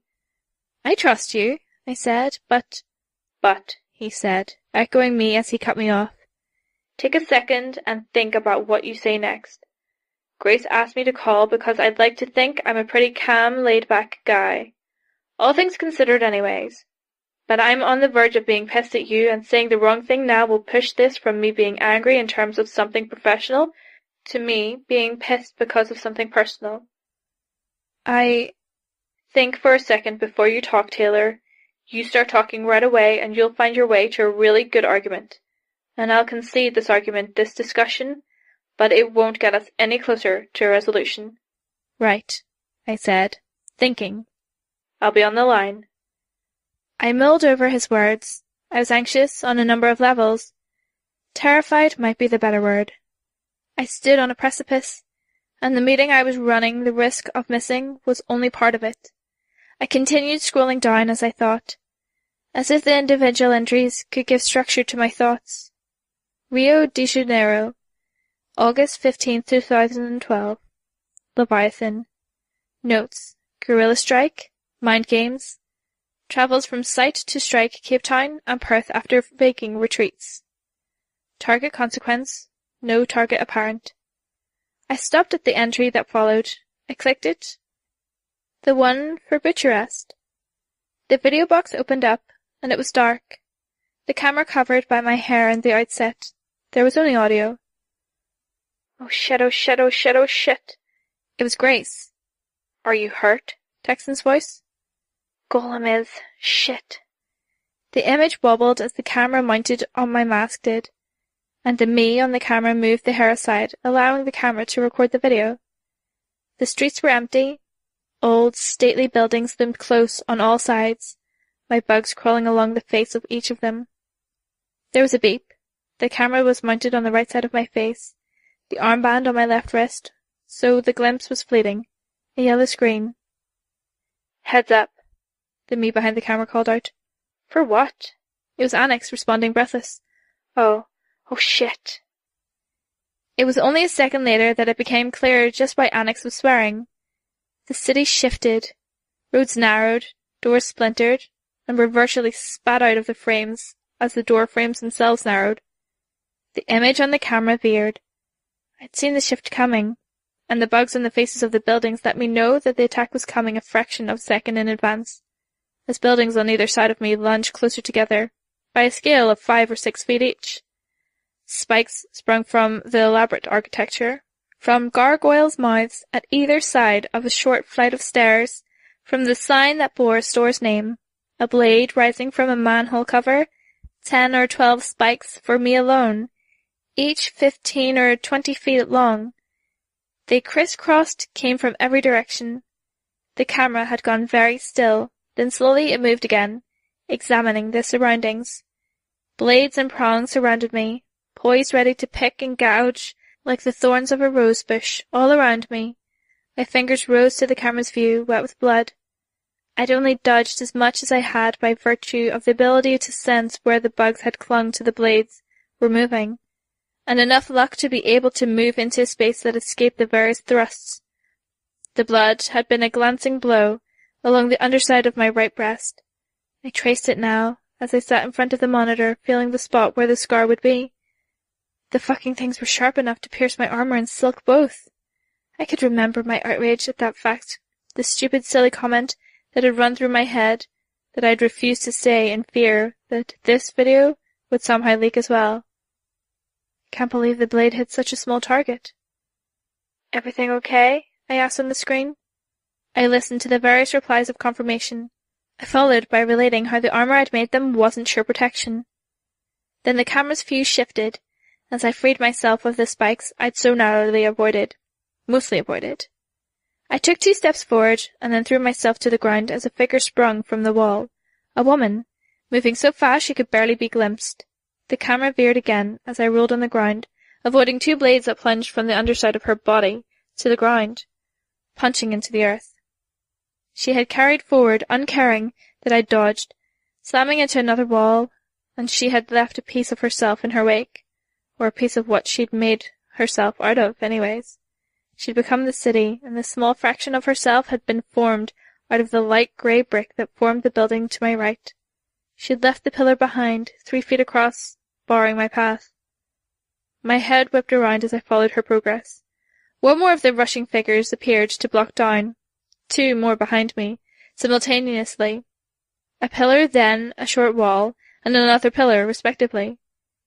"Heroes, be advised," Dragon's AI's voice came over the armband. "The Endbringer, Boyu, appears to follow a strict pattern.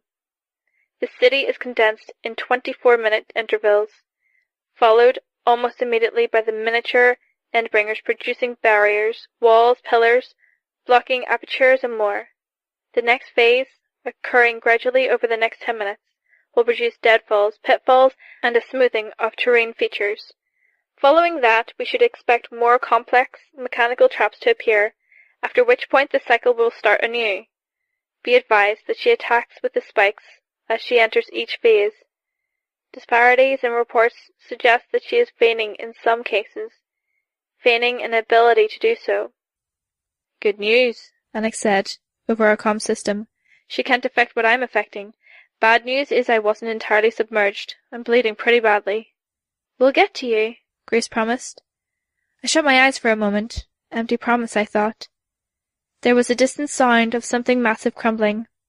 I now knew it was Tecton, tearing through the area. I'd be using bugs to direct him to trapped citizens. I was avoiding the terrain features. He was simply plowing his way through them, doing maximum damage. The image veered as I approached an archway the Endbringer had created. I paused before entering, circumventing it by going over, avoiding the traps I'd noted with my smallest bugs. I could see her, Boyu. She was a tower, spearing into the sky, gaunt and stretched thin to the point where her head was 5 times longer than it was wide. Her body widened as it reached towards the ground, reaching into it, extending roots and melding into the landscape. Her narrow eyes were like beacons cutting through a cloud cover that was virtually racing towards the horizon in the gale-force winds. Her hair in tendrils, as thick around as my arm, shifted only slightly, heavy as stone, despite everything. She dwarfed the other Endbringers in scale, 1,300 feet tall, and her body extended into the city. I couldn't even guess at the radius she controlled. Beside her was her sister, Tohu, who would have been almost imperceptible if it weren't for the glow around her. Tohu with 3 faces, Legend's white and blue mask, Idolian's glowing shroud, and Kazikli's beige red helmet, each twisted to be feminine, framed by the long hair that wove and wound together to form her body. It condensed into cords and ribbons, and the ribbons and cords, in each turn, condensed into her chest and lower body, 2 torsos made with overlapping versions of the hair stuff, small-breasted, with only 1 pair of legs at the lower half. The colours were extensions of the costume she was copying, predominantly white here, but with streaks of crimson, green, and sky blue highlighting the ridges and edges. Her 4 hands were long-fingered, claw-tipped extremities in shapes that served as mockeries of the people she was mimicking. 2 of Idolian's hands were blue-green glow. Around them were holding a force field up to protect her sister, while a white-gloved one focused on using Legend's lasers to target capes who thought flying up and out of the city was a good idea. Not that it was easy to fly in winds like this. Not the sorts of winds that an aerokinetic like Kazikli Bay could make. Capable of slicing someone with air compressed into razor-like ribbons, a hand in a red gauntlet was gesturing, directing the wind to blow down across and in crosswise currents that formed brief-lived whirlwinds. The me in the video made a small sound as she took the brunt of that cutting wind, hopping down from the arch, entering the city once more.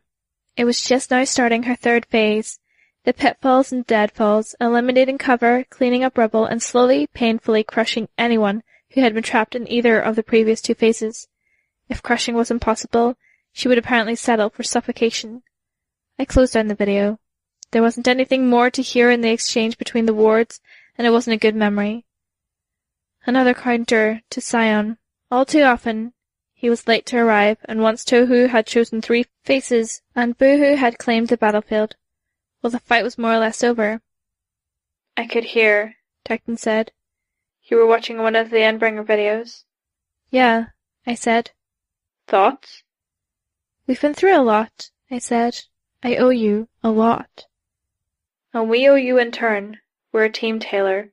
You have to recognize that. You know that. We've been together far, far longer than you were with the undersiders.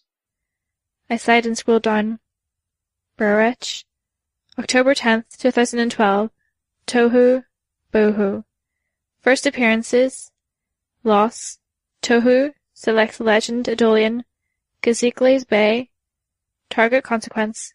See file. Gazikli Bay. Paris, December 19th, 2012. Samura. Notes. Victory by Sion. Target consequence. See file. The Woman in Blue. See file. United Capes. Indiscriminate. February 5th, 2013. Konsu. Notes. Victory by Adolian. The Guild. List of the 29 targets here. Los Angeles, May 17th, 2013. Tohu Boohoo. Notes. Victory by Adolian. The Guild. Tohu selects Alexandria. Versailles. Lung. Target consequence unknown. We'd participated in more than half of those fights. My eyes fell on the clock in the top right hand of the corner of the screen. 8:04 a.m. June 19th, 2013. Listen, Tecton said. I'm not demanding anything here. I just need a straight answer, so I know what to tell the others. If you say you're not going to be here, I'll understand. Except not really, but He trailed off. You'll accept it, I said. I'm going to lie and say yes, Tecton answered me. I looked at the list of recent Endbringer fights, flicking my finger on the screen's edge to scroll up, then down. I'll be there at 2, I told him. You will? He almost sounded surprised. We've been through too much, and you're right, I can't throw it all away. I'm glad. See you in a couple of hours, I said. See you, Taylor. Have a happy birthday. Thank you, I said, hanging up. 18, I thought. I stood and stretched, swaying a little as the craft changed course. A 2-fingered swipe on the screen showed the craft's course and our ETA. Another 2-fingered swipe returned me to my desktop.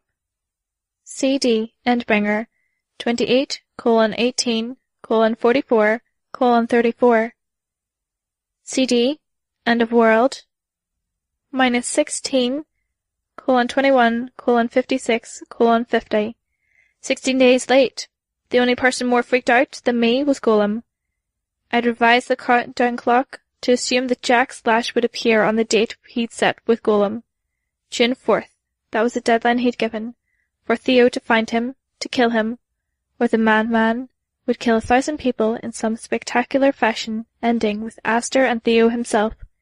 No appearance, no mass murders. June 12th was the date the Slaughterhouse-9 had left Brockton Bay. The day that was supposed to start the 2-year countdown.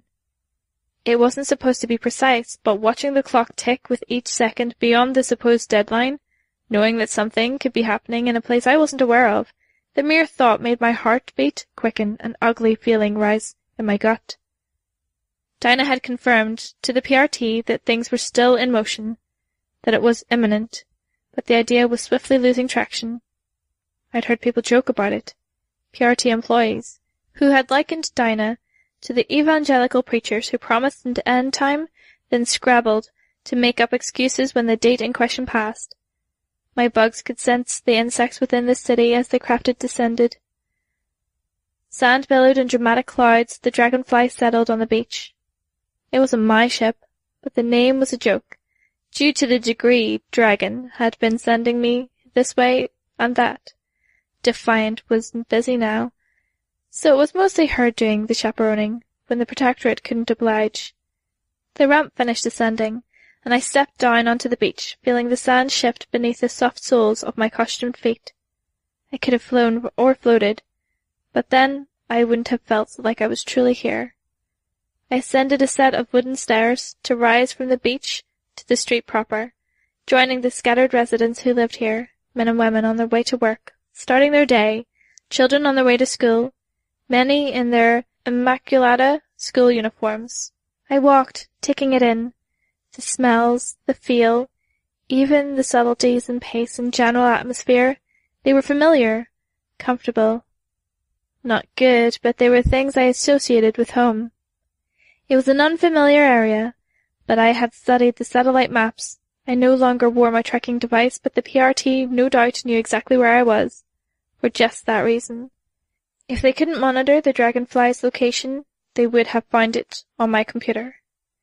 I could see additions in the distance, the white tower that speared into the sky, the blocky, windowless structure that contained the scar.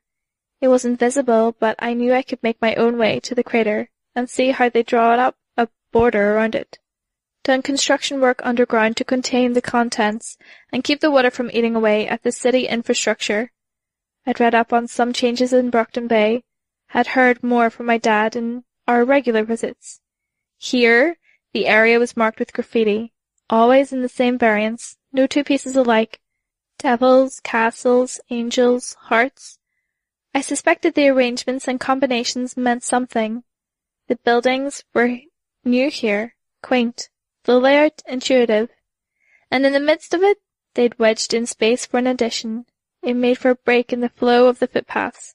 It forced an abrupt turn, a hesitation as you tried to work out the way to your destination. A cord had been drawn out of the city plans, and the undersiders had altered it to make room for this, for a marking. It fit somehow, the way it broke the rhythm, the way it didn't really jibe. The fact, I thought with a slight smile, that it irritated. Two masks resting against one another, one almost resting inside the other, one laughing, and the other not frowning, but the expression blank.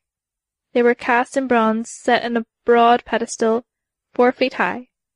I approached, my eyes falling on the objects that had been placed on the pedestal. Wedding rings, a weather-beaten gold that didn't match the bronze. 20, 30. I might have obtained an exact count, but I didn't want to dirty it with my bugs. I turned, looking around, and saw how the building surrounding the edifice was marked with graffiti, castles and landscapes with blue sky above. I thought I'd see you first, Regent, I said. A kind of apology for not coming sooner, for not being there at the funeral, if there was one. The empty eye-holes of the solemn mask stared out at me. I thought about a lot of things in the time I've been gone, framing stuff, stepping back to consider just how fucked up it was that I was spending time with you, condoning what you'd done. You took over small-time gang lords. I know. Took over Imp, even. So why did I let it happen?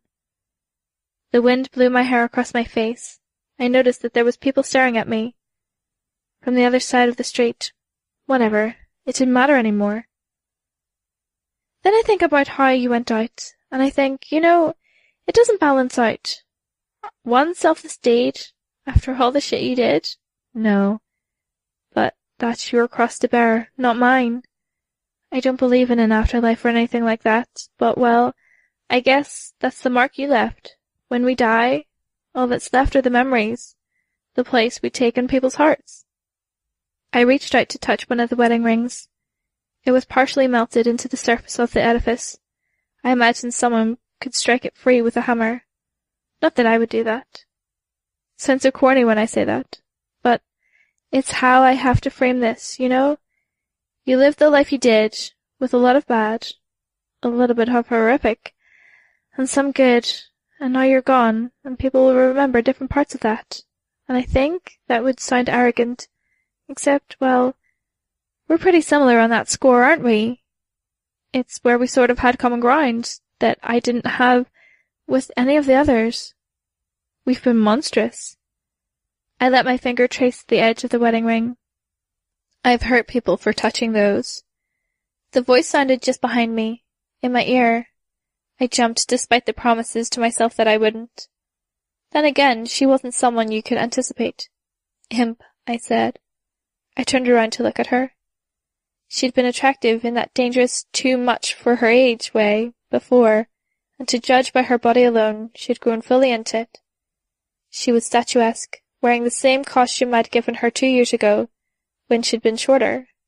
A quick glance suggested she'd cut off portions to adjust, wearing high boots and elbow-length gloves to cover the gap, and more a coil to cover the gaps in the shoulders and neck. It might have looked terrible, but it fit. Her mask was the same as it had been, grey, noseless, long, disappearing into the folds of the coil as the fabric sat around the lower half of her face, with only hints of teeth at the sides marking the mouth. The eyes were angled, with black lenses, curved horns arching over her straight black hair. Tattletales said you'd be back today. I figured she'd know, I said. Was it worth it? Leaving? I hesitated. Yes. I hesitated. I thought. I told the others. They're on their way. Okay, I answered. Fast response. No, too fast. I reached out with my bugs and sensed the crowd, the way they were standing. Here and there were people who shouldn't have been paying attention to the scene. A young girl inside one of the buildings with a graffiti mural of the exterior, holding a baby. A boy was standing a little too far away to see, but he didn't approach to get a better view. There were small handfuls of others. I looked at the rings of the memorial, heartbreakers. He collected them. I uncollected them. I'd heard he died. Imp nodded slowly. Said I would. I told you I'd kill his dad for him. An admission. I felt kind of disappointment mingled with relief. Not a setting of feelings I wanted to explore. I suspected the sense of relief would disappear under any kind of scrutiny. People keep prying them loose, but there's usually someone nearby to keep an eye out and get a photo or a description. I track them down and bring the rings back. Once every few months anyways. Kind of a pain. It's how he would want to be remembered, I think, I said. Yeah. No snark, no humour. I wondered how much of that had been reflection of her friendship and almost romance with Regent. And you recruited the kids, I said. I used my bugs to track the bystanders, my eyes to note more who fit the criteria. Boys and girls, some narrow in physique, most with black curls, others with that pretty set of features that had marked Regent and Cherish. Some were fit on all counts, others mingled two of the qualities and skipped a third. Heartbreaker's offspring, unmistakably. I recruited some. They needed a place to go, and it's kind of nice having them around, Imp said. They're good enough at fending for themselves, one or two. You get the feeling they're almost like him, in a good way. I'm glad, I replied. Glad on more counts than I'm willing to say. Then, as I realized that any number of those kids might have taken after their father in the Powers Department, I was struck by the thought that they might know that they might report that relief I was experiencing back to their de facto leader. If that was the case, they would also report the way I felt ill at ease, just a little creeped out as I eyed Imp's followers. Imp was eyeing me. I cocked my head a little, the best expression I could give without taking off my mask, hoping it conveyed curiosity. I like you better than her, Imp said. Like me better than who, I wondered. Than Lisa? Rachel? I didn't get a chance to ask. I was distracted as I sensed an approach and looked around. Bitch is here, Imp said, noting the turn of my head and the figure at the end of the street, ignoring traffic as her dogs made their way to us. Rachel, I thought. She's been going to the fights, helping out here when we send for her. I haven't been going to the fights, so I don't know how much you've seen her there. She's been checking in on me, wandering around here with her dogs and scaring the ever-loving shit out of people until I come out to say hi. Then she leaves for another few weeks. I've probably seen her the most. I've barely seen her at all, I said, even with the Endbringer attacks. The dogs weren't running, and it took me a moment to realize why. There was one dog that was larger than the rest, with half of a bison's skull strapped over the left side of its face, the horn arching out to one side. The armor and bones had been strapped on elsewhere. It didn't seem like something Rachel would have done, dressing up her dog. One of her underlings? It's Angelica, I realized. The dog lumbered forward, moving up a good clip, but certainly not the speed the dogs were capable of when they went all out. Rachel was controlling the speed of the other dogs to allow the wounded animal to keep up. She was riding Bastard, I recognized. It was different from the others, symmetrical, the alterations flowing into each other better. 2 other dogs accompanied her. Bentley wasn't among them. The onlooking crowd, imps, underlings, included, sort of hurried on their way as the dogs approached Regent's Monument. Rachel hopped down as they reached our side of the street. Rachel was taller, I noted, browned by the sun. The jacket I'd given her tied around her waist. A t-shirt and jeans, with calloused feet instead of shoes or boots. Her auburn hair, it seemed, hadn't been cut in the 2 years since I'd seen her. Here and there, hair twisted up and out of the veritable mane of hair. No doubt, where tangled bits had been cut away. Only a sliver of her face and one eye were really visible through the hair. A heavy brow, an eye that seemed lighter in contrast to the darkened skin. And damn, I thought she'd put on muscle. I'd gained some, working out every day, but even with her frame and her natural inclination towards fitness, I suspected she must have been working hard all day, every day. Maybe not quite what a man might have accomplished, but close. Rachel, I said. I was overly conscious of how we'd parted, of the way I'd left the group, and the awkward conversation during the New Delhi fight. Listen. She wrapped me in a hug, her arms folding around me. I was so caught off guard that I didn't know how to respond. I put my arms around her in return.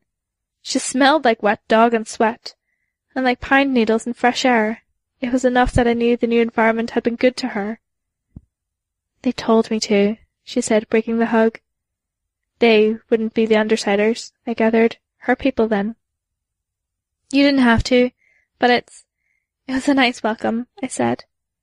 I didn't know what to say, so they told me to just do.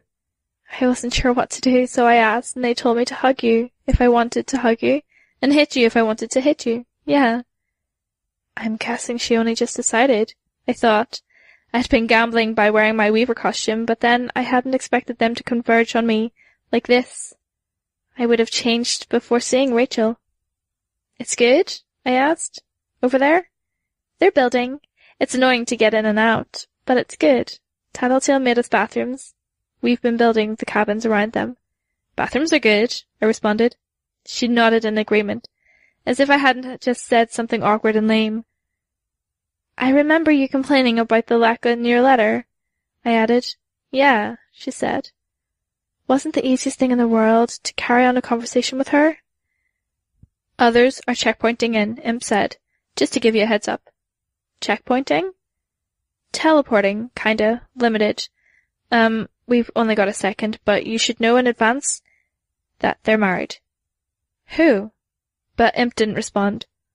Foyle and Perrine appeared in a nearby building, the same building the girl with the baby was watching from. 2 others had arrived with them. Them? I wondered, mildly surprised. Then again, it made sense.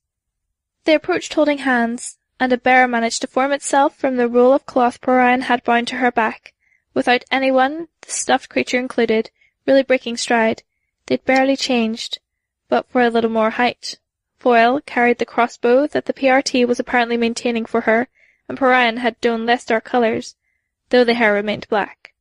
The 2 capes with them each wore red gloves, as part of their costume. I knew who they were from the stuff on their forearms. The red hands. The alliance had gone through, apparently. So, you draw me over to the dark side, and then you flip, Perrine commented. I hope it's working out, I said. She shrugged. It isn't not working out. We're fine, Quayle said. I suppose I should thank you. If you hadn't left, I don't think I could have come.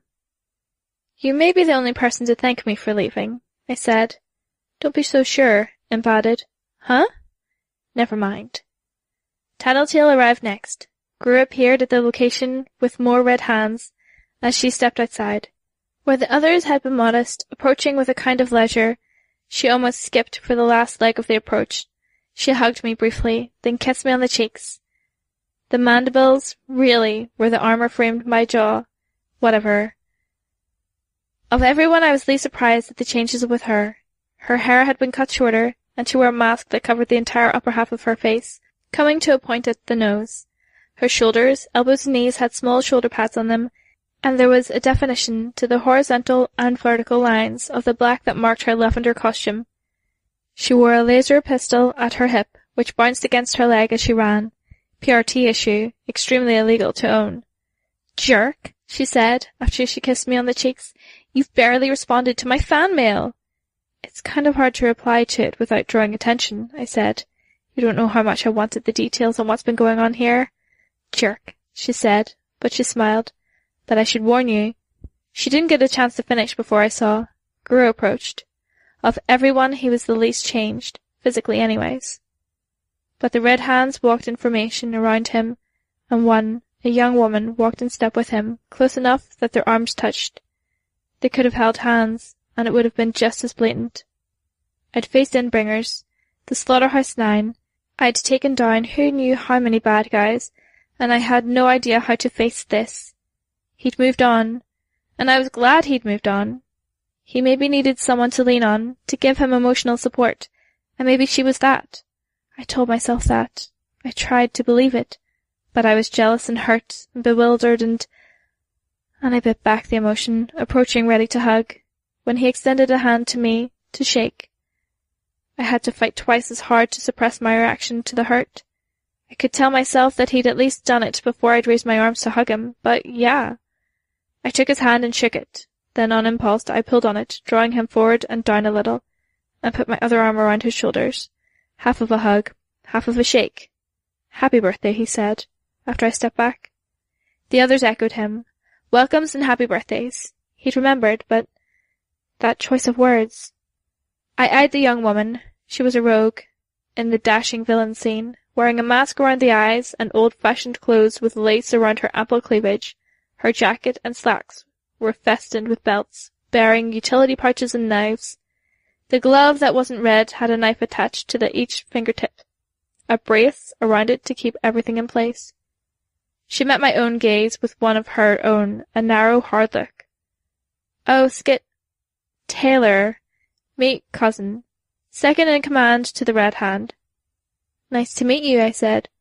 "They don't really match." "Pleasure's mine," she said. "I'm meeting a legend, after all." Awkwardness followed, and in the midst of that, Imp's statements finally caught up with me.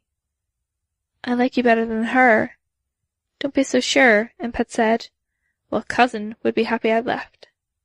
Then, with a realization like a dash of cold water to the face, I remembered. They're married. "Taylor," Tattletale said, rescuing me before I could say something dumb. She hooked her arm around mine and led me around and away. Much to talk about. "The end of the world," I said. "Endbringers, finding Jack. Or the designer." Safe topics. Somehow more reassuring than this. "I don't know," she said. "Everyone's playing it safe. Keeping things quiet." "What do we do?" "What's the plan?" she asked. "When you came?" "I've got 6 hours before I need to be in New York. They're swearing me into the Protectorate." "Congratulations," Gru said. He sounded genuine. "I should be saying that to you," I said, glancing at him and cousin. "Oh, thank you," he answered, in his characteristic eerie voice. I couldn't read his tone and felt a little grateful that at least one of us was spared sounding awkward. 6 hours, Tattletale said. Another rescue. I was going to visit everyone in turn to catch up, visit my mom, then see my dad. "Well, we're all here. We can go somewhere together," Tattletale said. "There's stories to tell, I'm sure." "I'm sure," I said. I almost wished my original plan had gone ahead, that I could have a really short visit with Gru, a longer visit with Rachel and her dogs, and a long discussion with Tattletale about what's going on, before I headed off to see my mum's grave and my dad. "Come on, we'll walk, see the sights," Tattletale said. "Figure out what to do for breakfast or brunch." "Okay," I said, glancing at the others. Would they be down, or would they back out? Parian and Foyle weren't close to me, but they were sticking around. Cousin wasn't making an excuse and leaving, and neither was Gru. I could see him exchanging murmured words with her. I must have looked a little too long at him because Imp fell and stepped beside me. I glanced at her. "I was just fucking with you," she whispered. "I thought you probably deserved it." My stomach did a flip-flop at that. Anger, relief, bewilderment, more anger, still more anger. Man, the way your bugs reacted, hilarious. You act like you're all stoic, but then I just have to look over there, and I see bees and butterflies circling around like eagles ready to dive for the kill. I opened my mouth to say something, but she cut me off. She is pregnant, Imp said. My mouth shut. Kidding. This is fun. Come on, butterflies. I see you over there. To your worst. You know you want to kill me. I considered jabbing her with my taser, and the thought was vivid enough that I imagined it buzzing at my hip. Except it wasn't my taser, it was my phone. As it had so often in the past month, I felt my heart leap into my throat. That pang of alarm, a very different kind of alarm than Imp had been provoking from me. More real, more stark. I drew my phone from my belt, then stared down at the text that was displayed. A message from Defiant. Endbringer? Rachel asked. Something my body language must have tipped her off. I shook my head, but I said, yes. Sort of. Sort of? An Endbringer with a lowercase e, I said. It looks like Jack may have made his challenge to Theo. It's starting. July 8th, 2011. The reality is clear. The repercussions of what happened today will change the relationship between hero, villain, and civilian. It remains up to them to decide whether it be a change for the better or a change for the worse. Pretentious, isn't he? Jack asked. He was naked, covering himself with both hands, sitting on a metal bench with more brushed stainless steel behind him. With the angle of the device, he faced the ceiling. Likes to hear himself talk, Bonesaw replied, agreeing. Which do you think it'll be? Change for the better or change for the worse? Jack only smiled, his eyes crinkling a bit at the edges. He was getting older. It was reassuring and spooky at the same time. He's the daddy of the group, and I'm the kid, and he's getting older, which makes him more daddy-like. But it meant he moved slower and got tired more easily. It was only a matter of time before he made a mistake, lost a fight. It's a given? She asked. She pressed the button, and the lights started to flicker again. I think so, Jack commented, but I almost hope things do turn out well. The flickering steadily increased. The progression had to be slow, or they could set off a cascade cycle and overwhelm the power cell they had liberated from Toybox. If that happened, then the shell that was keeping this reality together would break. The holding grid for the pocket dimension substrata would become fluid and leak out into other hardened realities. They would likely be crushed by the air, pulped as gravity twisted into eddies, and condensed points of hyperconcentration. Which would be funny, really. A reckless, violent, unpredictable death would be awfully ironic, really. An artful death almost in an anticlimactic way. It would be better if there was an audience, if anyone could even know and tell the story. But art wasn't art without an audience. Makes for a greater fall? She asked. Exactly, Jack replied. He had to raise his voice to be heard over the whine of the generator. I guess we find out soon. She laughed in response, giddy with the idea, with possibilities, ideas. Then she pulled the switch. In a heartbeat, Jack was frozen in stasis, contained. She walked over to the computer. Flowers, rainbows, and gray-green smiley faces with the eyes crossed out and death bounced around the screen. She moved the mouse to end the screensaver, giggles still periodically finding their way out of her mouth. She set the timer, the alarm clock, for the stasis to end. The giggles trailed off. Silence. The lights slowly flickered back to life, and Bonesaw found herself standing in front of the keyboard. The smile fell from her face.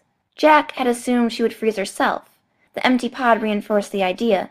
Except, she was telling herself she had to be there to wake them up, and that wasn't wholly true. It was smart, but it wasn't true.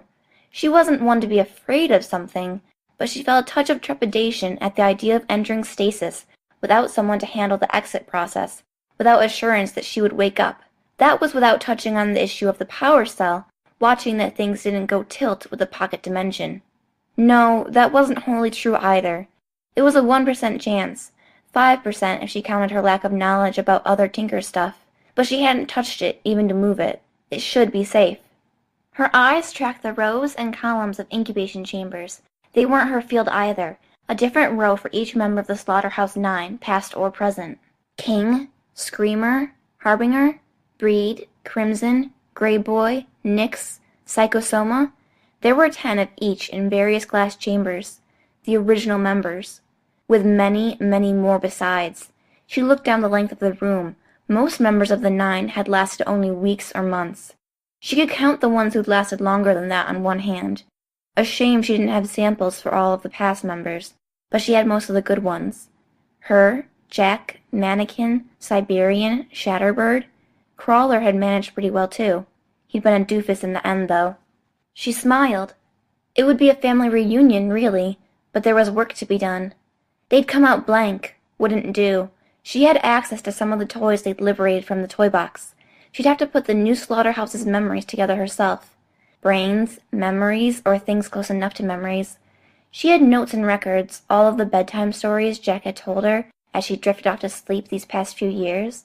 There was information saved on the computer. She could hodgepodge it together. This would be real art. How well could she rebuild them? Cranial had been selling memories on the black market, selling skills. She'd kept bad memories, too. Took them from people, even gave them to some people. Silly, really. A lot of them had wanted trigger events, except the trigger events didn't work like that. This computer was only an access point. The other computers took up vast amounts of space, out of sight, out of mind. If something failed, she'd have to go fix it. But she would spend most of her time here, surrounded by her family, some she'd never met. Mannequin had lost his wife and children in a Simurg attack. How to approach it? A Thiel here, with a woman who'd lost her spouse and children in a car accident she'd driven. Close enough. She could leave gaps and it would fill in all on its own. Build it all on a foundation of an academic background, a doctor with competence to spare, an architect in the same vein, a celebrity singer who'd come in wanting inspiration at the press of a button. Run everything in parallel with the ideas of the former two and the experience of the other. But that wasn't enough. He'd been driven, haunted. How was she supposed to put it all together?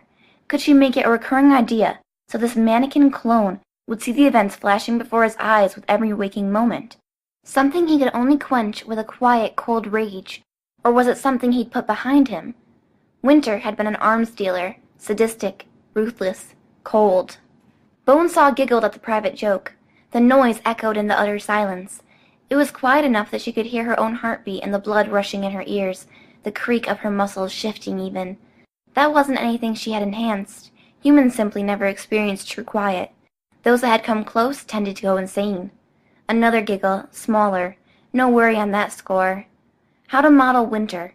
She wasn't truly a person who created or manipulated cold. It was a different power. A dampening power, causing objects and people to lose inertia. The ambient effect was one of altered physics. The effect on people was one of will. The woman had gained power, money, and more, and she'd found she liked tormenting people as much as anything else. She'd turned to the slave trade, then crossed paths with the 9. How to make the Winters with the material she had. A child that had a gun in her hand before she could read. Someone who had found the drive necessary to rise above her roots, meeting all expectations. She'd taught herself numbers and business. She'd ruthlessly eliminated competition, and then when she had everything she wanted, she had stagnated, rotted like an overripe fruit. Searches for keywords in Cranial's notes failed to turn up any of the necessary elements. "Hey, Blasto buddy," she said, and her voice sounded artificially chirpy even to her. She looked at her minion, who stood at the other end of the desk, staring off into space, his entire body rigid. A tear was running down his cheek. Would have to cauterize his tear ducts, maybe. "Speak," she ordered. She tapped a key to open a menu, then released the lock on his lung control and breathing. "Try now." He rasped. Ugh. Would have to exercise his vocal cords, or he might lose the ability to speak. "It's too quiet. Let's see. Do you know the theme song to Lovebug?" Ugh. Fuck. She hit the key to lock him down, feeling irritated. "Swearing is so crass. Okay, guess you don't know them. Let's see. I've got something in my backpack." It took only moments to rig. Her spider boxes ran on interconnected lumps of gray matter, basic impulses, motor control, and storage, with some computer chips to handle functions that were more trouble than they were worth to implement. One of those chips managed rote movements. She removed a defunct spider box from the backpack she was keeping beneath her desk and attached it to Blasto's spine between his shoulder blades. Overriding motor control, rote movement operation, hook it to the lungs and mouth, tongue, jaw. Her hands were crimson halfway up to the elbow by the time she was done setting it all up. She handed the task over to a spider box to handle stitches and cauterizing the bleeds. A quickie job. Would be better with a real eyeball, but she'd settle for a camera. She set a video to play. Furry cartoon bugs with hearts, peace symbols, and other icons on their backs began to dance with cartoon children. Love bug, love hug, A, B, C, D. There they are, coming to say hi. Love bugs are here, no need to cry. When you're feeling lonely, when you're alone, who can you count on to be in the zone? Get a love bug, love hug. Bonesaw sang along, pulling up a chair. She used a pencil to press the buttons on the keyboard so she didn't get it mucky. Few things were quite as fun as letting the blood dry and then peeling it all off in one congealed strip. Behind her, Blasto watched the video. She set it to repeat, and the bug box kicked in the second time around. Blasto's reedy voice sang along. It was so pathetic and mournful that she laughed aloud. Better give him some exercise, too. By the time the fourth repeat had finished, he was all set up. He started dancing along with the fifth, mimicking characters on the screen. Each repeat would be a little more precise as the camera captured the necessary elements. There, something to occupy herself with for the next year and a half. September 28th, 2011. I'm gonna take over the world. Wonderful, Bonesaw commented, feigning a cultured voice. More tea? Tea, yes. Obey, serve me, give me tea. Bonesaw dutifully poured a beakerful of hot water into the cup, then set a spoon by the saucer. No milk? You're sure? Milk is for weaklings and children. I'll drink it black, Damsel said. We are children, damsel. A biologically 7-year-old damsel of distress glared across the table at Bonesaw as she took a sip, then had to momentarily steel herself to keep from making a face. Her face was gaunt, but that was her natural appearance. Her pale blue eyes deep set, platinum blonde hair simultaneously fine and thick, matted together. The chemical stew the clones were growing in didn't make for typical-looking hair growth. I could end you for that insult. Yes, Bonesaw said, but then you wouldn't have anybody to pour you tea. This tea is too hot anyways. I'll strive to do better, Bonesaw said. World domination, Sounds like a bother. It's my natural place. Maybe, Bonesaw said. Well, I don't envy you. You'll need to hurry, too. World's going to end soon, I think. I'll rule the ashes. I see. That's even harder, isn't it? If there's no way to communicate, then how do you manage it all? There won't be phones or internet after everything else is gone. Damsel's forehead furrowed in concern. I'll delegate. Can you trust the people you delegate to? No, I trust nobody. Well, Bonesaw said, pausing as she took a sip of tea, that's a problem. Yes, Damsel agreed. She swayed in her seat for a moment, then gripped the table with foot-long clawed fingers to steady herself.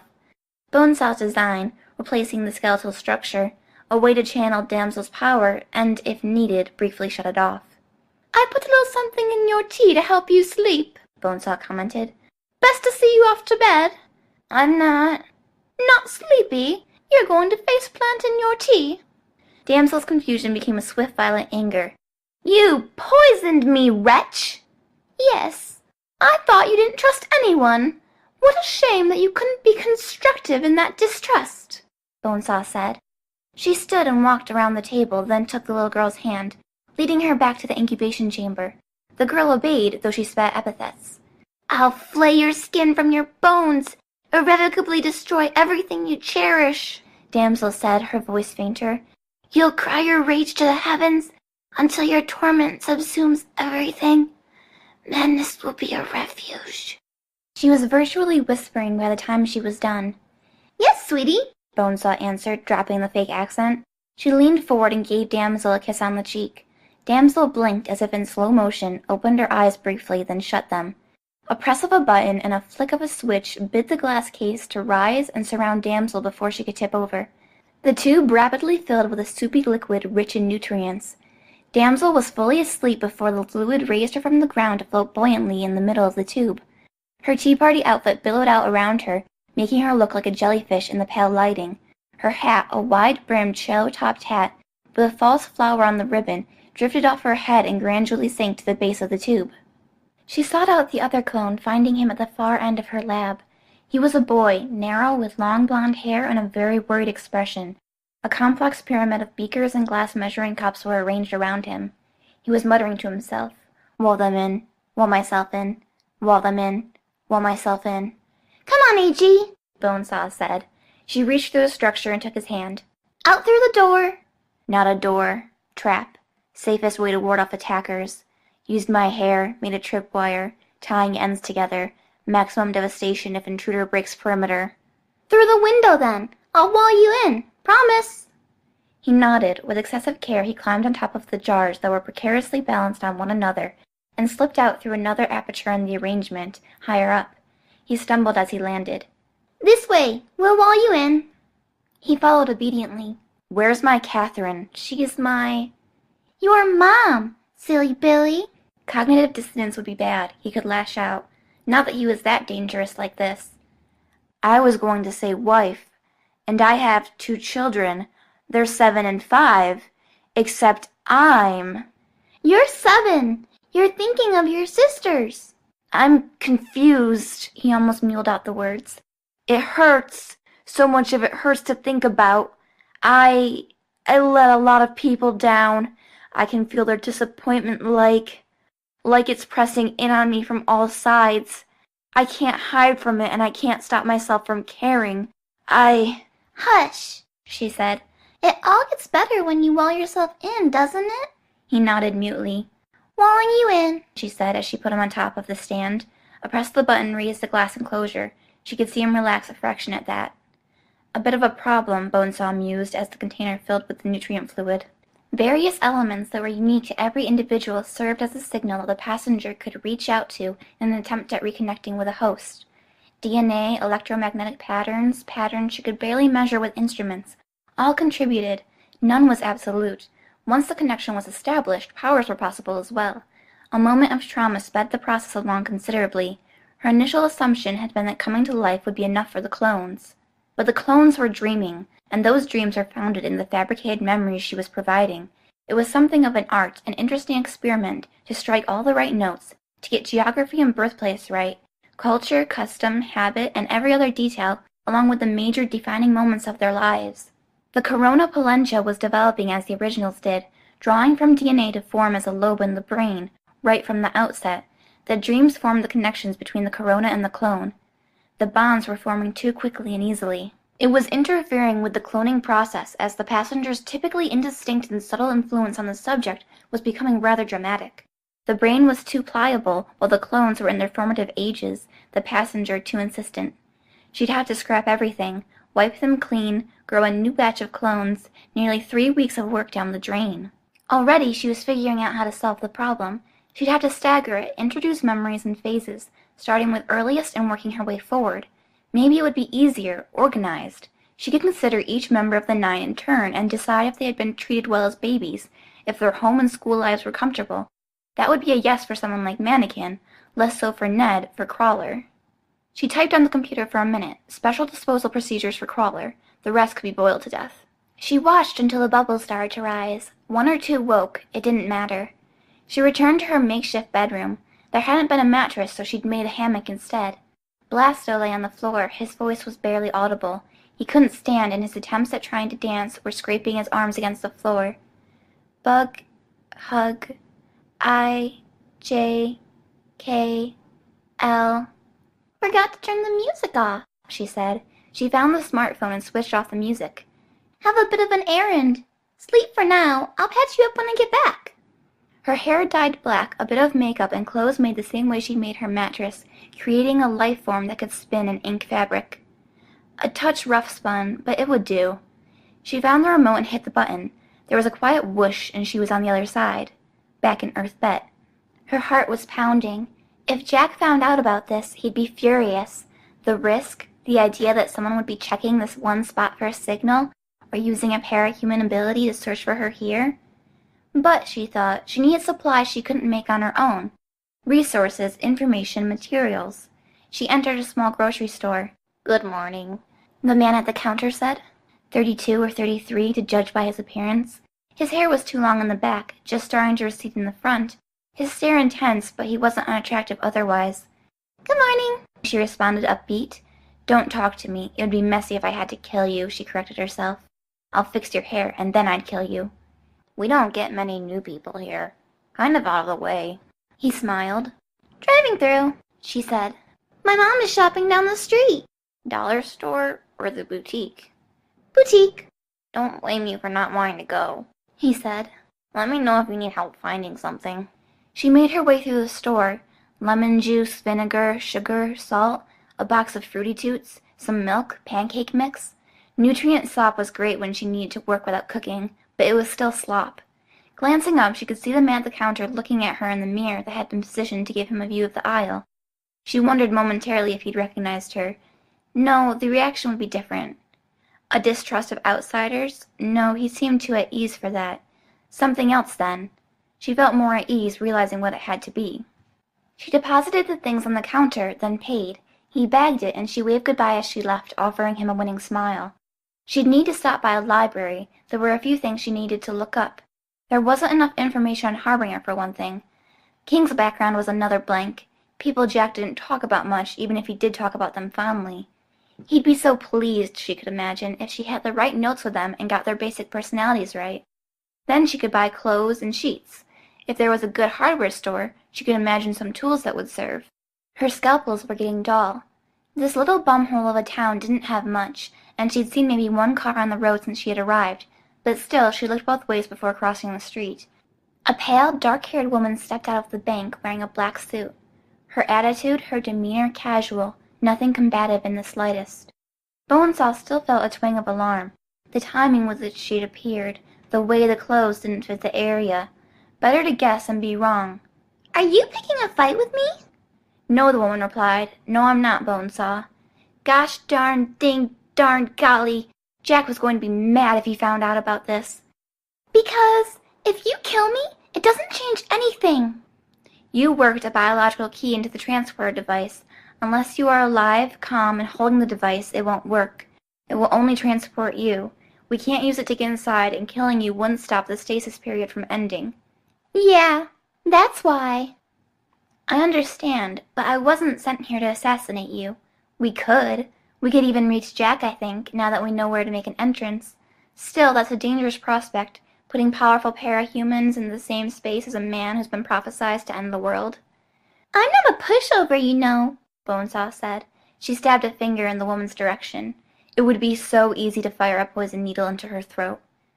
I only want to talk. I'll ask a favor, then leave you alone, the woman said. You don't know how the Slaughterhouse 9 work, do you? We don't do favors. You'll do this one. The Slaughterhouse 9 you're mass-producing, you're going to install a control switch. You'll give that switch to me. Not soon, but later. Later than you think. Bonesaw laughed high and shrill. Then she laughed some more. The woman only waited patiently. Silly, you couldn't be more wrong, Bonesaw said. Betray Jack? Betray the others? You will. Bonesaw laughed again, not for quite so long. Through the giggles she said, If you're going to try and mind control me, I can tell you've got another thing coming. I've got safeguards. You'll only activate my berserker mode. No mind control. There's a great deal at work here, and this is the best way to go about it, even with the blind spot looming. That's the best argument you can give me? No, I can tell you 2 things. Bonesaw raised her eyebrows, smiling. 2 things? Breadth and depth. I don't get it. Those are the things? No, there's another. Each of these things is a sentence, an idea. The second sentence is simple. Say goodbye. Bonesaw bristled. Mechanical traps, spring-loaded needles, and venom-venting systems ready throughout her body. She let the bags drop to the ground. The woman didn't attack. Instead, she turned to leave. An empty threat? She debated firing her hollow needles at the woman's back. But if she missed, she'd be largely unarmed. She'd have to get even closer to use a venom spray or poison spit, or her telescoping humerus with flesh-dissolving acid capsules beneath her fingernails. The woman entered the bank, and Bonesaw hurried across the street to follow, but her quarry was gone. January 20th, 2005. Riley panted for breath. Her body wasn't listening now. She reached her mommy's room, then collapsed on the floor, head turned towards the foot of the bed. The carpet was stained with blood. On it, just beside the bed, her mother lay face down, head turned to one side just like Riley's was. She was covered in stitches. There wasn't a place where Riley could have reached out and placed a hand down flat without touching one of the marks. An entire row had been cut open, the stitches severed from temple down the side of her throat, along the side of her body to her pelvis. Too much blood loss. Her mind leaped into action, reaching for knowledge she hadn't had earlier in the night, knowledge of how to fix people. She took in details, grasped everything from the amount of blood her mommy had to heart rate and the amount of air she was breathing, just from the clues in how fast the blood flowed and the color of the skin. She knew the order she'd have to fix things. Ideas fired through her mind, telling her how to close the wounds, to draw the blood out of the carpet and clean it, or even making something that would do the same thing blood did, out of water and some junk from the kitchen, all with the exact right amount of electricity to fill the veins and carry a low amount of air throughout the body, starving off the shutdown of her brain long enough for Riley to figure out something else. But she was too tired. "Hurry." Mr. Jack's voice was almost gentle. "You have time. You can fix her, can't you?" She could. Maybe she even had the strength to do it, to get downstairs and climb up onto the kitchen counter, to get the things that she needed out of the cabinets and get back up here. She'd cut the lamp cord and use the frayed end with a lot of salt to get the right frequency. But she was too tired. The moment she was done saving her mommy, she'd have to run to the bathroom and save Daddy. Then she'd have to run downstairs and save Drew. After that, she'd have to save Muffles and hurry back to Mommy. In each room, one or two scary people waited for her, waited and watched while she worked, then undid her work or came up with worse things to do. She knew because she'd been doing this for hours. "Come on," Mr. Jack whispered. "You can do it. Don't you love your mommy?" She stared across the room at her mommy. They were lying with their heads pointed in different direction, so her mommy's face was upside down, almost covered, with as many stitches as skin. She'd done a bad job, she knew. She couldn't even cut a straight line with the scissors in school. How was she supposed to do this? Mommy mouthed some words, but the stitches pulled her lips in funny directions. She thought maybe she knew what Mommy was saying. "No," she told Mr. Jack. "No?" "I don't love her," she answered. She blinked slow, so she wouldn't have to look her mommy in the eyes, and tears were squeezed out. "All righty," Mr. Jack said. "Say goodbye, then." "Say goodbye." "Goodbye, Mommy," Riley said obediently. Silent, her mom mouthed a reply. It took a long time. A long, long time watching the blood volume tick down, seeing how the breathing rate changed and the heartbeat slowed. Knowing how the brain would be affected, knowing what the organs were doing and the order they were shutting down. At some point, it ceased to be Mommy, became something else. A moment when her mommy became only a dying thing, a machine of flesh and blood that was winding down. It was easier. Didn't make her chest hurt as much. Lips that had been fixed up with imperfect stitches mouthed one final sentence. "There we go," Mr. Jack whispered. "There. That's it." For a little while longer, the three of them rested on the floor of that room. Mr. Jack, Riley, and her mommy. Others appeared in the doorway, casting the room in shadow. "She done?" "She's done," Mr. Jack said, standing. He stretched. "As for what we do with her, we—" He broke off as the clown in the hallway laughed, an eerie offbeat sound that seemed to be missing something most laughs had. It seemed to take Jack a moment to gather why the clown had laughed. When he looked down, Riley was looking up at him, smiling. It was a forced expression. "What's this?" Jack asked. He smiled back. "Something funny?" "No, I wanted to smile." "Well," he said. "Me too. Let's smile together."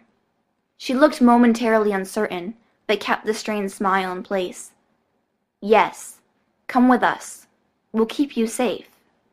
She didn't want to. She wanted nothing less. But she had nowhere else to go. "Yes, please," she said. That sounds nice." Her mother's final words rang through Riley's head, the last words she said before she had become a machine that stopped working. "Be a good girl." She'd be good. She'd be polite and cheerful, and she'd do her chores, and she would mind her manners, and she'd eat all of her dinner, and she'd keep her hair nice, and she wouldn't swear, and... November 15th, 2011.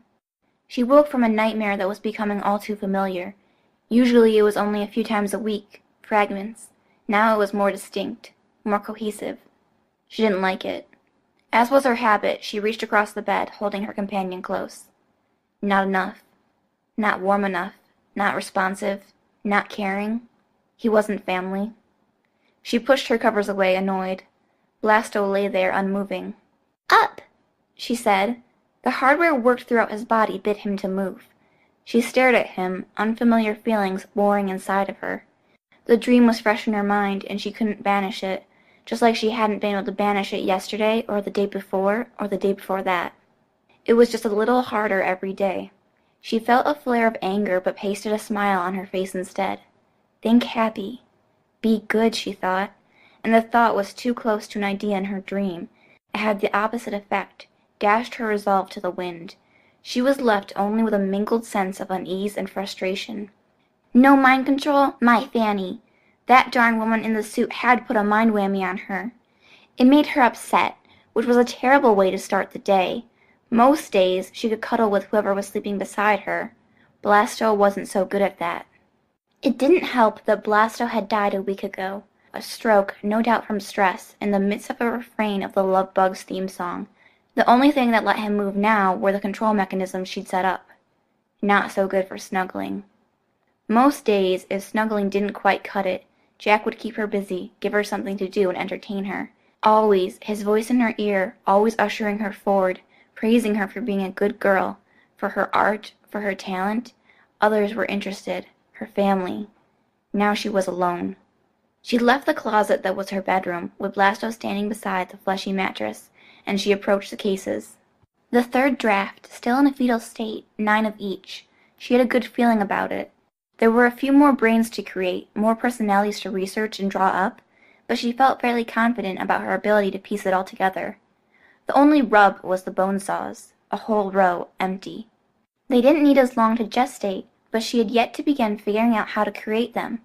She could have scanned her own brain and copied over the results, but the setup was awkward to manage, best done with a sleeping subject. She could have set Blasto up to manage it, but that was tricky in its own way. She wasn't used to feeling a lack of confidence. The thing about art was that one could create anything, could incorporate mistakes, but art needed an audience and she had none here. She'd set herself the task of having everything ready for when Jack and the others woke up, and now she felt she was unraveling, coming apart in the quiet and the solitude. She stared at the seeds of the bone saws that hadn't grown and wondered if she really could look long enough to see the real her, to fabricate anything like herself. Her test runs with the others had all worked. They were close enough to feel familiar, even if little details were off. Their personalities, their approaches, all would be close enough. Here and there she'd fixed things, corrected the most detrimental personality traits that had been turned against them and allowed them to be captured or killed. Sighing, she turned away. She took the time to dress in the clothes she'd bought, and then used the remote to teleport to Earth's bed. "Our regular is back," the man at the counter said. "You get out a lot with that homeschooling." "Yeah," she said. She folded her hands on the edge of the counter and rested her chin on them. "Your haircut looks good, Eli." "Thank you," he said. He looked genuinely embarrassed. She smiled a little at that. "See any good movies lately?" she asked. "You like horror movies, right?" "Mm-hmm." "The Darkness. You'd like it. It comes from a good pedigree. It's about a mafia." A woman entered the store, and Eli jumped as though he'd been caught doing something wrong. Can I put up a sign in the window?" the woman asked. "I'd have to see it first," Eli responded. "Might have to ask my dad. He owns the store, even if I run it. If there's any question, it'd be his call. He gets back this Monday." The woman's face was grave as she handed over the paper. Eli took the time to read it. "I think everyone in town knows about this, Miss Hempston." "Can I put it up anyways? If someone passes through and sees it?" Eli shifted, uncomfortable. "I don't see any reason you couldn't. My dad wouldn't say no." Without responding, Miss Hempston set about taping it to a spot at eye level on the back of the glass door. She glanced at Bonesaw. "You shouldn't be here without a guardian. Go home." "Yes, ma'am," Bonesaw replied, smiling. And then the woman was gone. Bonesaw opened the door and held it open so she could see the sign. A missing person sign with a picture of a girl. She let the door swing closed. Eli hesitated. "Riley, I was thinking, if you wanted to come over and watch that movie." "No." No, why? You know why, she said. She walked down the aisle to grab some snacks. Gummy candies, more fruity toots, some more milk. I wouldn't. You know why. He'd be a gentleman, I'm sure, she replied. The funny thing was, she was sure. She knew her monsters. He struggled to recover. You're talking about the homeschooling. Strict parents? It was feeble. She knew it was feeble. Exactly, she responded, setting the stuff on the counter. Sorry.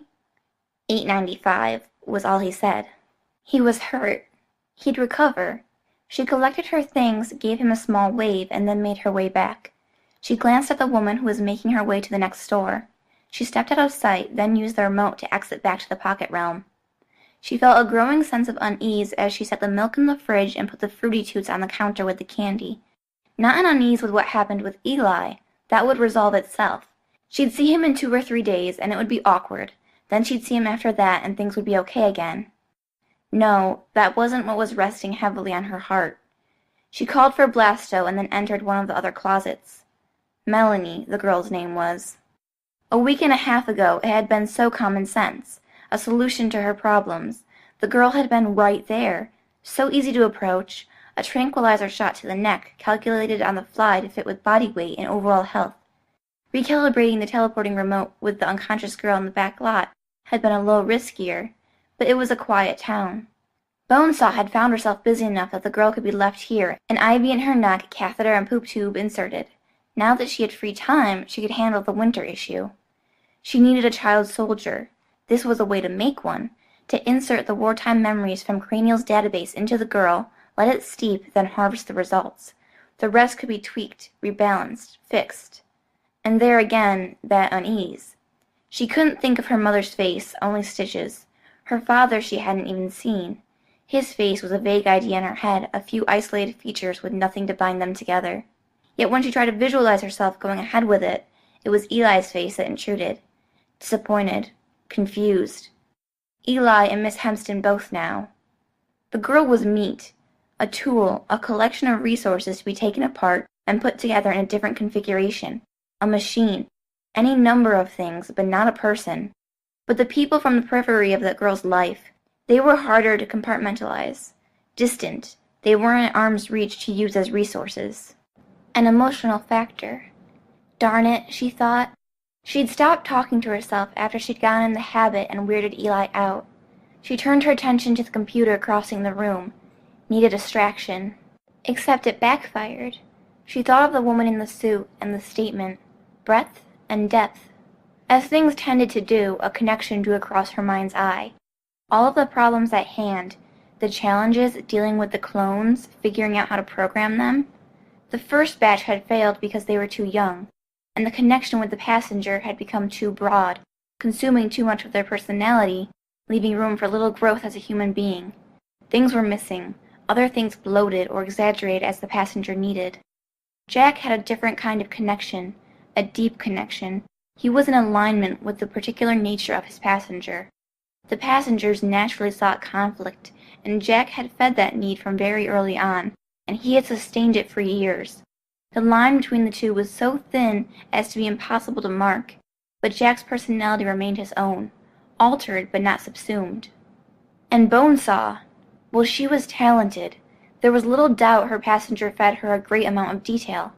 But what kind of connection was it? Darn mind whammies! Darn it, drat, gosh, golly, fuck!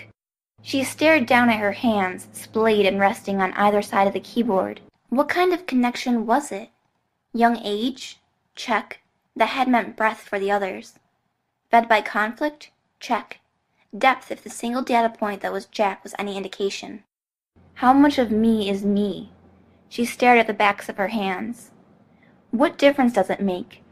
It wasn't a rhetorical question. There was a difference. It did matter in the grand scheme of things. She just wasn't sure what the difference was and how it mattered. She hadn't had to make many of her own decisions before. Or, it was better to say, she hadn't had to make important ones. There was a security in being with Jack, because it meant she didn't have to face this sort of thing. One comment, and the question was decided. She turned to look at Melanie. The girl was her age. Odd to think about.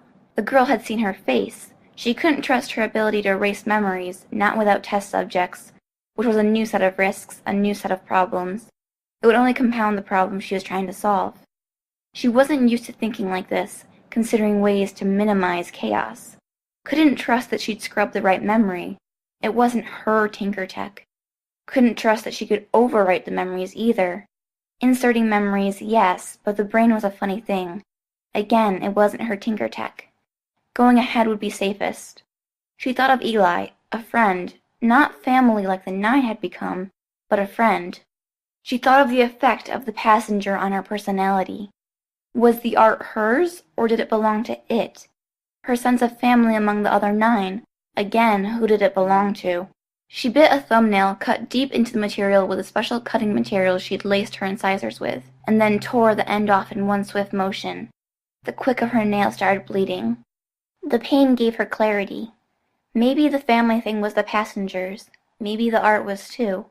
But Eli, it wasn't perfect. It wasn't normal.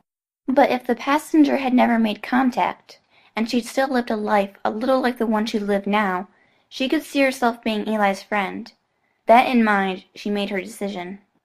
November 12th, 2012. She shifted her weight from foot to foot. A lot of time alone, a lot of time to think. Every decision now was made on a fulcrum. Was she acting as Riley or as Bonesaw? It wasn't a hard decision. In a way, she'd imagined she'd always make it, but it, like every other call, had to be carefully measured. First menstruation, check. Might as well get it over with. She made notes on the computer. Autohysterectomy, automastectomy, limb shortening, bone shaving, plastic surgery. Bonesaw would approve. Maybe it would be better to be taller, to have more room for equipment. Still, she could reverse the procedure. It wouldn't be her parts, but that wasn't such a problem. But for Riley, this was essential. It was a matter of months before Jack woke. She needed time to recover. The clones were in a good state. Only the Bonesaw vats were empty. Each of the others had an adolescent or nearly adult clone inside. A month or two before the others woke from cryostasis, she'd start doing the surgeries, adding the augments, combining a handful of them together. She laid out everything on the table next to her. Scalpels, blood bags, IV drips, screwdrivers, wire, staple, cauterizing gun, hammer, stapler, a mix and match. She hefted the Bonesaw and frowned a little. The word had taken on a different meaning for her in recent months. It had stopped being her name somewhere along the line, had become her passenger's. Anesthetic? No. She needed optimal awareness of her own body. Anything that dulled her senses would spoil that. She had the ability to switch off pain at will. She wouldn't use it. No, she wouldn't say she felt guilty about the things she'd done, but she recognized that she was broken now. She recognized that maybe she should. A part of her wished she could reach inside and find that carefree perspective, the innocence she'd enjoyed. Another part of her was glad. Everything about herself was modifiable, reversible, pliable, pieces in the machine, but this? She wasn't sure she could alter it, nor that she wanted to. This wouldn't be a penance. That would suggest penitence, but it'd be just, as best as she could figure. She started cutting. January 24th, 2013. "The sign's down," she commented. "Riley?" Eli looked startled. He glanced back at his dad, who was stocking shelves. "It's been a really long time. I was worried I said something." "No, went to live with my dad," she said. The lie was smooth, effortless. She didn't even feel bad. "You're back?"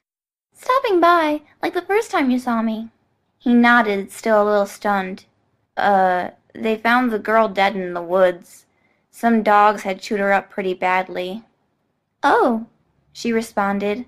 She'd practiced the look of concern in the mirror. Even now she didn't really feel guilt, but nothing was reliable like it once had been.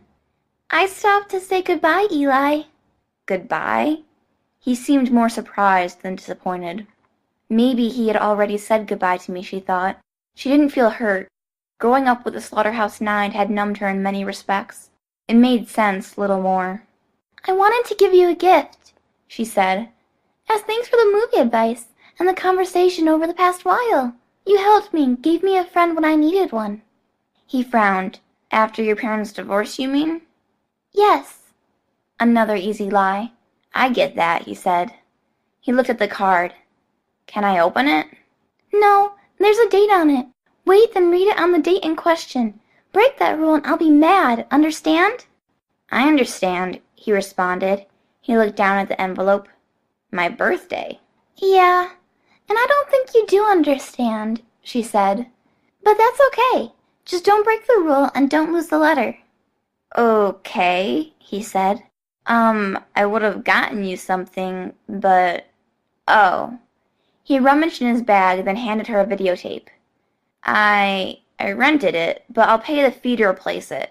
One of my favorites from the last year. A horror movie. A child werewolf? A child monster. She glanced at him, but there was nothing in his expression. She'd become exceptionally good at reading people, and no. He had no idea how ironic the gift was. Thank you, she said, holding it to her stomach. It's probably okay if we just say hi and bye like usual, isn't it? Fitz?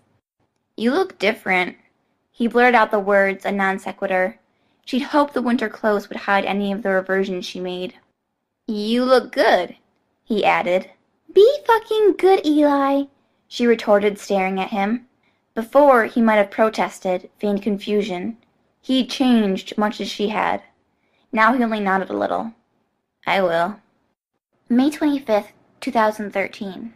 She sat with her feet propped up on the table, a bowl of Fruity Toots on her stomach as the alarm went off.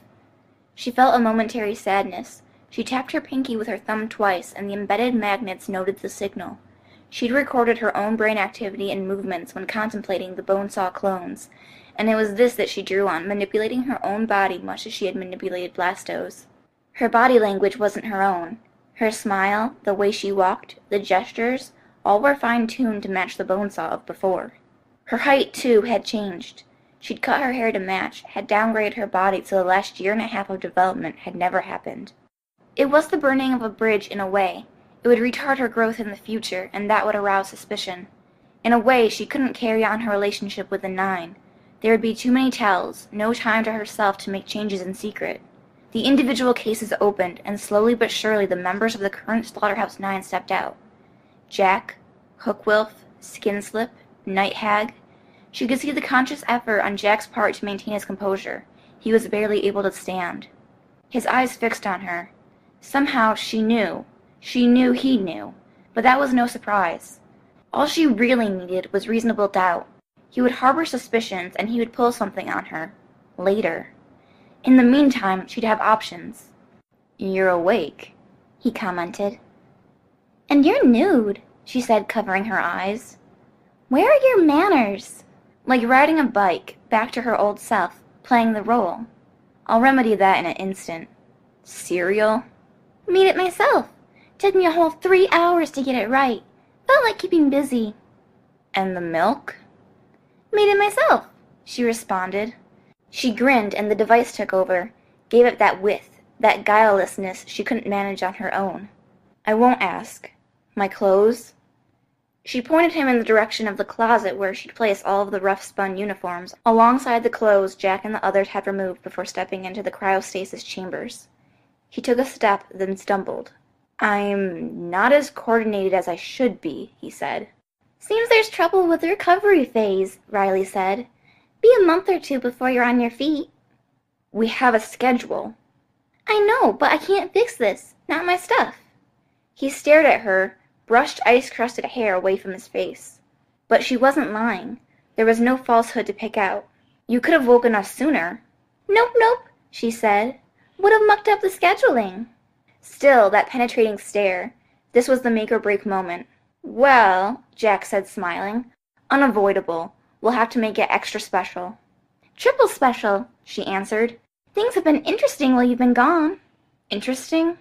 I'll show you later. And the clones? I was waiting for you to wake up before we greeted them. Good, Jack said. Excellent. She smiled wide as he turned, covering his bare rear end on the way to the closet, even as she felt coldness in her heart. Hookwolf, for his part, only drew blades around his body, forming into a giant metal form. She wondered if he had looked a little introspective before his head was covered in the mass of shifting, scurrying hooks and needles. She chewed on her cereal and watched more of her movie. She did like it after all. Eli had been right. She smiled, hiding the sense of loss as she deleted it from the system and cleaned up the evidence. One by one, the recently unfrozen members of the Nine rejoined them, dressed in their outfits and costumes. Jack gestured, and she hit the key on the keyboard. Lights. Spotlights went on beneath each of the glass chambers. Drain. The fluids poured out, draining into the openings in the floor. Blurry figures became more distinct, marred only by the residual droplets clinging to the interior of each chamber. "You didn't do yours," Jack commented. "Didn't work out." "I see," he said. Every line of dialogue felt like a nail in the coffin. But that coffin wasn't a concern today, or even tomorrow. For now, Jack needed her. For now, she had options. She smiled, wide with a glee she didn't feel. The woman in the suit had options. She would come to Riley and claim the remote. Countless enemies would be mustering their forces, ready to deal with this. Eli had the letter. He'd find a plane ticket inside along with an urging to leave and stay gone. To drive the point home, she'd revealed her identity. Yet Riley still felt a moment's doubt. Some rose from their knees, others had managed to remain standing from the moment the fluid left the chambers. As they roused, powers flickered into action. Siberians flickered into being near the Mantons. 6 like the daughter, 3 more like Manton himself, all in black and white. Chuckles, tall, fat, with arms that zigzagged, her own addition. 31 elbows and arms that dragged behind them as they moved. Here and there one of them would twitch, a tick. The clown makeup was a series of scars tattooed on. One activated his speedster abilities experimentally, crossing the room in a flash. Nostalgic in a way, Chuckles had been around when she joined. Murder Rat, not stapled together as the original had been. She'd taken the time to do it well. When membership had been down, Bonesaw had made Murder Rat as a created addition to the Slaughterhouse 9. She'd passed the tests, but degradation in mental and physical faculties over time had seen to her demotion. Winter, white-haired, with white irises edged in black, nude, her eyes peering. Madeline's eyes, Riley thought. Winter would need guns, of course. Crimson, Winter's brief-lived lover. Riley had taken the time to program their relationship into them. Crimson had been one of the first members in the group, Winter one of the more recent ones to die. Winter had been followed by Hatchet-Face. There he was, over there, 9 of them, and Hatchet-Face had been followed by Cherish. 9 Cherishes gathering in a huddle. She'd forgotten to give them the tattoos. It didn't matter. A glance suggested they were discussing different ways to do their hair. The smile on her own face was so wide it hurt, but it wasn't her smile. King, tall and blonde, unabashed in his nudity. All 9 kings were broad-shouldered, each half a foot taller than Jack. Their interaction would be an interesting one. She'd wondered if she should program King with the knowledge that Jack had been the one to kill him. Reconsidered. Oh, and there were others. Some were harder to recognize. 9 Alan Grahams, who lacked his armor. 9 Neds, narrow-shouldered and only 5.5 feet tall. When the others had done some damage and given him a chance to regenerate, he'd resemble his true self a little better. He'd be Crawler. And the last one? Jack pointed at the remaining chamber. She hit a button, and for a moment her expression slipped. She closed her eyes, a brief moment too long, as nutrient soup drained out of the chamber and the glass lowered. But nobody was looking at her. The boy stepped out, and there was no sign of any difficulty. He didn't struggle as others had, nor have trouble finding his feet. He was prepubescent to look at him, older than 10 but younger than 14. His hair was neatly parted, and he wore a private school uniform, complete with glossy black shoes. Dry. Even though he was naked in the tube.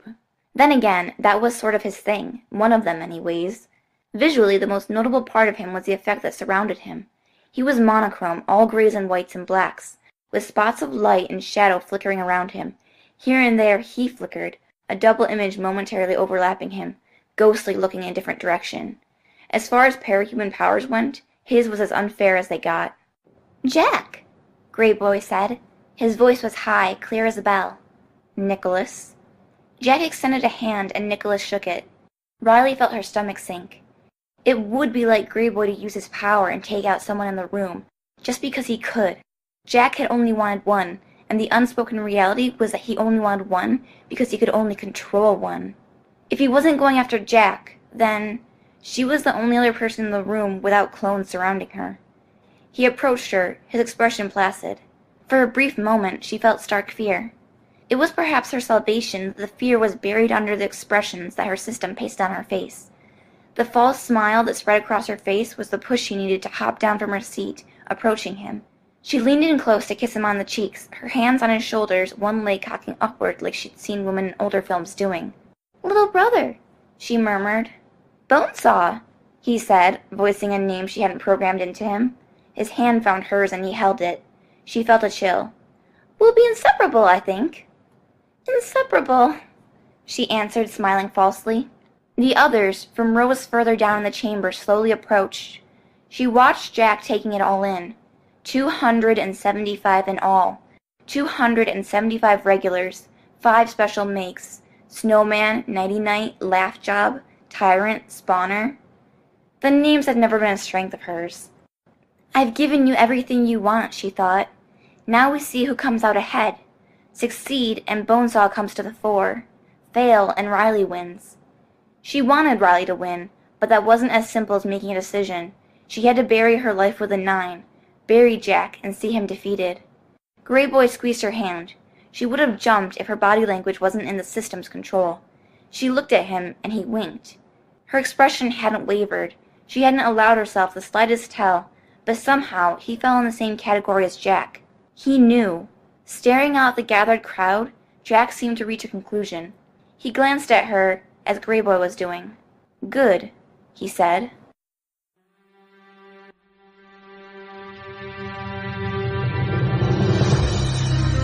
Hi, this is Meg. You just finished listening to a chapter from Arc 25, Scarab, from the web serial Worm by J.C. McCrae. This production is brought to you by the Worm Audiobook Project. If you would like to know more about us, or to volunteer your own services, please check us out at audioworm.rain-online.org. You can download or listen to every chapter directly from our site, or you can find us on iTunes or any podcast app under Worm Audiobook. Thank you for listening.